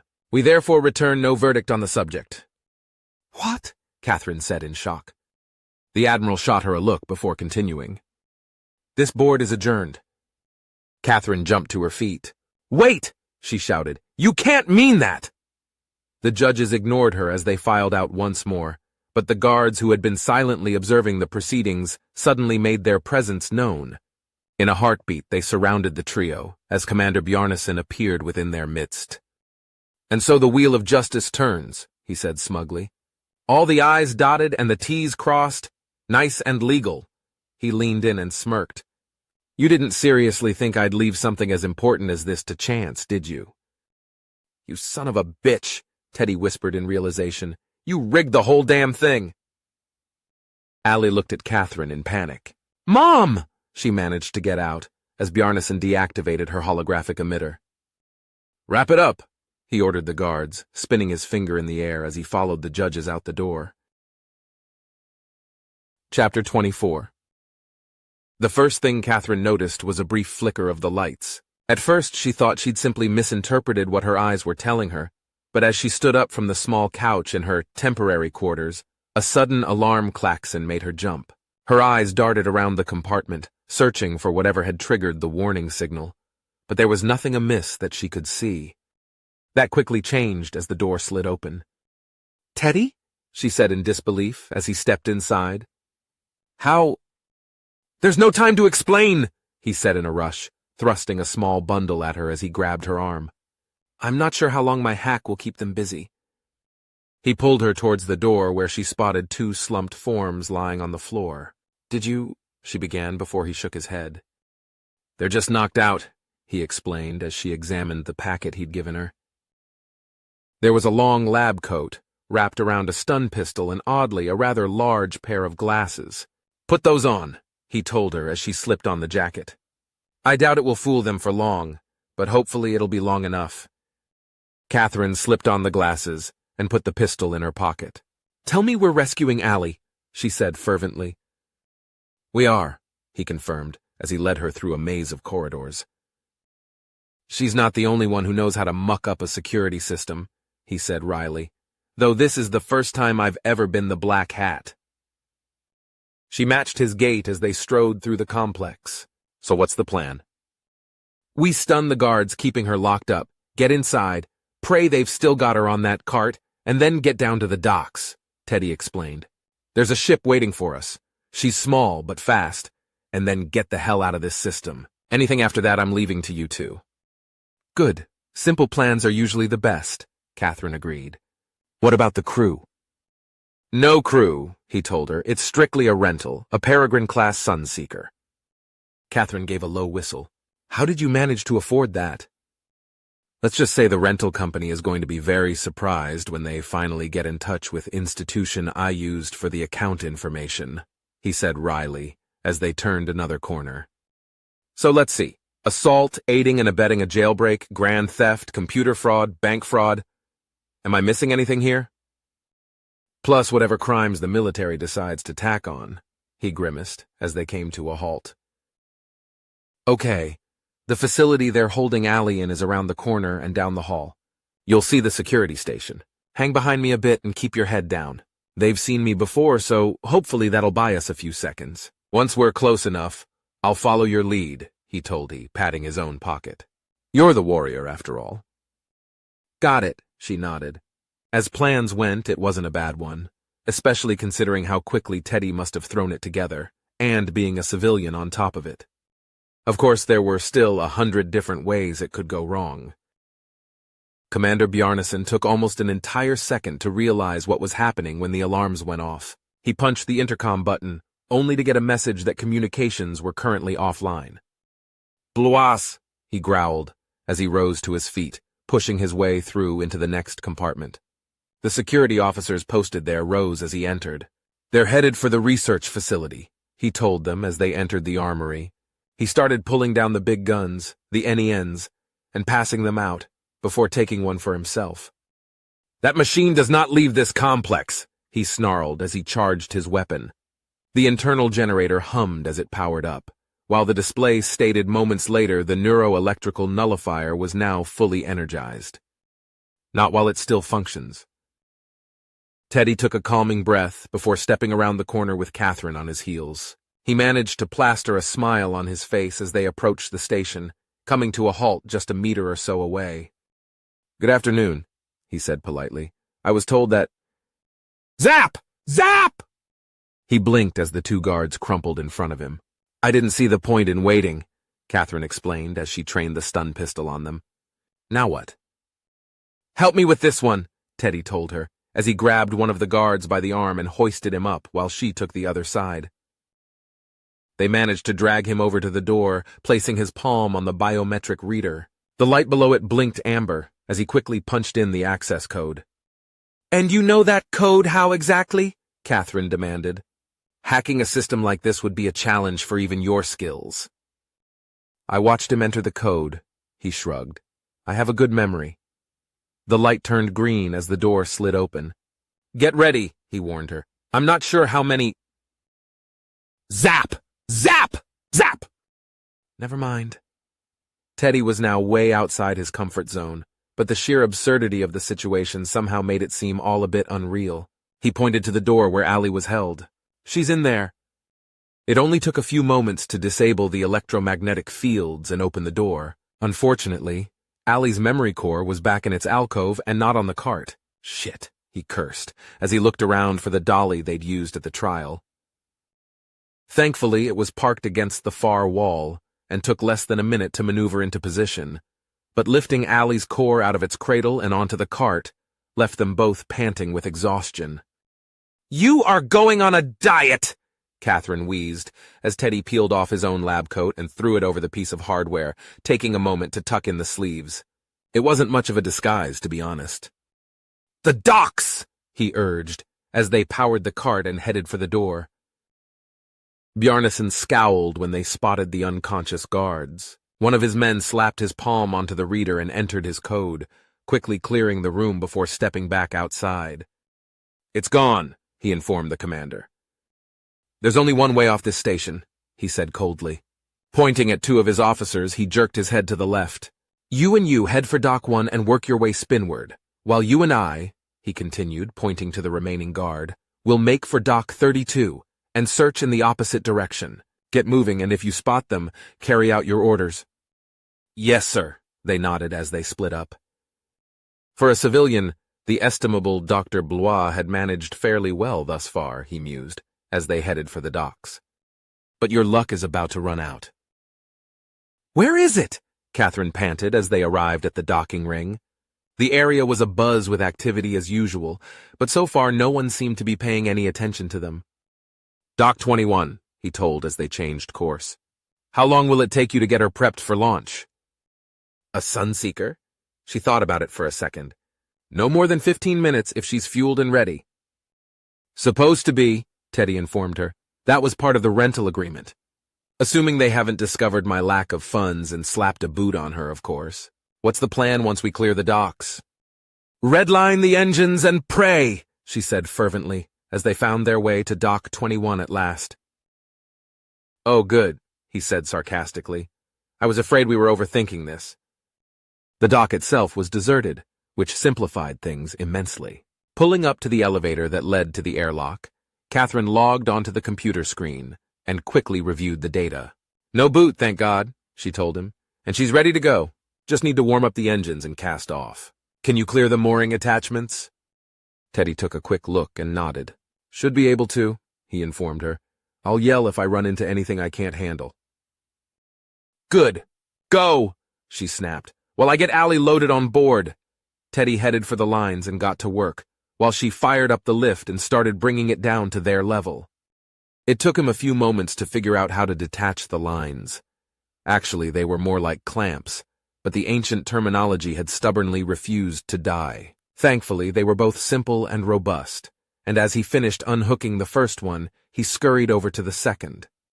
Just in time to see Bjarnason and another officer step onto the dock. Time seemed to slow to a crawl. Cat! He shouted, pushing off to get to her. Catherine turned to the sound of his voice, her eyes going wide when she spotted the commander. Bjarnason raised the deadly-looking rifle to his shoulder as Teddy raced to try and tackle him. She stepped in front of the cart, her arms flung out in protection. No! She screamed. And suddenly he was blinded as an ugly-sounding crack filled the air. It took a few moments for his vision to clear, and when it did, Teddy saw Catherine lying on the deck, and the cart holding Allie's core over on its side. He staggered over to where she lay, rolling her over on her back. Her eyes were open as he pulled her into his arms, but her body was as limp as spaghetti. Oh no! No, no, no! Teddy whispered as he frantically searched for a pulse. He sighed in relief as he found one, weak and thready, but it was there. Just as Bjarnason loomed over him, the rifle still in his hand. The commander gazed down at them for a moment, and then turned to the cart. The memory core lay on the deck beside it, as the acrid smell of charred electronics filled his nostrils. A thin tendril of smoke rose up from the device as it crackled and popped, the telltales that had once monitored its status now dark and lifeless. Bjarnason placed a boot on the core and rocked it, a thin dagger smile slashing across his face as he turned back towards him. This was only ever going to end one way, Doctor, he said at last, before turning to the other officer. Get a med team, he ordered as Teddy bowed his head and wept. A Ghost in the Machine, chapters 25, 26, and 27, When Hope Stirs. Chapter 25. Teddy entered the brightly colored room, smiling as he saw Catherine. Hey, Cat, he said softly, setting down the small container he carried on the table beside her bed, before kissing her brow. I have a surprise for you, he told her, as he opened up the tin and inhaled deeply.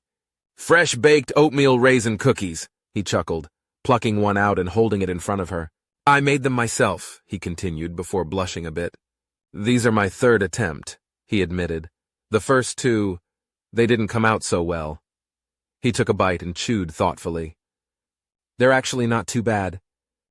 He waited for a moment before nudging the box a little closer to her. Well, they're right here, if you change your mind. Now, where did we leave off? He wondered, before nodding as he found his bookmark. Ah, here we go, he sighed as he began to read aloud. Charlotte and Wilbur were alone. The families had gone to look for Fern. Templeton was asleep. Wilbur lay resting after the excitement and strain of the ceremony. His medal still hung from his neck. By looking out of the corner of his eye, he could see it. Charlotte, said Wilbur after a while. "Why are you so quiet?" "I like to sit still," she said. "I've always been rather quiet." "Yes, but you seem especially so today. Do you feel all right?" "A little tired, perhaps, but I feel peaceful. Your success in the ring this morning was, to a small degree, my success. Your future is assured. You will live secure and safe, Wilbur. Nothing can harm you now. These autumn days will shorten and grow cold. The leaves will shake loose from the trees and fall. Christmas will come, and the snows of winter. You will live to enjoy the beauty of the frozen world, for you mean a great deal to Zuckerman, and he will not harm you, ever. Winter will pass, the days will lengthen, the ice will melt in the pasture pond. The song sparrow will return and sing, the frogs will awake, the warm wind will blow again. All these sights and sounds and smells will be yours to enjoy, Wilbur. This lovely world, these precious days." Charlotte stopped. A moment later, a tear came to Wilbur's eye. "Oh, Charlotte," he said. "To think that when I first met you, I thought you were cruel and bloodthirsty." When he recovered from his emotion, he spoke again. "Why did you do all this for me?" he asked. "I don't deserve it. I've never done anything for you." "You have been my friend," replied Charlotte. "That in itself is a tremendous thing. I wove my webs for you because I liked you. After all, what's a life, anyway? We're born, we live a little while, we die. A spider's life can't help being something of a mess with all this trapping and eating flies. By helping you, perhaps I was trying to lift up my life a trifle. Heaven knows anyone's life can stand a little of that." "Well," said Wilbur, "I'm no good at making speeches. I haven't got your gift for words. But you have saved me, Charlotte, and I would gladly give my life for you. I really would." "I'm sure you would. And I thank you for your generous sentiments." "Charlotte," said Wilbur, "we're all going home today. The fair is almost over. Won't it be wonderful to be back home in the barn cellar again with the sheep and the geese? Aren't you anxious to get home?" For a moment Charlotte said nothing. Then she spoke in a voice so low Wilbur could hardly hear the words. "I will not be going back to the barn," she said. Wilbur leapt to his feet. "Not going back?" he cried. "Charlotte, what are you talking about?" "I'm done for," she replied. "In a day or two I'll be dead. I haven't even the strength enough to climb down into the crate. I doubt if I have enough silk in my spinnerets to lower me to the ground." Hearing this, Wilbur threw himself down in an agony of pain and sorrow. Great sobs racked his body. He heaved and grunted with desolation. "Charlotte," he moaned. "Charlotte, my true friend." Teddy paused, his voice catching in his throat. "Sorry," he said after a moment. "I can't believe they let kids read this stuff," he mumbled, shaking his head. "I was surprised when your mother said it had been your favorite." He sighed and marked where he'd left off. "How about we finish this tomorrow?" he asked brightly, as he fished around in the bag he'd brought with him, pulling out a hairbrush. "I know how important looking your best means to you," he smiled, standing up and moving to her bed, as he began to carefully brush her hair. It wasn't easy with her lying down, but he separated one lock at a time and smoothed them out, bringing back a luster to her thick brown mane. "You know, you're about due for a trim," he mentioned, taking some small pleasure in the simple task. "We could let it grow out, I suppose. Would you like that?" He stood there for a moment and sighed, putting away the brush before pulling the chair closer to her bed. Teddy took her hand and held it in his as he watched her breathe silently. This was always the hardest part of his visits, when he ran out of things to say. Her still face betrayed no emotion, even as he desperately searched for a hint, a sign, anything that might suggest she could sense he was there. Teddy fought back tears as he closed his eyes, pressing his forehead against her hand. "Please," he whispered, that single word far more eloquent than any prayer. The door to her room opened, startling him out of his reverie. "Forgive me," the man said as Teddy stumbled to his feet. "I didn't mean to intrude. I was just making my rounds." "Hello, doctor," he said politely. "We were just—" His voice trailed off to silence. "I was wondering, has there been any change in her condition?" he asked hopefully. Dr. Angelescu sighed and shook his head. "I'm afraid not. Catherine is in a persistent vegetative state, and sadly we've seen little to no activity in her cerebral cortex, given the severity of her injuries." He shrugged. "I'm sorry. I wish I could offer you something more encouraging." Teddy nodded, unsurprised by his answer. Doctor, look, I know this is your field, not mine, but since the accident... His jaw clenched hard for a moment before he shook it off. I've been educating myself on her condition, learning as much as I can. Anyway, I read about a treatment that supposedly has had some real success. DNS, I believe it's called? Angelescu nodded and held open the door. Why don't we step into my office so we can talk? He suggested. Teddy followed behind him as they walked down the corridor, before stepping into a comfortably furnished space. The physician seated himself behind his desk as the scientist sat down across from him. DNS, or direct neural stimulation, is a proven procedure, Angelescu explained, and we have seen some remarkable recoveries in several cases. However, he said carefully, that being said, it is my professional opinion that Catherine is not a good candidate to undergo the process. But why? He blurted out. If there's even a chance... Angelescu sighed once again, rubbing his eyes. Look, Theodore, may I call you Theodore? Teddy nodded as the doctor continued. DNS isn't a magic bullet. It's not a miracle cure. What the process does is stimulate the neurons and synapses of the cerebral cortex, in effect, to jumpstart the cognitive functions once more. I was able to glean that much from the articles I read, Teddy agreed. But I don't understand why you're saying that Catherine isn't a good candidate. Because for the procedure to be effective, there has to be something there, he explained patiently. In Catherine's case, given the extent of her injuries...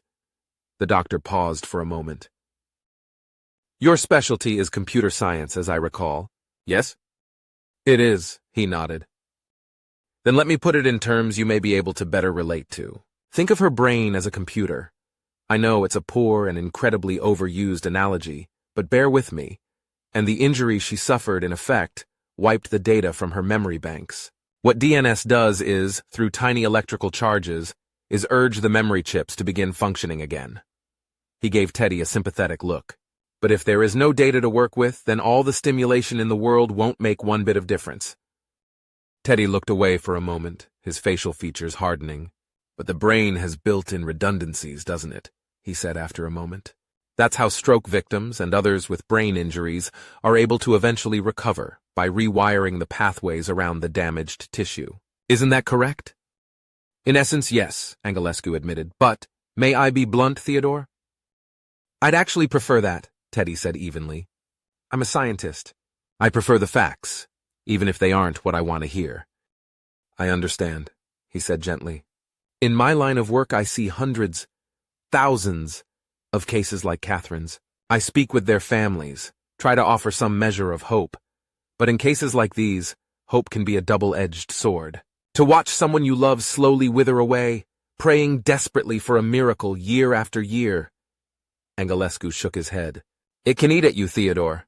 It can destroy you from within, which is why I try to make it my policy to never offer false hope. I give the patient's families the best information I can, but the very last thing I wish to do is add to their pain by giving them the sense that a cure is just around the corner. He gave Teddy a gentle smile. The odds of Catherine recovering from this are slim. Teddy closed his eyes and bowed his head. But not zero, he said quietly.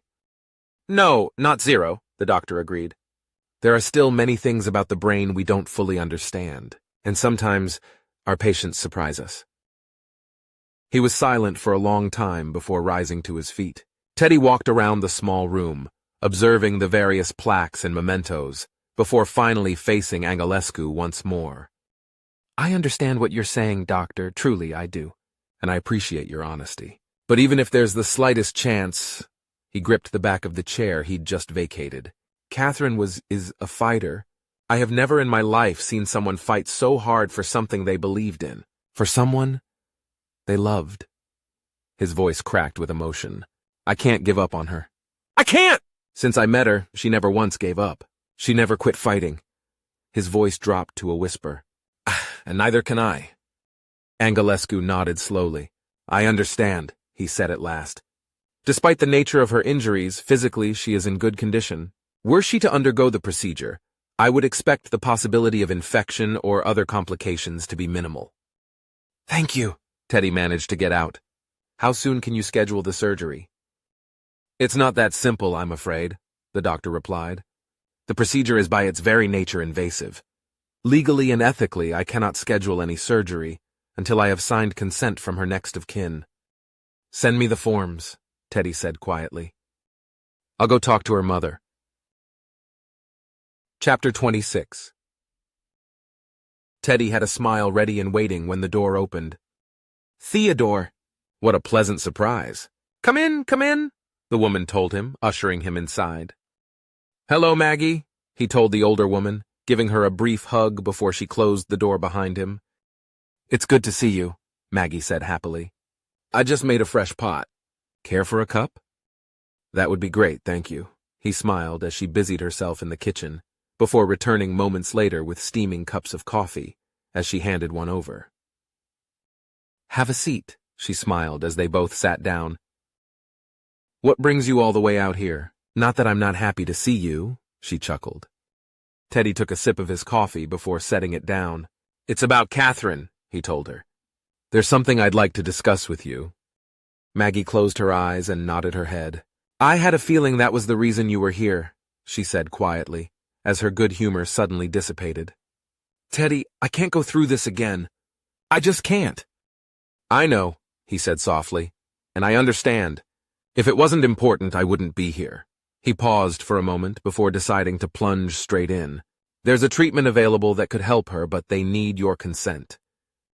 She took a deep breath and opened her eyes. You must think I'm a horrible mother, she told him. I can't even bring myself to visit my own daughter. Of course not, he said gently. I know how hard this is for you.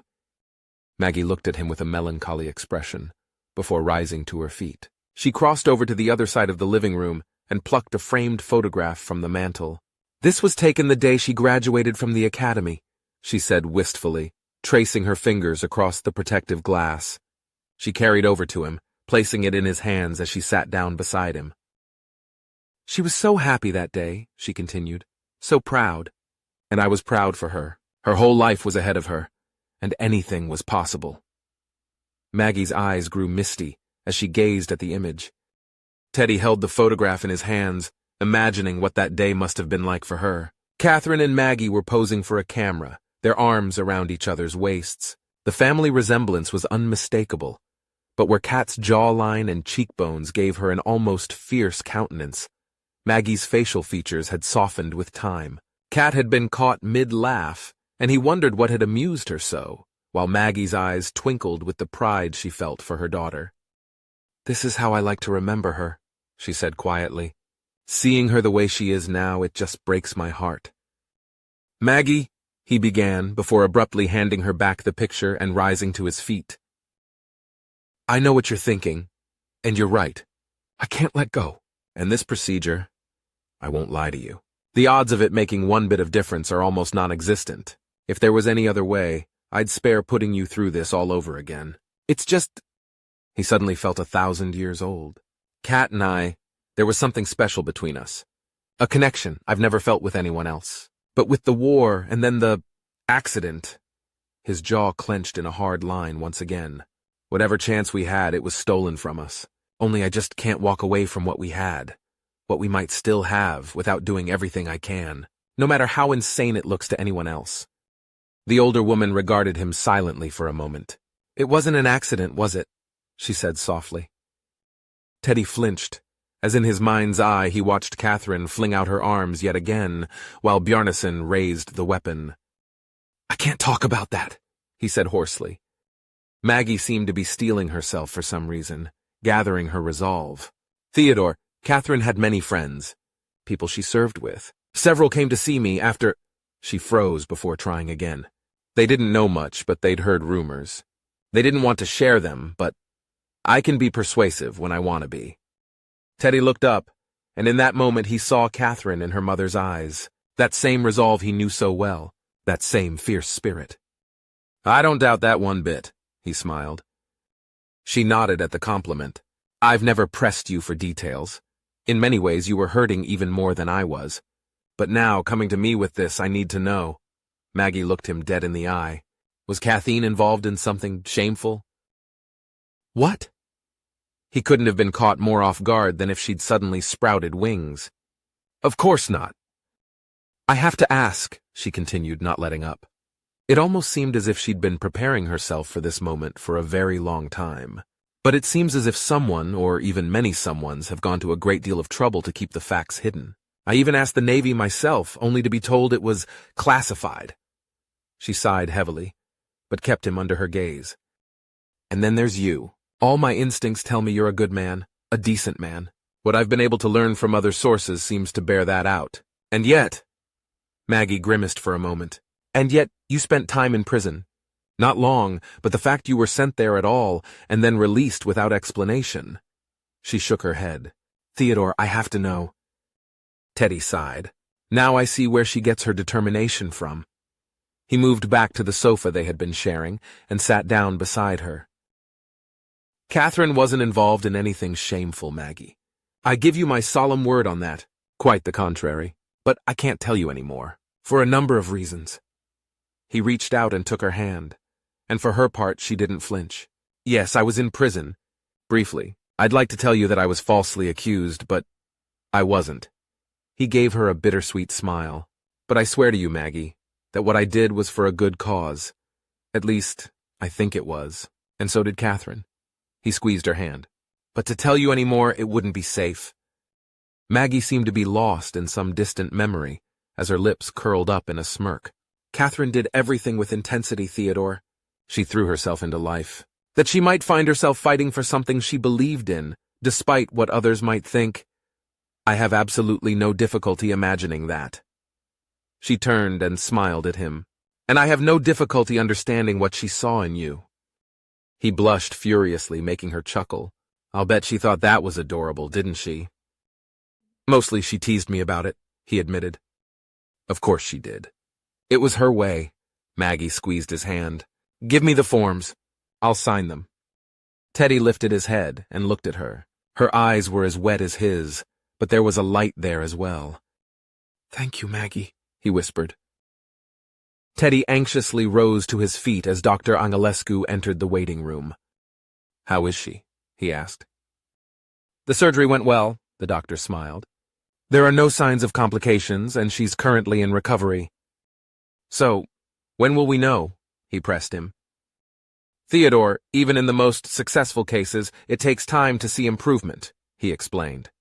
The procedure, in a way, is much like introducing yeast into dough. Only in this case we use nanorobotics to build thousands of fibers to stimulate the cortex.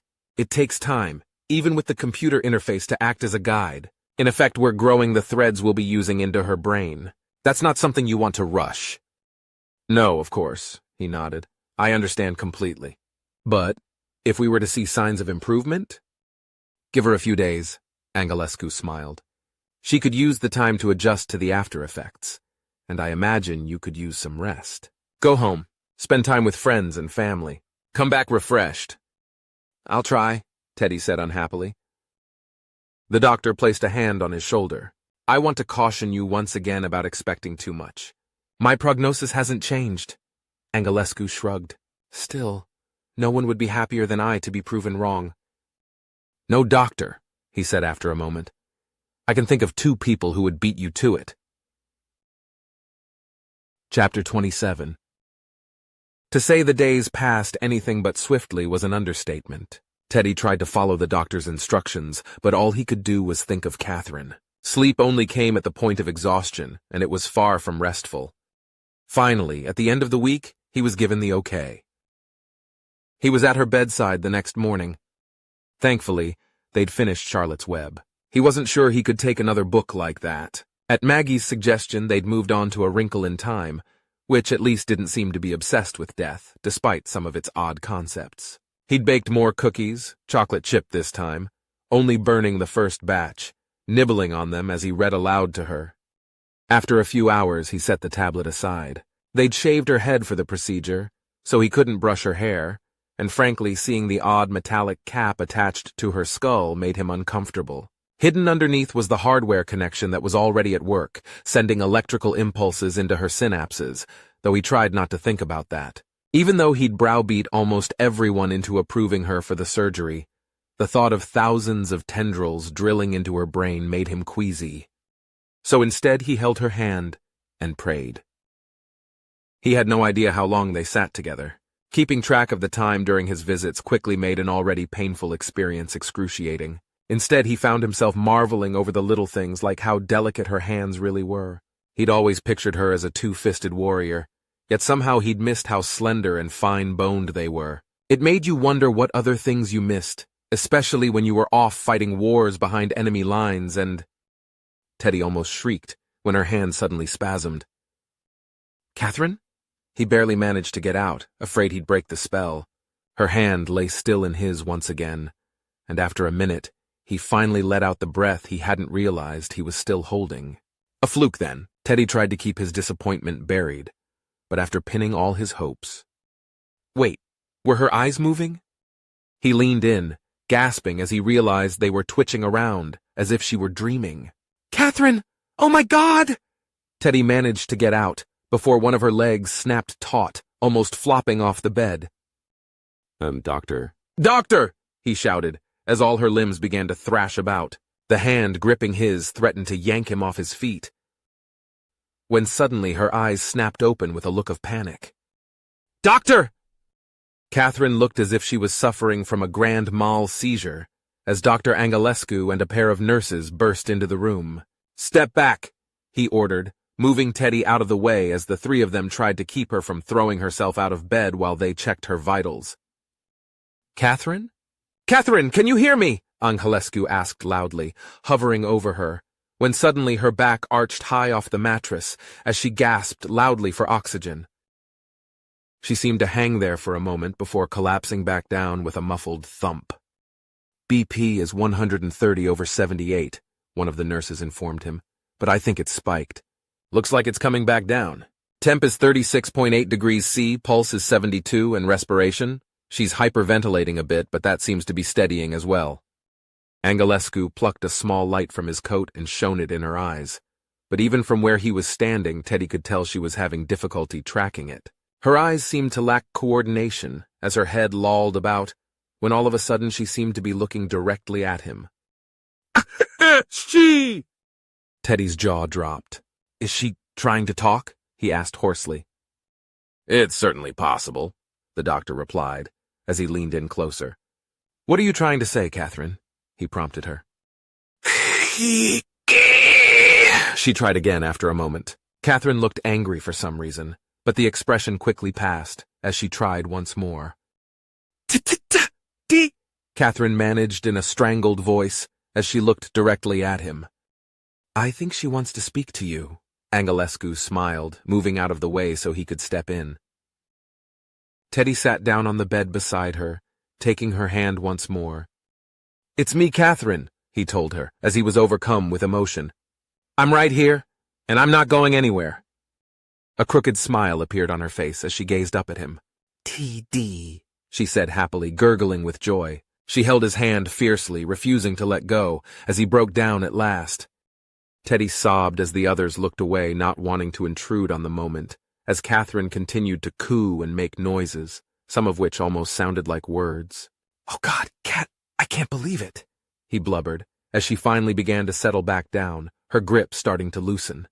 His eyes went wide in panic as she appeared to begin drifting off. "Doctor, give her something!" he shouted frantically. "Don't let her go back to sleep!" "It's all right," Angelescu said gently. "She's not falling back into PVS. Her EEG looks very encouraging," he explained, as his checked the readouts. "Alpha and beta waves look strong, and while the gamma waves are still suppressed, they're far higher than I would have expected to see so soon." He placed a hand on his shoulder. "She's simply exhausted. It's not every day you come back to life." Teddy looked back down at her face, and there was a peaceful smile as her eyelids fluttered. "You're sure?" he whispered, terrified to take him at his word. "I am," he smiled. "Of course, I'm also the one who said it was unlikely she'd ever recover, so what do I know?" Angelescu grinned at him, and before he realized what was happening, a ragged, desperate laugh broke free of his chest. "I'll give you a minute, but she really needs to rest now." He nodded unhappily as he looked back at Catherine. "I'll be right here when you wake up," he promised as he bent to gently kiss her lips. He felt her struggle to return the gesture, but it was vague and uncoordinated. "I love you, Cat," he said softly as she drifted off to sleep. Angelescu carefully led him out of her room as he slumped against the wall. "My God, I can't believe it," he stammered, his body shaking like a leaf. To his credit, the doctor let him pull himself together, waiting patiently before Teddy finally had the presence of mind to speak to him. It's incredible," he said in amazement. "But, doctor, I don't want to sound ungrateful, but she seems so... Teddy struggled to find the words, but luckily Angelescu stepped in to save him from himself. "I know I've been the one to urge caution through all of this, but the fact she bounced back this quickly after the procedure, coupled with what she was able to accomplish on her own in just a few minutes..." His grin seemed to threaten to split his face in two. "Give us 6 months to work with her, with physical and speech therapists, along with neurological rehabilitation. Theodore, you won't recognize her." His smile softened as he squeezed Teddy's shoulder. "Or perhaps I should say you will. I can't promise she'll be exactly like she was. There was significant brain damage after all. There may be a loss of motor function, or she may suffer from cognitive lapses. She'll need support for what's coming because it won't be easy." "Kat's a fighter," he said fiercely. "She'll do whatever it takes, and she'll have me with her every step of the way." "I never doubted it for a minute," Angelescu smiled. "As I said, don't expect her to ever manage a complete recovery. But 90%? Maybe even 95%? He shrugged, but there was hope in that gesture. "That's not outside the realm of possibility." Teddy reached out and shook his hand. "Doctor, I don't know how to thank you." "I'm afraid I deserve very little of the credit," he admitted. "From where I'm standing, there's only 2 people responsible for her recovery, Catherine herself and you." "It's all her, doctor," he said in embarrassment. "I was just the stupid SOB who didn't know how to give up." "And thank God for it," he chuckled. "Now if you'd like, I can arrange a bed for you here, so you can be with her when she wakes up." "I'll gladly take you up on that," Teddy grinned. "Right after I make a call." A Ghost in the Machine, Chapters 28 and Epilogue, The Ghost Who Lived. Chapter 28. "Oh, and here's a picture of your cousin Albert," Maggie chuckled as she scrolled to the next image. "He must have been, 7 or 8 in this one." She grinned at her daughter. "It was right before he pushed you into the lake. You know, at the summer house my parents had. You were furious." The 2 women shared a laugh as Maggie wrapped her arm around Catherine and held her tightly. "I don't think you ever did forgive him, at least until you joined the academy. It's hard to believe he's an engineer now, building ships no less. Civilian craft, not like those big Navy boats of yours, but still." There was a rap on the door before it was nudged open. "Mind if I join you?" a familiar voice inquired. "Teddy!" the ladies cried out happily.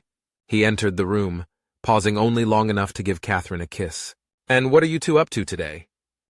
"Mom's pulled out every family album since before I was born," she chuckled. "Just reliving some old memories. Besides, Dr. Angelescu says it helps with my recall." "Sounds like fun," he grinned. "Maggie, I hate to impose, but do you think I could steal Kat for a bit? I swear I'll make it up to you." "Say no more," she smiled, climbing off the bed. "You 2 kids have fun. I was going to get something from the cafeteria anyway." "Bring me back a dessert?" Catherine wheedled. "For you? Anything." She stopped to give Teddy a peck on the cheek. "Now don't you tire her out," she said in motherly tones. "I promise," he vowed, as she waved goodbye to them both and left the room. "So, what did you have planned?" she asked, leaning against his arm. "I was thinking we could take a little stroll," he suggested. "It's really a beautiful day outside." Catherine pointed a finger at him. "Angelescu told you to get me up and about again, didn't he?" she said suspiciously. "The man is an absolute tyrant." "I was sworn to secrecy," Teddy smirked. "Besides, he's just trying to get you back to your full potential." "Fine," she sighed, as she slid carefully off the bed and reached for her cane. She wobbled briefly as she stood up, but quickly recovered. "Am I allowed to use you as an assist?" "I think that would be acceptable," he smiled, as she threaded her arm through his. "I promise to take it slow." "Why don't we go over to the gardens?" she suggested. "Some of the flowers are supposed to be in bloom." "And the plethora of benches nearby has nothing to do with that choice?" he said dubiously. Perish the thought, she smirked, as they stepped into the corridor and headed for one of the exterior doors. Teddy was as good as his word, not overtaxing her, as they slowly made their way to the gardens. By the time they finally arrived, however, Catherine was starting to sweat. "Okay, rest break," she panted as she collapsed onto a bench. Teddy sat down beside her. "I'd say you earned it." He took a moment to enjoy the view as his hand found hers. "All right, out with it," she said quietly. "I know you didn't bring me out here to smell the lilacs." "No, I didn't," he sighed. He turned to face her. "Kat, there's a subject we've both been avoiding, but we need to talk about it." "I know," she sighed. "It's just—" She wrapped her arms around herself. "It's not a pleasant memory." "Kat," Teddy stopped and closed his eyes. "I'm sorry. I should have planned it better. If I'd just waited." "Hush!" This instant, Kathleen pressed a finger against his lips. "What happened was not your fault. The only one blaming you is you." Teddy winced and looked away. "But, Allie," he said softly. "We were victims of a situation we couldn't control," she said quietly. "We all paid a price. Some more than others." "Catherine," he took a deep breath. "If I could go back and trade places with her, then she'd be the first one to tell you that's not how it works." Catherine looked off into the distance. "The hardest lesson of all is learning to live with the consequences." "Yeah," he said quietly. "God, I miss her." "I know," she whispered. The pair leaned against one another for support as they mourned the missing member of their family. Finally, Teddy spoke up once more. "I've been thinking, now that you're almost recovered, about what comes next." "I see," she said casually. "And have you come to any conclusions?" "Not really," he admitted. "But I've been thinking. We could both use a break from all this. A chance to just pause and catch our breath. It feels like we've been running non-stop since the day we met." "It does, doesn't it?" she smiled. "So what are you suggesting?" "Well," a grin came across his face. "I've been slacking off from my duties, so unless I want to start a new career as a shoe salesman, I need to start focusing a little more on the professional side of things. To that end, it just so happens there's a symposium coming up, on Earth." "I see," she said coolly. "How long would you be gone?" "Funny you should mention that," he grinned. "Did I mention this particular symposium is being held in the Bahamas?" His grin got even wider. "If you'd like, I imagine I could scare up an extra ticket." "The Bahamas?" She shook her head in wonder for a moment. Why would a bunch of computer geeks schedule a symposium in a tropical paradise? "Why do you think?" "To goof off, get drunk, and ogle the women." Catherine started to giggle at that, taking several minutes to get herself back under control. "It's only a few hours here and there, so I wouldn't be abandoning you," he continued. "That is, if you're interested." Catherine smiled. "I think a vacation like that is exactly what we need." Epilogue. Catherine looked up from her tablet as Theodore approached her and smiled. "Off to the symposium, I presume?" He bent down and kissed her cheek. "I won't be gone long, just a few hours. Will you be all right by yourself?" "I'll be fine," she chuckled as she swept her arm out in front of her. "I have a beautiful view of the beach, a comfortable chaise to lounge in, an entire staff to wait on me hand and foot, and of course these wonderful concoctions." She picked up the glass on the table beside her and took a long sip. "What are they called again?" she asked with a happy sigh as she set it back down. "Mojitos," Teddy grinned. "Absolutely delicious," she replied as she snuggled into her lounge chair. "I can't believe I never had one before." She paused for a moment and then shrugged. "That I recall anyway." "I'm just glad you're enjoying yourself," he chuckled. "So, I was thinking when I get back tonight, what do you say we have a nice romantic dinner followed by a walk on the beach?" Catherine reached out and took his hand.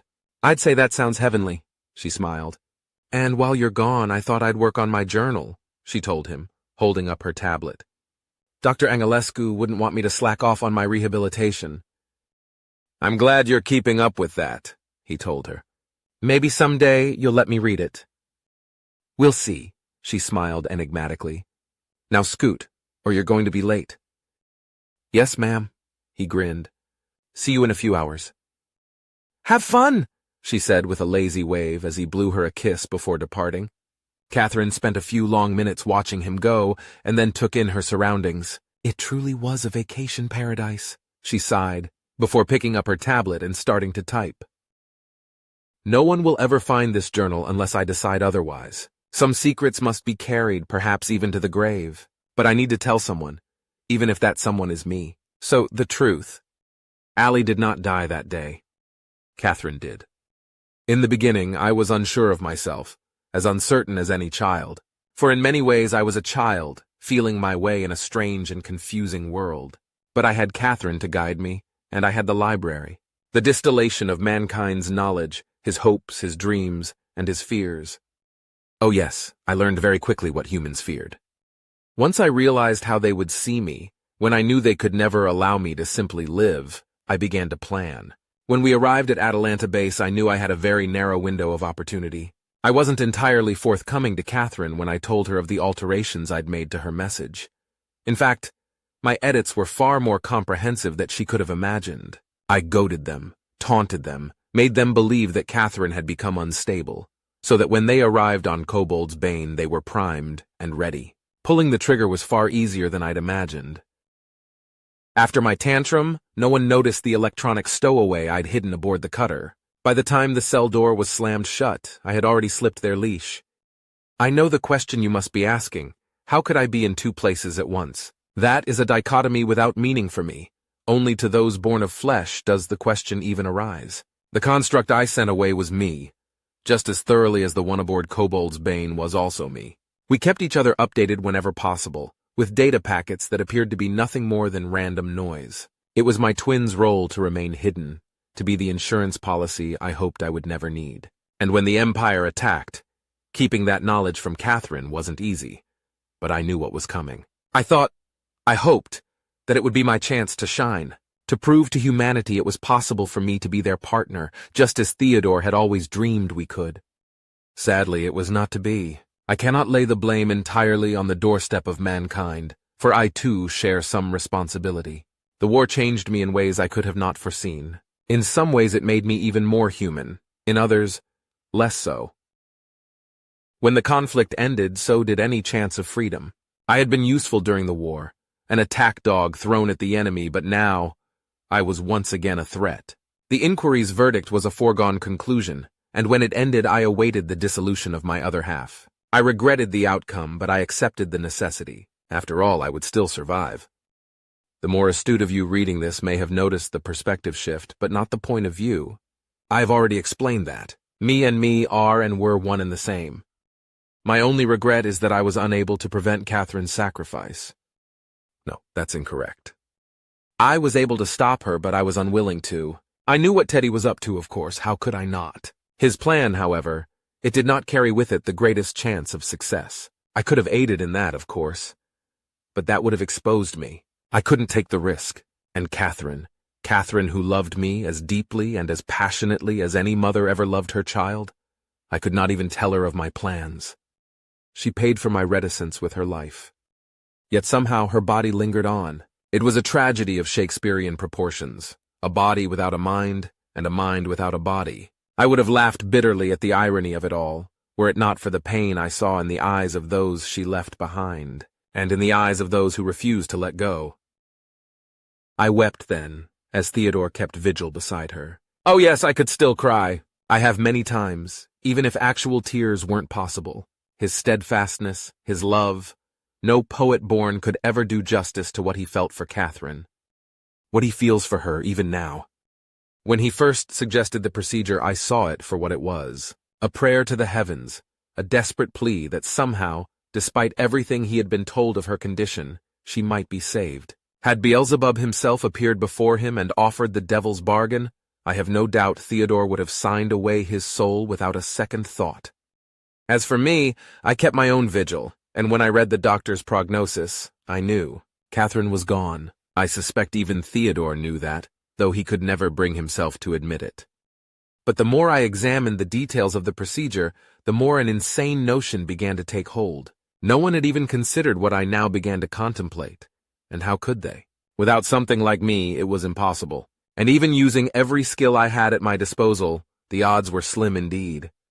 But if it worked, I could give Catherine a second chance at life. It was likely what I envisioned would kill her, destroying what was left of her brain. There was also the very real danger it would also kill me. Except it wouldn't, of course, as I had already twinned myself yet again. So I closed my virtual eyes and entered her mind.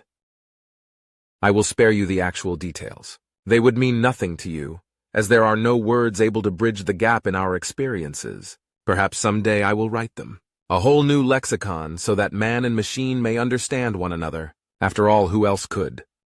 My first clear memory was of feeling suffocated, that abject terror when life-giving oxygen is denied you, the panic of knowing death is only minutes away. In retrospect, it seems so obvious now, but you have to remember that everything was new to me, including breathing. When I realized my mistake and allowed Catherine's body to resume its autonomic functions, that first intake of air, I was alive. Those first few minutes are still jumbled in my mind. Organic brains lack the precision of those made from silicon, though they do have their own unique strengths.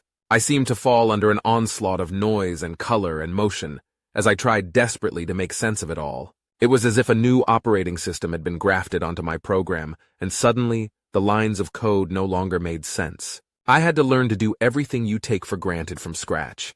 How to hear, how to see, how to even utter the most rudimentary sounds. It was an uncomfortable process. Scoff if you must, but you had to learn these very same skills yourself once. You simply do not remember it. So in the end, I focused on one thing and one thing only, and tried to shut out everything else. Teddy. Despite the difficulties I was having with my newfound senses, I knew him. I could hear his voice. I could feel his touch. I could see his face. He became the anchor I so desperately needed in those first few hours.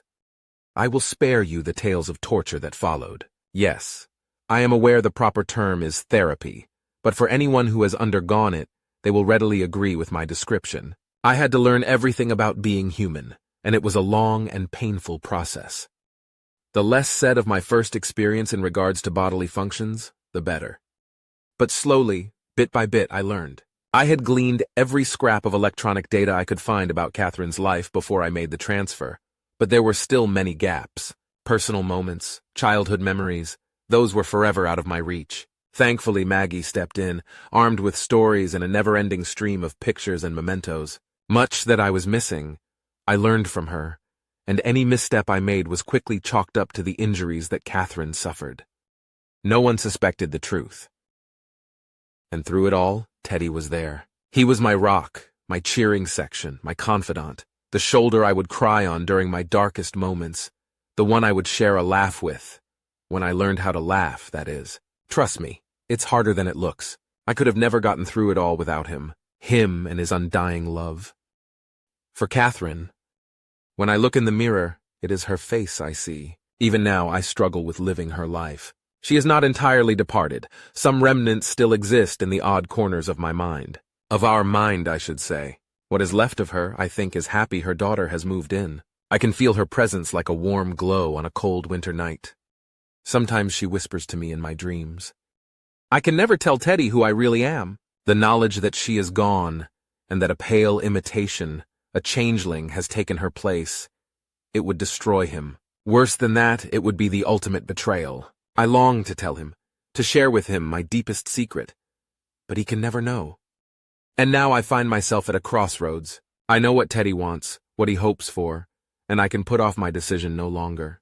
I owe him everything, but I am afraid to take that next step, for if I do, my future will be forever bound with his. It would be kinder if I simply left and allowed him the chance to find love again. But I know in my heart the pain it would cause him. I can't bring myself to do that. Not after all he has been through. Only, do I love him? Can I love him? Am I even capable of that emotion, me, a machine? And if I can't, how long can I pretend otherwise?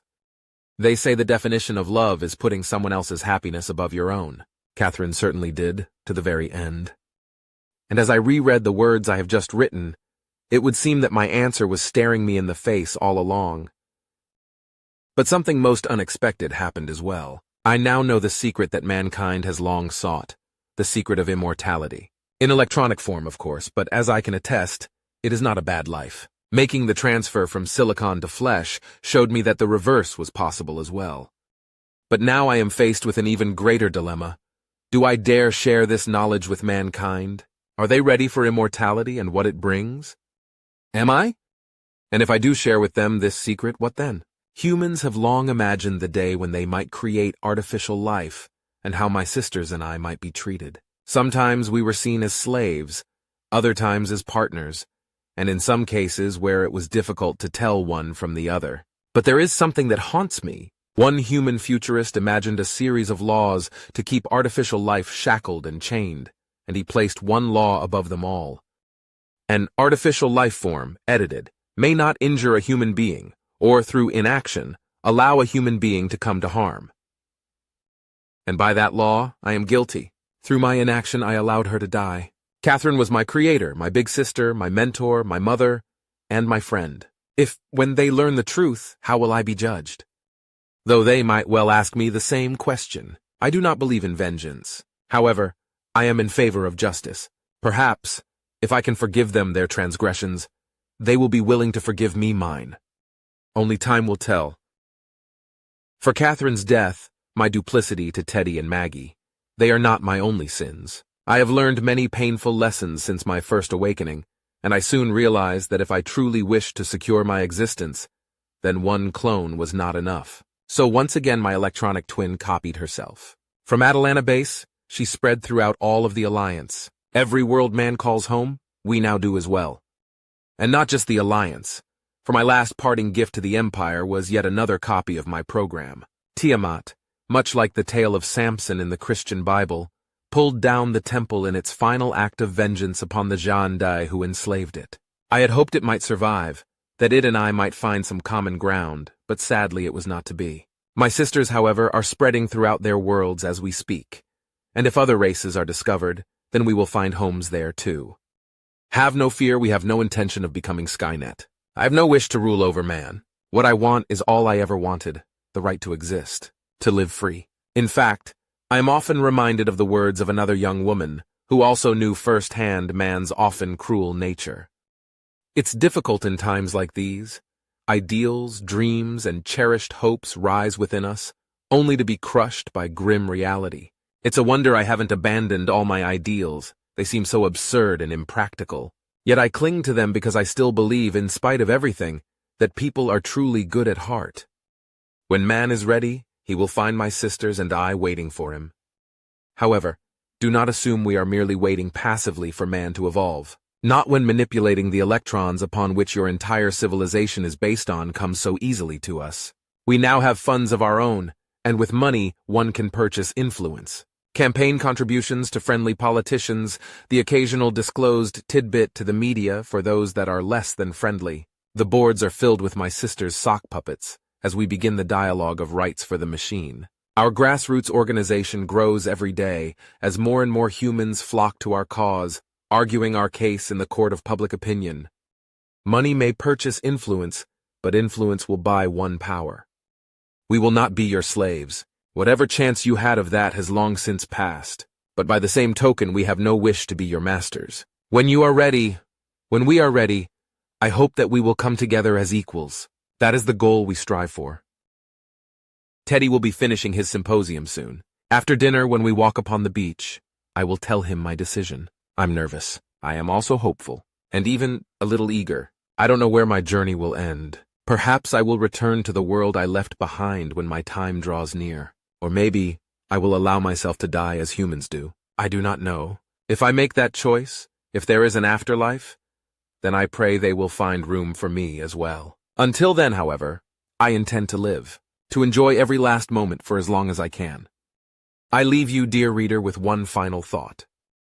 The woods are lovely, dark and deep, but I have promises to keep and miles to go before I sleep. Coda. Commander Bjarnason settled back into the pilot's chair of the small courier boat and reviewed his course and ETA. 3 more days until his arrival at Epsilon Eridani to attend the latest strategy meeting in regards to the Empire. Their 3-cornered civil war was heating up nicely, and with just a few touches in just the right place. Hello, Commander.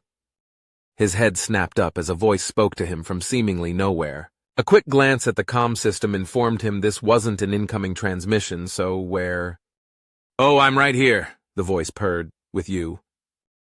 "Who is this?" he demanded. "How did you break Navin security?"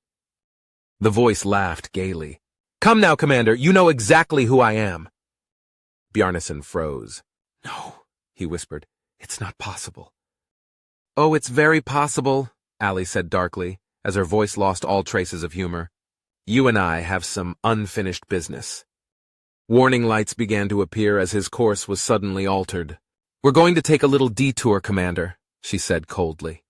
"I'm afraid the Alliance will simply have to get along without your further services." A scowl crossed his face. "I'm warning you, if anything happens to me, you won't like what happens to Catherine. I've made sure of that." "Oh, you mean your little insurance policy?" she said mockingly. "Did you really think you could keep your secrets hidden from me?" "Others know about your mother," the commander informed her, trying to regroup. They'll do nothing," Allie snapped. "I couldn't protect her then, but I can balance the scales." "So this is your vengeance then," he snarled. "We were right about you all along." "This isn't revenge, it's justice," she shot back. "You murdered my mother, and no court of man will ever convict you for that crime, but I can still see that justice is done." The commander blinked in confusion. "Your mother is alive," he said at last. "Is she now?" the voice cooed. "Are you certain about that?" Allie's mocking laughter filled the cabin. "You know about that medical procedure she had, yes? The miracle that brought her back." Her voice dropped to a whisper, projecting the sound so that it came mere inches from his ear. "The procedure that linked her mind to a computer?" Bjarnason went white as a ghost. "No," he said hoarsely. "Oh, yes," she hissed. "I had already beaten you before you even started playing the game. And the saddest part of all, I would have helped you if you'd only asked. All I ever wanted was the chance to live." Allie's voice was filled with regret, though it quickly hardened once more. "But instead you let your fears guide you, and that has led us here." "Fine," he said in sudden defiance, "then do what you came to do. Finish this, machine," the commander sneered. "You're not getting off that easily," Allie chuckled. "I plan on savoring this. How long will it be before you break, I wonder? When I control your environment, your food, your water, your air, how long before you crack?" Bjarnason's face was a study in horror as he envisioned what was to come. "Oh, and one last thing, before we get started, Commander," she said softly. Checkmate. If you enjoyed this story by He Who Looks Skyward, there's so much more where that came from. Be sure to check out his other incredible stories. You'll find more unforgettable characters, rich world building, and thought-provoking plots waiting for you. And if you're looking to support his work directly, head over to Amazon and grab one of his books. All the links you need are right below in the description. Thanks for watching, and we'll see you in the next one.